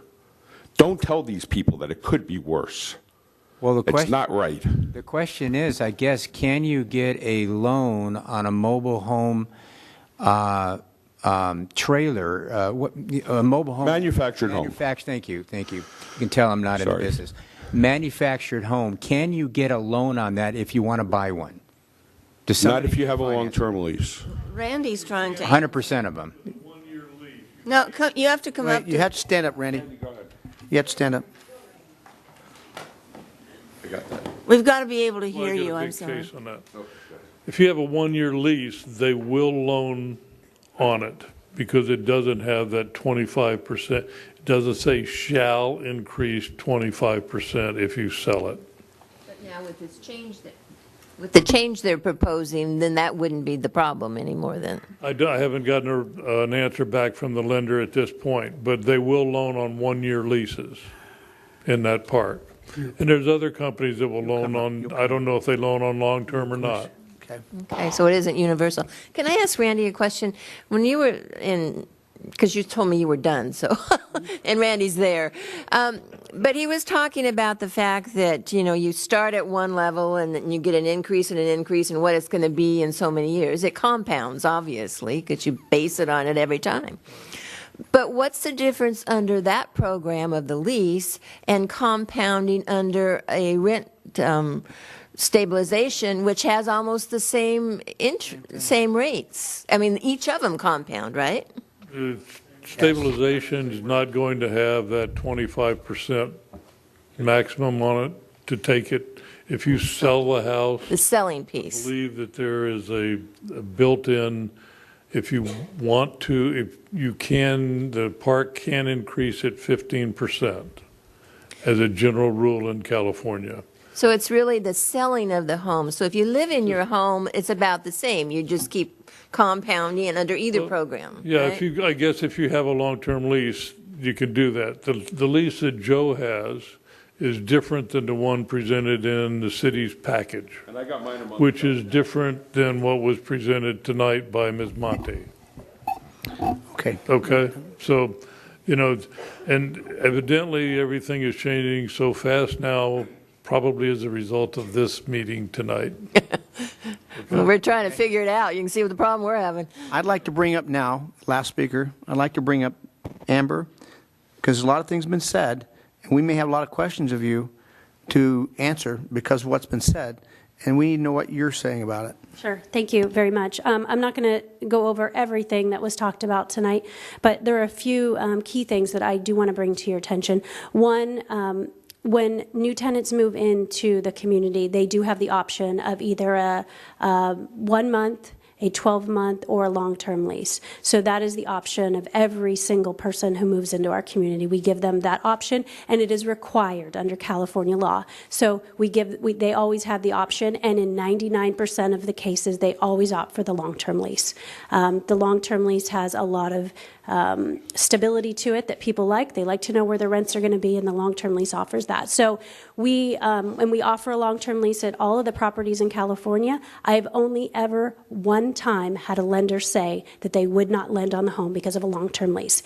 Hundreds of long-term leases have been signed without that issue ever coming up, and I've never heard another park owner bring up that issue. The one time that it came up was last year. It was with a small lender, and apparently there's some language maybe we can address to fix that, and we're always open to listening to those concerns and fixing it. Had I known at the time that was the reason why, I would have addressed it then. So we're always happy to look at that. So that's one thing I wanted to make sure that you guys are aware of. The second thing is the rental assistance program. The new requirements that Met has are in your book, and Terry brought up a very great point that she and I have discussed in the past, and that is the inclusion of the automobile in the value of your property. And what I agreed to in the past with that limit being $10,000 is I agreed to remove vehicles from that. I see the Met has vehicles back in it. I will simply contact them tomorrow and tell them that to remove vehicles from that tally, and their personal property tally is $20,000, not $10,000. So the amount of personal property that you can have under the Met program is higher than what we previously offered, and I'll also remove the vehicle with that so that it won't be part of the calculations. So we can get a copy of it. Sure, absolutely. I'll make the change and I'll send an email to you guys with the new version. Before you leave the assistance program, so it's 20% of all your assets. $20,000, everything you own, cash in the bank. Can I grab the requirements so I can? Sure. Except mobile home. Mobile home didn't count. Lower. Question. If you're asking for a second. Okay, so the requirements are for personal property including bank accounts, under this autos, stocks, bonds, jewelry, except for the mobile home where the applicant lives may not exceed $20,000. And how does that compare to HUD for rental let's assistance. take HUD, for example. For rental assistance. I don't know what HUD requirements are. That's a question that I can't answer for you as far as how much in assets that HUD, I don't know. I don't know the answer to I mean, that. if you're asking for assistance, it's the same. And they're both rental assistance because it's rental on a mobile home lot versus rental in an apartment. Right, but one is government subsidized and Right. the other is not. Yes. This is a program we're paying for. And is there a amount as far as income in all of this mixture? You've talked about assets, so what's the income level? Yeah, so the, Depends on your size of family. It's a Section 8 let's take level. a look at it. Yeah, it must meet the Section 8 rental assistance requirements, which are down, it looks like down at the bottom. So the income for one person would be $31,750. For two people, $36,250, et cetera. Okay. Okay, good. Okay. Qualify to live in the park. Very close. Pardon me? Well, we wouldn't want to bring everybody in that we have to subsidize, right? So this program isn't intended for new move-ins. In fact, this It's just program to is help people. specifically intended for people who have lived there for a long time, maybe when they moved in and rent rates were different and the market was different from where it is today. So that is what this program is intended for, not to subsidize new move-ins. I don't think any of us up here applied to live in the parks. I don't think you could say that. We're not looking to do that. Wait, let her finish. Okay, go ahead. There were a couple other comments made that I just also want to clarify. We have never given rent increases every 90 days, so I know that was mentioned as something that we would possibly do. That is not something we have ever done.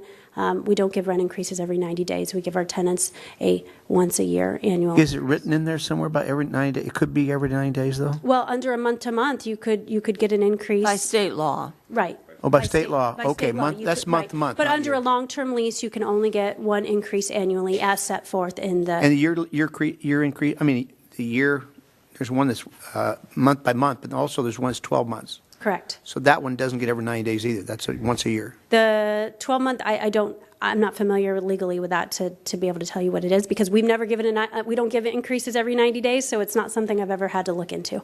It's not our policy. That's not the kind of owner that we are. And then I guess Finally, there was a mention about, the management of the community and not being present. We share our management when we need to, and so sometimes when we have to bring in people from other communities to help at Lamplighter, we absolutely do. And when we need to use our resources at another property temporarily, we do. Now we have new full-time managers at that property, and Margaret's wonderful assistance is no longer needed down there. However, in that brief period of time, we absolutely did utilize her abilities, and she was happy to do that for us.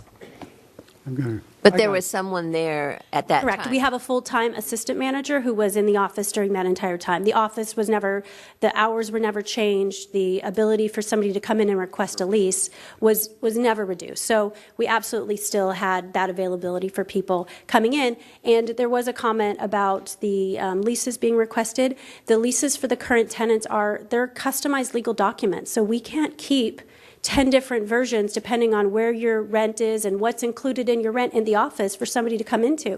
So if you come in and you request a lease from us, we have a document that's filled out. It goes to the corporate office. The staff there quickly creates your customized lease that's for you based on your rent, based on your ledger, and that is provided to you. So you get exactly the lease. You know exactly what your rent rates will be. It's not some sample agreement that you would just look at. Okay. Other questions? Bill? I got a question. Just a curiosity. You said the long-term lease, let's say it's 20 years, is from 3.5 to 6. For current tenants, they have the option to choose 15, 20, or 25 years with a 3.5% floor and a 6% ceiling. Okay. Now, let's say that I come in now and I pay $12.75. Yes. And I sign a lease. What's my annual fee there? So you have 3 choices. You can choose a 15-year, a 20-year, or a 25-year. The increase depends on which you choose. We would prefer you choose the 25-year, so that's our best offer. The 25-year offers a 4% floor. The 20-year offers a 4.5% floor, and the 15-year offers a 5% floor. And the cap's the same? There is no cap. There is no cap. There is no cap. It's very unusual to have a cap. The cap was added because of the meetings that I had with the current tenants in the park to the lease that we're offering current tenants. So that was something that we added in based on those discussions. That is not something that we typically offer. So, excuse me, just so I can finish it. So anyway, in the event that I'm a new person, I'm facing a lease that has no cap to it, and minimum, depending on the years I selected, between 4% and 5%. Yeah, but 99% of the new move-ins choose the 25-year with the 4% option. Okay. Maybe you need to explain that. Yeah, I need to have 1 second. It's Kevin's turn. No, if you can explain that to me, that there's no cap, but they're going to get a 4.5% increase every year. What's the chances of them getting a 6, 7, or 8, or 9%? Oh, it's tied to CPI. So it's based on CPI. So if CPI is 6%, then their increase would be 6%. If CPI is 8%, then their increase could be 8%. What if the CPI is 1.5%? Then it would be the 4% floor. So the 4% floor would apply. That's what the 4% is. That's the floor. And the rest of the increase is tied to CPI outside of the floor. So it's 4.5% every year. 4%. 4% annually. minimum. Correct. Yeah. Yes. And that's with the 25-year lease. Yes, that's with the 25-year lease. Okay. That's existing people. Oh, that's right. That's right. That's right. May I ask one more having to do with the lease? We had someone read the statement that management at any time may elect to charge residents for any of the utilities or services presently provided that are not separately charged to the resident. Is that in the lease of a new tenant? That's just California law. That's under whether you're month-to-month, 12-month, or under a long-term lease. That applies to everybody. So the fact that it's written in our long-term lease is just adding in what's already law, and that can already be done. If we would have elected to, we could have already passed through all of those charges to the tenants on month-to-month, but we specifically elected not to, because they were already receiving that benefit, and we just charge new people moving in since they are entering into the contract knowing what they're getting. So this is only in the new leases, not in the current tenants' leases? That statement? It would be, I'm sure, I would imagine, that that's probably in all of our leases because that is California law, and much of the lease is unfortunately California law, and it has to be in there because our attorneys make us put it in there. We have one of those, and he does the same thing to us. Yeah, you know what it's like. Which I'm sure is the problem, and I have that same problem. You pick up documents and you read them and you go, gosh, just tell me what it is you want me to know, and it's the attorneys that make life difficult sometimes. Oh, they do. We have this conversation 100 times in our office about how much we want to reduce the lease to make it as simple and as easy to read as possible, and I've yelled at my attorney 100 times to make the lease easy to read. We want it easy to read. We want it easy to understand. We want it short. We want it simple, but this is the best that they can come up with. So we tell our attorneys the same thing. Excuse me, I feel a need to make a defense here. The attorneys don't write the law. The state legislature writes the law. So A lot of them are attorneys. Well, they may be, and some are not. But when Amber says her lawyer is saying that's what has to go in because that's what the state law is, her lawyer has read the state law, and since the state law requires it, the lawyer's giving good advice that if that's what the state law requires, but the lawyer's, at least her lawyer, probably didn't write that law. Well, I want to make one comment since we're talking about bad language that people wish were not in contracts. It's not just in rental contracts. I'm sure that when they bought their mobile home units, if they read the purchase agreement, it had just as much mumble jumble. I have bought a lot of property, and it's a whole bunch of stuff that is very not understandable. So when all of you came and said, oh, the rental agreement is not understandable, I'm sure the agreement to buy your property was just as not understandable. I have a question, Mike, if I could. Kevin? Amber, I'm sorry, you're here. I've got to ask you some questions here. In a 25-year lease, they are going to get a 4% increase every year. Yes. If they are on a month-to-month, what was their increase last year? For somebody who was on a month-to-month? On a month-to-month, At, yes. say, $900? Let's say 900, yeah. Last year, the increase was, I believe, 5%, and this year, 6.5%. Okay, so there still is a benefit to the long-term lease at 4% rather than pay the 5 or the 6%, Yes. depending upon whether or not you decide to raise the rent, that next year or not. Yes, intentionally, the long-term lease is the better deal. Is there ever a time where you don't raise the rents on a year? Yes. Is there ever a time? Yeah, absolutely. And that could very well happen. There could be a time when somebody, say, moves in at $1,275. This hasn't been discussed tonight. I didn't want to confuse the issue, but if you move in at $1,275 on a long-term lease, the 13th month your rent actually goes down. So the 13th month for the next year you pay $1,200 a month, and then from there on you get the 4% increase. Then, say, for example, we're 5 years out, and that increase has gone up to this level, and we feel that the market is here, and that's where our new move-in rents are, we're not going to increase people above that. So we have the option. We could always elect not to give that increase. And I've seen many cases where park owners have elected not to give an increase where they're pushing rents above market, even if the lease allows it. Is any mention of that in these agreements? Because everything we've heard from you and everybody else is, oh, there's a minimum of 3.5%. Absolutely, it does say there's a minimum. It doesn't say that we have I don't think it says in there that we have the option not to do it. But of course, we do have the option not to pass the increase through.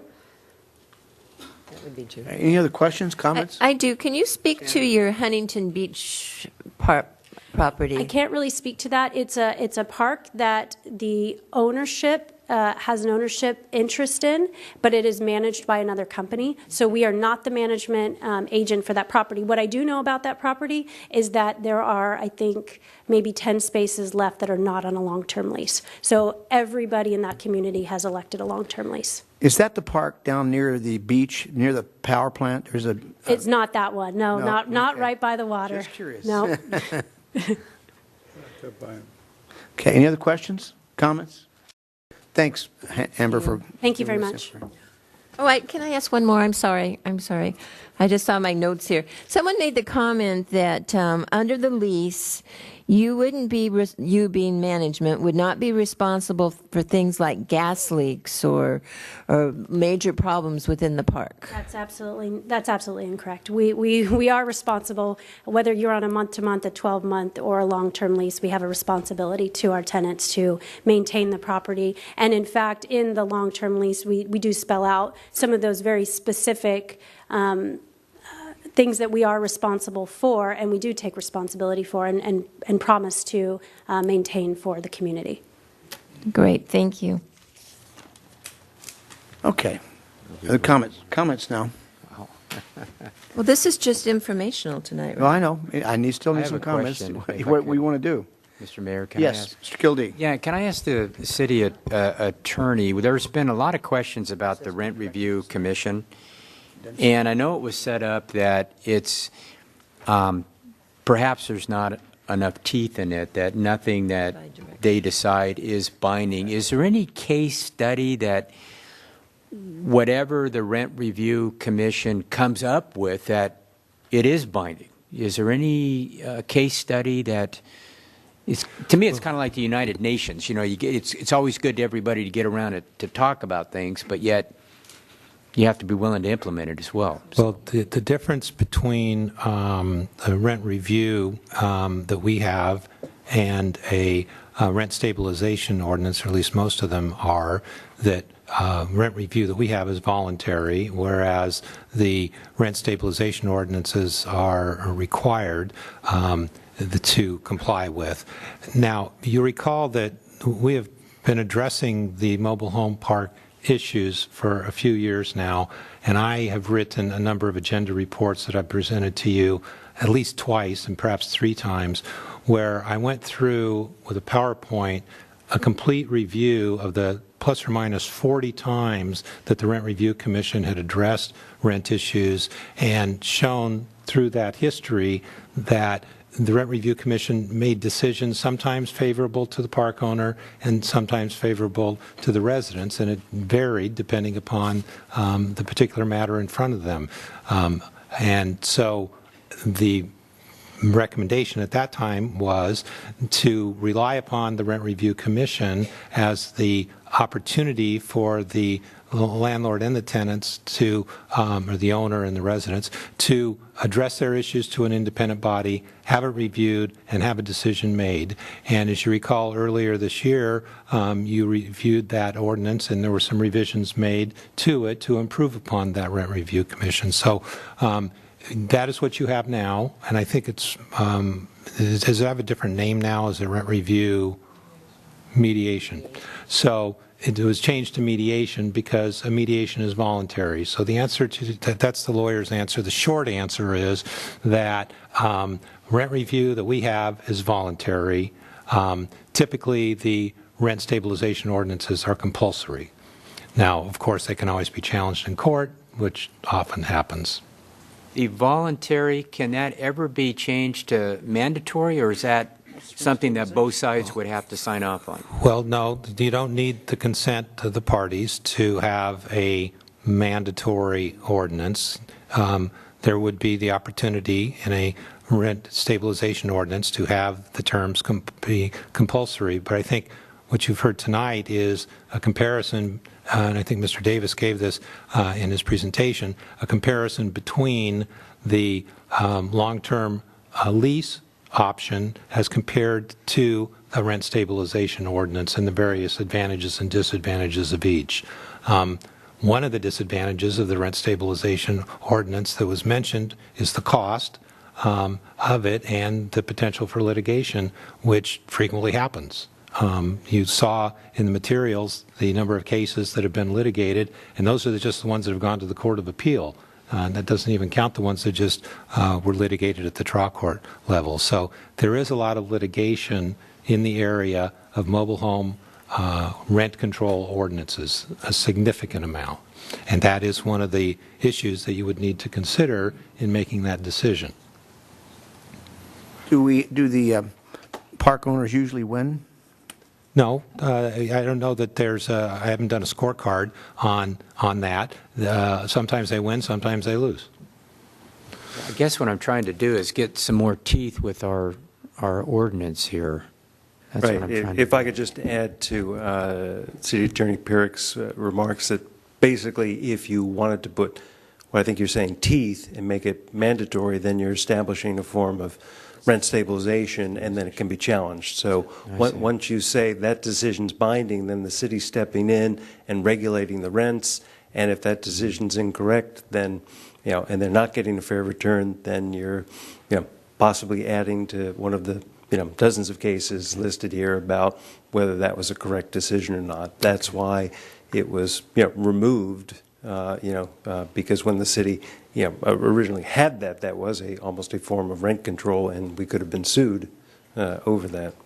Okay, that answers the question. In most of those suits, do we not, there's a package of like losing millions, right? No, it's not insignificant.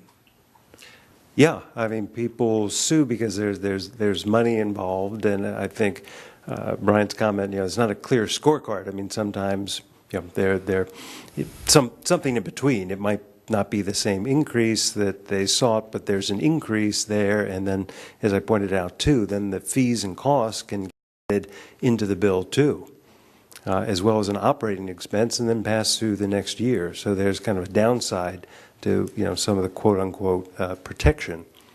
And these aren't intended to be threats in any way. This is just what the facts are and how it works out there. And just one quick remark too. This issue about the lease. Here's the mobile home residency law. I know many of the tenants have it because they brought it in 60 pages long. So it's very difficult to draft a lease when you have 60 pages, of even smaller print than the parks thing that you have to comply with, and a lot of it's restatement of what the mobile home residency law provides too in that lease. So it is complicated, and it's a hard thing to draft. Other comments, Bill? Well, I've certainly learned a lot tonight. I think both sides presented some good arguments. Our problem is we just don't have enough housing that is available to people of limited means. That's the problem. And this county is particularly in that situation because we have a land use controls that limit where people can build houses, which is good for most people. But there's another group of people out there. The young are another group that's caught up in this whole thing with rising rents and everything else, and the lack of enough housing to take care of their generation. So I don't know the answer to it. I think it's going to be something we're going to just have to deal with and live with. Now the question is whether you want to formalize basically switch from trying to mediate this stuff like we do, which is now seems to be the city council being the mediator board, is the way we're going, or whether you want to turn it over to a fact finder and have just simply say, hey, if the cost of living goes up 5%, you guys are going to go up 5%. If it goes up 10%, you go up 10%. I don't know the answer to that, but nothing. There's ownership of property has always brought obligations and issues to different people. There's no way around it, and particularly people with mobile homes that they find you can't pick up and just simply move down the road. Is a more difficult one. So I guess I'm just being very philosophical right now because I don't have an answer to what we're trying to deal with. A good answer, let's put it that way. Charlotte? Yeah, this is to give staff direction. The one thing I think that we, I'm not sure we are in a position in our minds to give definite directions on this tonight, but the one thing that I am prepared to do is to say that I believe we need to really work with our members of the Rent Review Commission or Rent Review Arbitration Board or whatever we're calling the thing right now, so that we can have the meetings at a time that's very convenient for the people who are the tenants, I'm going to call them. I know you consider yourself owners, but the squabble is about the tenancy, and the tenancy is on somebody else's property. So we need, and the tenants of both the apartments and the others. And if our board members cannot come after hours, I think it was a good point. We come after hours. Our planning commission comes after hours. If these people cannot come after hours, then I think we need to find new people to be on the board. And we need to tell them that in the little blurb that we send out, that this will more often than not meet at night. Now, there might be some tenants who file something at some point who might be elderly or something and want it in the daytime or late in the afternoon, but I think that these people need to understand that it's not going to be necessarily during their business hours. A question, I have a question on that too. Who actually scheduled the meeting? Was it the board members or staff? That's Jeffrey. Our city clerk. It's me. It's your fault. No, it's not my fault. It's a function of availability. I have to make sure that we have the attorney available. Because of the size of the park, have to make sure that I have the chambers available. And the chambers are usually booked in the evening, so that limits availability. We have 7 commissioners that have to be available. Right now we have a vacancy. That composition has to include a public member, a tenant member, and an owner member. So when you put all those times together, I've tried now twice to schedule an evening, and the end result is their availability is in the morning. And that's the only time where all those points come together. On their behalf, when we recruited them, they were told that the meetings occur during the day, and that was when they indicated was their availability. Right. So the truth is, we may need to go look for commissioners who are available in the evening. Yes. So I think so too. It's just the way it's happened. It's the flexibility, because remember, this ordinance covers all rental units in the city. Right. So it's apartments and not just the, the mobile home park. All rental So it's units, more than been- 4? Now everything. So I think it's flexibility, not that they will be at night, not that they'll be in the morning, but they have to have the flexibility to do either. So we do have a current vacancy, and I have posted a notice, and this time I did indicate that it could meet either during the daytime or the evenings, but our current commissioners committed to the daytime, and we may need to go back out for new Let's ones. just talk with them first. Maybe they can have an evening time. I've tried. But I'll Mr. try again. Any other comments? I just have comments under the, obviously, we've all learned a lot tonight from, and we appreciate you coming up, Amber, and we appreciate all of you coming and giving us more information. We've been at this for many years now, it's gotten to be, and every time we talk, we learn something more.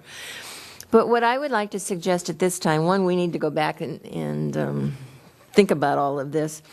But it seems to me that there's points here that can be resolved, and I'm hoping that the residents and the owners or the management company and perhaps staff or someone on our here has to be the one that brings the sides together. But there seems to be a lot of misconceptions out there that we need to clean up first. And let's get everybody understanding what we're talking about so that we can get through some of this misunderstanding and get down to perhaps finding solutions. We talk about, I think someone mentioned having a survey of all members, of the owners out there, what are their issues. I think sometimes when you're in a room full of people, it's hard to express yourself, but when you have your privacy of your own where you can write you a note, you might get different answers, or you might, really bring the issues forward.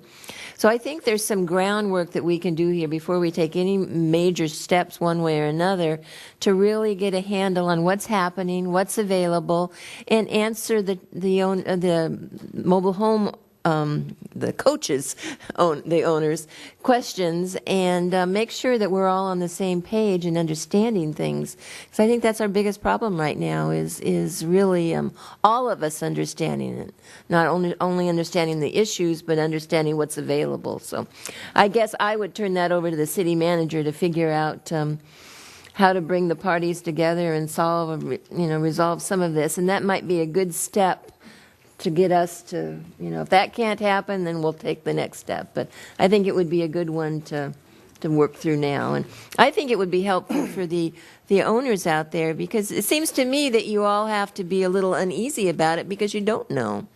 So if we can take the time, and maybe it's bringing in the third party legal advice so that it's not someone from either side that can come in, look at the lease, sit down with you all and answer questions, then perhaps you'd feel comfortable about what it is it's proposed that you sign, because it is hard to read those.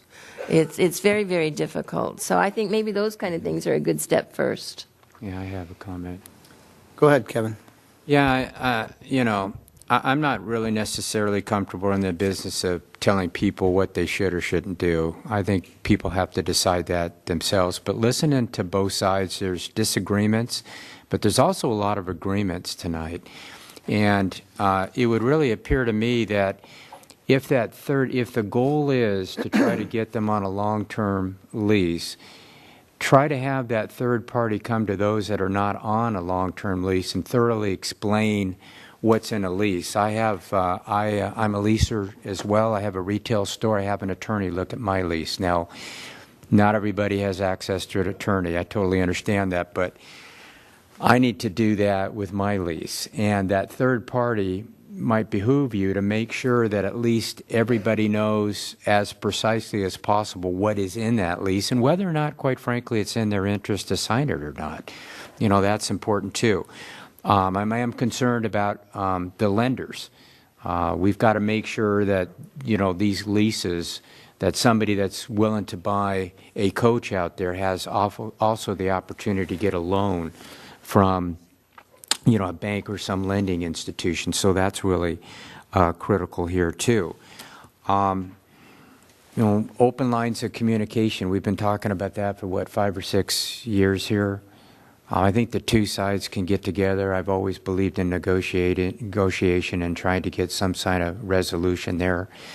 As far as the Rent Control Commission, I think if we could get them to meet at a time that's mutually agreeable to everybody here, I think it's fine. There are some limitations. I think Ms. Madeline brought those up. There's limitations on that, but we can certainly, because the goal is to have as many people there as possible. No question about it. Rents are expensive in this city. I had a friend of mine that said, the real estate is free. What you pay for is the weather. And I think that's absolutely right here. But we also want to have a balanced community. I'm very sensitive to that as well here. So I think we've all, like has been said, we've all learned a lot tonight. I think there are some opportunities to try to get some sort of stabilization, not necessarily without having an ordinance on that, but let's have both sides keep working on this. I believe it or not, I know it's painful, but I do think we're making some progress here. Staff has spent a lot of time here. The citizens have spent a lot of time. The council spent a lot of time. That's what we're here for. But, rents are complicated. It's a complicated equation here. But the bottom line, we do have an asset out there. And we just need to improve it, and we need to make sure that everybody is on the same page. That I do believe that we can resolve a lot of these things. So staff will keep working with you. We'll keep working with you. I know the owners have shown a commitment on this, but let's sit down with those that aren't on a long-term lease and really go through it so you know exactly what their options are. That would be my suggestion. The sad thing this evening is we saw a lady come up, and she said some things that were a little inaccurate. She hadn't read her lease. She hadn't read the new lease at all. And I said, well, it's kind of difficult, and they're going to give you someone to kind of give you some information. And we asked who she relied on. Oh, somebody in the park. Well, that doesn't necessarily mean it's the best advice. if they've got someone that's going to come in that can easily explain that to them so they know what's going on, I think that's what you have to do, make those motions. I'm going through a deja vu here, because I did this when we first set this thing up years ago. When we had that owner, what was that owner's name? Come on. Yeah, Delaplane, I don't care what you say. Delaplane caused us, so I had to go out there and have him clean that pool. Same park. Same park, and he did worse things. You don't remember me come out and get that pool clean, did you? But anyway, we worked with him a lot because we didn't care for Delaplane. Well, so don't brag on Delaplane, please. Anyway, it came down to setting up something. Delaplane didn't care for us. It came down to setting up something that would help. Well, the city council did not want to do rent control. Boom, no. But I suggested this rent review. I said, why don't we do this then? And ever since that time until now, maybe, it's worked because everyone's gone by that. So it's maybe, we're looking at something again, but we also have changes in the law since those days. And I can tell you the suits and things and the new rules, that it's hard to just go out and do straight rent control. It's tough, unless we want to go to put ourselves in jeopardy of millions of dollars of loss, because that's in the records, shows it. And I'm not ready to put our city into that kind of jeopardized position. But I'm hoping that you can get together with a lot of the renters with someone that can sit down and explain to them what that's about, simply. Get rid of the attorney jargon and say what it means in reality to some of them so they can understand it and feel better about it. And then you might have some longer cases of rent agreements. But I think you're going to have to come to some sort of way of doing that and explain it to those like that lady. I wish your person explained it rather than somebody else in the park that may not know it all either. And I feel better about that. I'm glad you had 2 or 3 of them come here who really like what they're doing. They like the park, they like the management, and they feel real good about it. Those other 100 out there, someone must feel good also about that. So hopefully we can go along and you guys can put together a program where we can sit down with those that haven't signed and just see what you can do for them. So, Your Honor? Yes. One more thing. I'm not sure we gave very clear direction to staff. Each of us said different things. So we might have to, it's getting late, and we might have to talk about it another night. But I was listening, and we had a large variety of comments. And several of you expressed a real concern about the fact that there's a percentage increase in the rent every year. And I don't know about a 3.5% minimum, but I don't want you to come out with the expectation that there is not ever going to be an increase in your rent. Rental property doesn't work that way. An owner of rental property doesn't buy it with the expectation that he's going to set a rent and 10 or 15 years later the rent's going to be the same. The person buys it so he can make some money.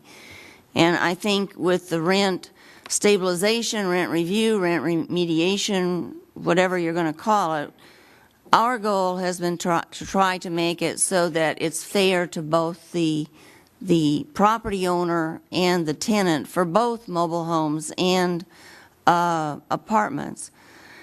And we're going to be hearing from people in apartments because there's a greater shortage of apartments than there is of, well, there's a great shortage of apartments, maybe not greater than there are places to put a new mobile home, but because there isn't any, but I haven't heard from people looking for places to put new mobile homes. I've been hearing from people who have mobile homes and are concerned about the cost of it. Surely whoever you bought your home from explained to you that there was going to be rent increases when you bought your property. I think that's a realization you have to come to. So those of you who talked about in 5 years it's going to cost this much more, I don't know about the minimum, but I do know it will cost you more. It costs everybody more. When you buy something, there's no guarantee that you got a good deal. And as far as people who weren't able to keep their mobile homes and the prices went too high, well, that happened with houses too. I've got a son and I've got a daughter-in-law. Each of them owns a home. Each of those homes is worth more than $100,000. I mean, less than $100,000 more than they paid for it 8 years ago. They're still making those payments. One of them got the payments reduced, but the government programs were only for 5 years, so they popped right back up again. It isn't just mobile home owners who are having problems, but the other people with the housing problems are not down here asking us. I think that we need to watch what we're going to do, because the people who live in apartments are going to be down here talking to us in another couple years, because we're not building more apartments. If we tried to build more apartments, we'd have 5 times as many people out here saying, don't build anymore. We don't want more people living in Camarillo. So those are the problems that we face. And we're going to have to be equitable, whatever we come up with, because this is a commission for all tenants, not just mobile home people. And I know what you want is for us to craft something just for mobile homes. Believe me, the apartment people are going to be looking at what we're doing for you, and they're going to want us to do it for them. So those are my comments. It hasn't given staff any more direction, but I've tried to explain why I think it's very difficult for us up here. I guess we could say is that let's solve this. I'd like to make a suggestion. I saw a head shaking over there that they attempted to make some efforts to talk to some of those people, correct? And could we, in a month or two, get a report back from you on how that's worked out? Because if they understand it more, not from a third party, but from someone that can explain it legally, simply, then if we may see more people take long-term leases. So I'd like to have it returned in a couple months and see what you've done. That's good. Is that okay with council? Very good idea. Okay, then we're going to continue this thing, come back and report to us in a couple months. That gives you some time. Appreciate it. Okay, I think staff, we're going to wait and get a report. We've got more items. Yep.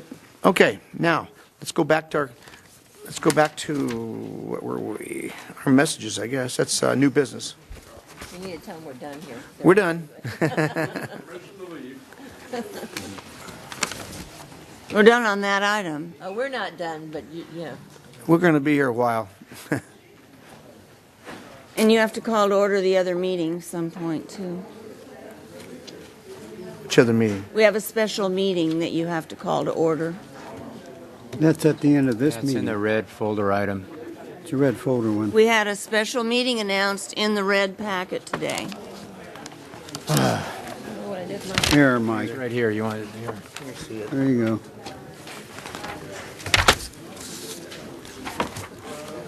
Jesus. Let me see. Yeah, but we're going to go into closed We session. can do this as long as our We have to wait to come back from that one to. Yeah. Just skip those tonight. We can wait until you finish the regular meeting, and then you can call to order the special meeting. So I think is information items the only thing left on the agenda? All right. Yes. My suggestion is you do the information items, then we'll. Okay. Can we just really all cut down to the quick? We only have to report on Brown Act meetings, and I think we might have a long night ahead with closed session. So if we could, Not very long. well, Perhaps the audience needs to take their conversations outside, please. Please. You might announce it. We're not done yet. Hello, we're still in public hearing. Can everyone please move outside? Thank you. All right. Hang on. Okay. Kevin, we'll start with yours. 2 meetings, VRSD special meeting and a VRSD meeting, and then that's all I have tonight. Mr. Bill here, your turn. I attended a policy committee meeting and the VCTC meeting, but I would like to say that I think we need to set up an ad hoc committee to talk about what we want to do to memorialize Stan Daly. Well, before the evening's over, I'd like to dedicate the meeting to Stan Daly this evening. That's fine too, but I would like to have this council talk about, I've had several people ask about what the city's going to do to remember Stan Daly. I'd like to do that as well. And I think we need to set up maybe an ad hoc committee to come back with some ideas. That'll have to be on a future agenda. Yeah. I said it would, so I'd like to put it on the next agenda. What other things, Bill, you have to report? Well, that's it. I'm getting it down to the nitty gritty. That's it. Okay. Charlotte? I didn't attend any meetings since the last council meeting. Are you done? Yep. I have nothing to report. My gosh. Well, I'm not going to tell you about all these things and go through them real quick because I did go to and represent the city airport budget session at the airport. That was really quick. He's good. Todd is really good at doing the budget and keep it in frame. We went to Bruce Fing's library thing, retirement. Donlin Road ribbon cutting. Represented the city there. That's a Brown Act. Reagan Library, Rush's dinner. The APCB meeting where I won't go to all the different stuff. It was a routine meeting. Educator of the Month, Stan Daly's funeral, and that's it as far as that's concerned. I was going to read a statement this evening because I was going to ask a favor, but I think I'm going to put it off because the SOAR measure, which had minor problems with getting the dates were wrong, okay? I was going to ask it to be put back on the ballot on us to look and see if we want to consider the measure, city putting it on. But I got a call from them saying they don't want us to because they're doing so well. They got 500 first day, and so they'll have it accomplished. So I'm going to go by. Pardon? Who called you? Merrilee. Merrilee, yeah. Yeah, he called me and said, Mike, don't do it. He says, we are gathering so many signatures, we just want to do it. And so I'll abide by his wishes. One of the other reasons is they had quite a meeting in Oxnard last night on the issue and the fear that that a council would go in and change the dates. I told him that though. I told him no. Well, how do you know what the council do? Wait a minute. I said they got to agree to put it on first. Well, that's part of it. But we can put it on the same way. Well, they're not requesting us to for it's all precisely that reason. That's fine. It's all done now. Okay. With that in mind, we're going to recess to our. Oh, wait. I'm sorry. Yeah, you're going to recess the regular meeting to Right. the closed sessions, and then you need to call to order the special meeting. Okay. Let's all come to order. Roll call. Everyone's here. Public comments. Do we have any this evening pertaining to this closed session? No. Move to closed session. Conference with legal. You want to go ahead and read that part? I can do that. It's to be a conference with legal counsel, existing litigation. The case name and case number are identified in the agenda. Okay. Then we're now adjourned. Well, you're recessing to the closed sessions for the regular and the special meeting. Okay. I'm sorry. I was reading your adjourned. Cities at the bottom. Adjourned. Understood. Well, that's at the end. We have to have the meeting first. Are we We're going recessed to to this special. adjourn in the memory of Stan Daly? My voice is starting to disappear. You already said that. Okay. Well, we haven't adjourned yet, but is that? You already said that. Yeah. When you do adjourn, it'll be in the name of Stan Daly. Yeah, we removed the adjourn to later. I'm tired.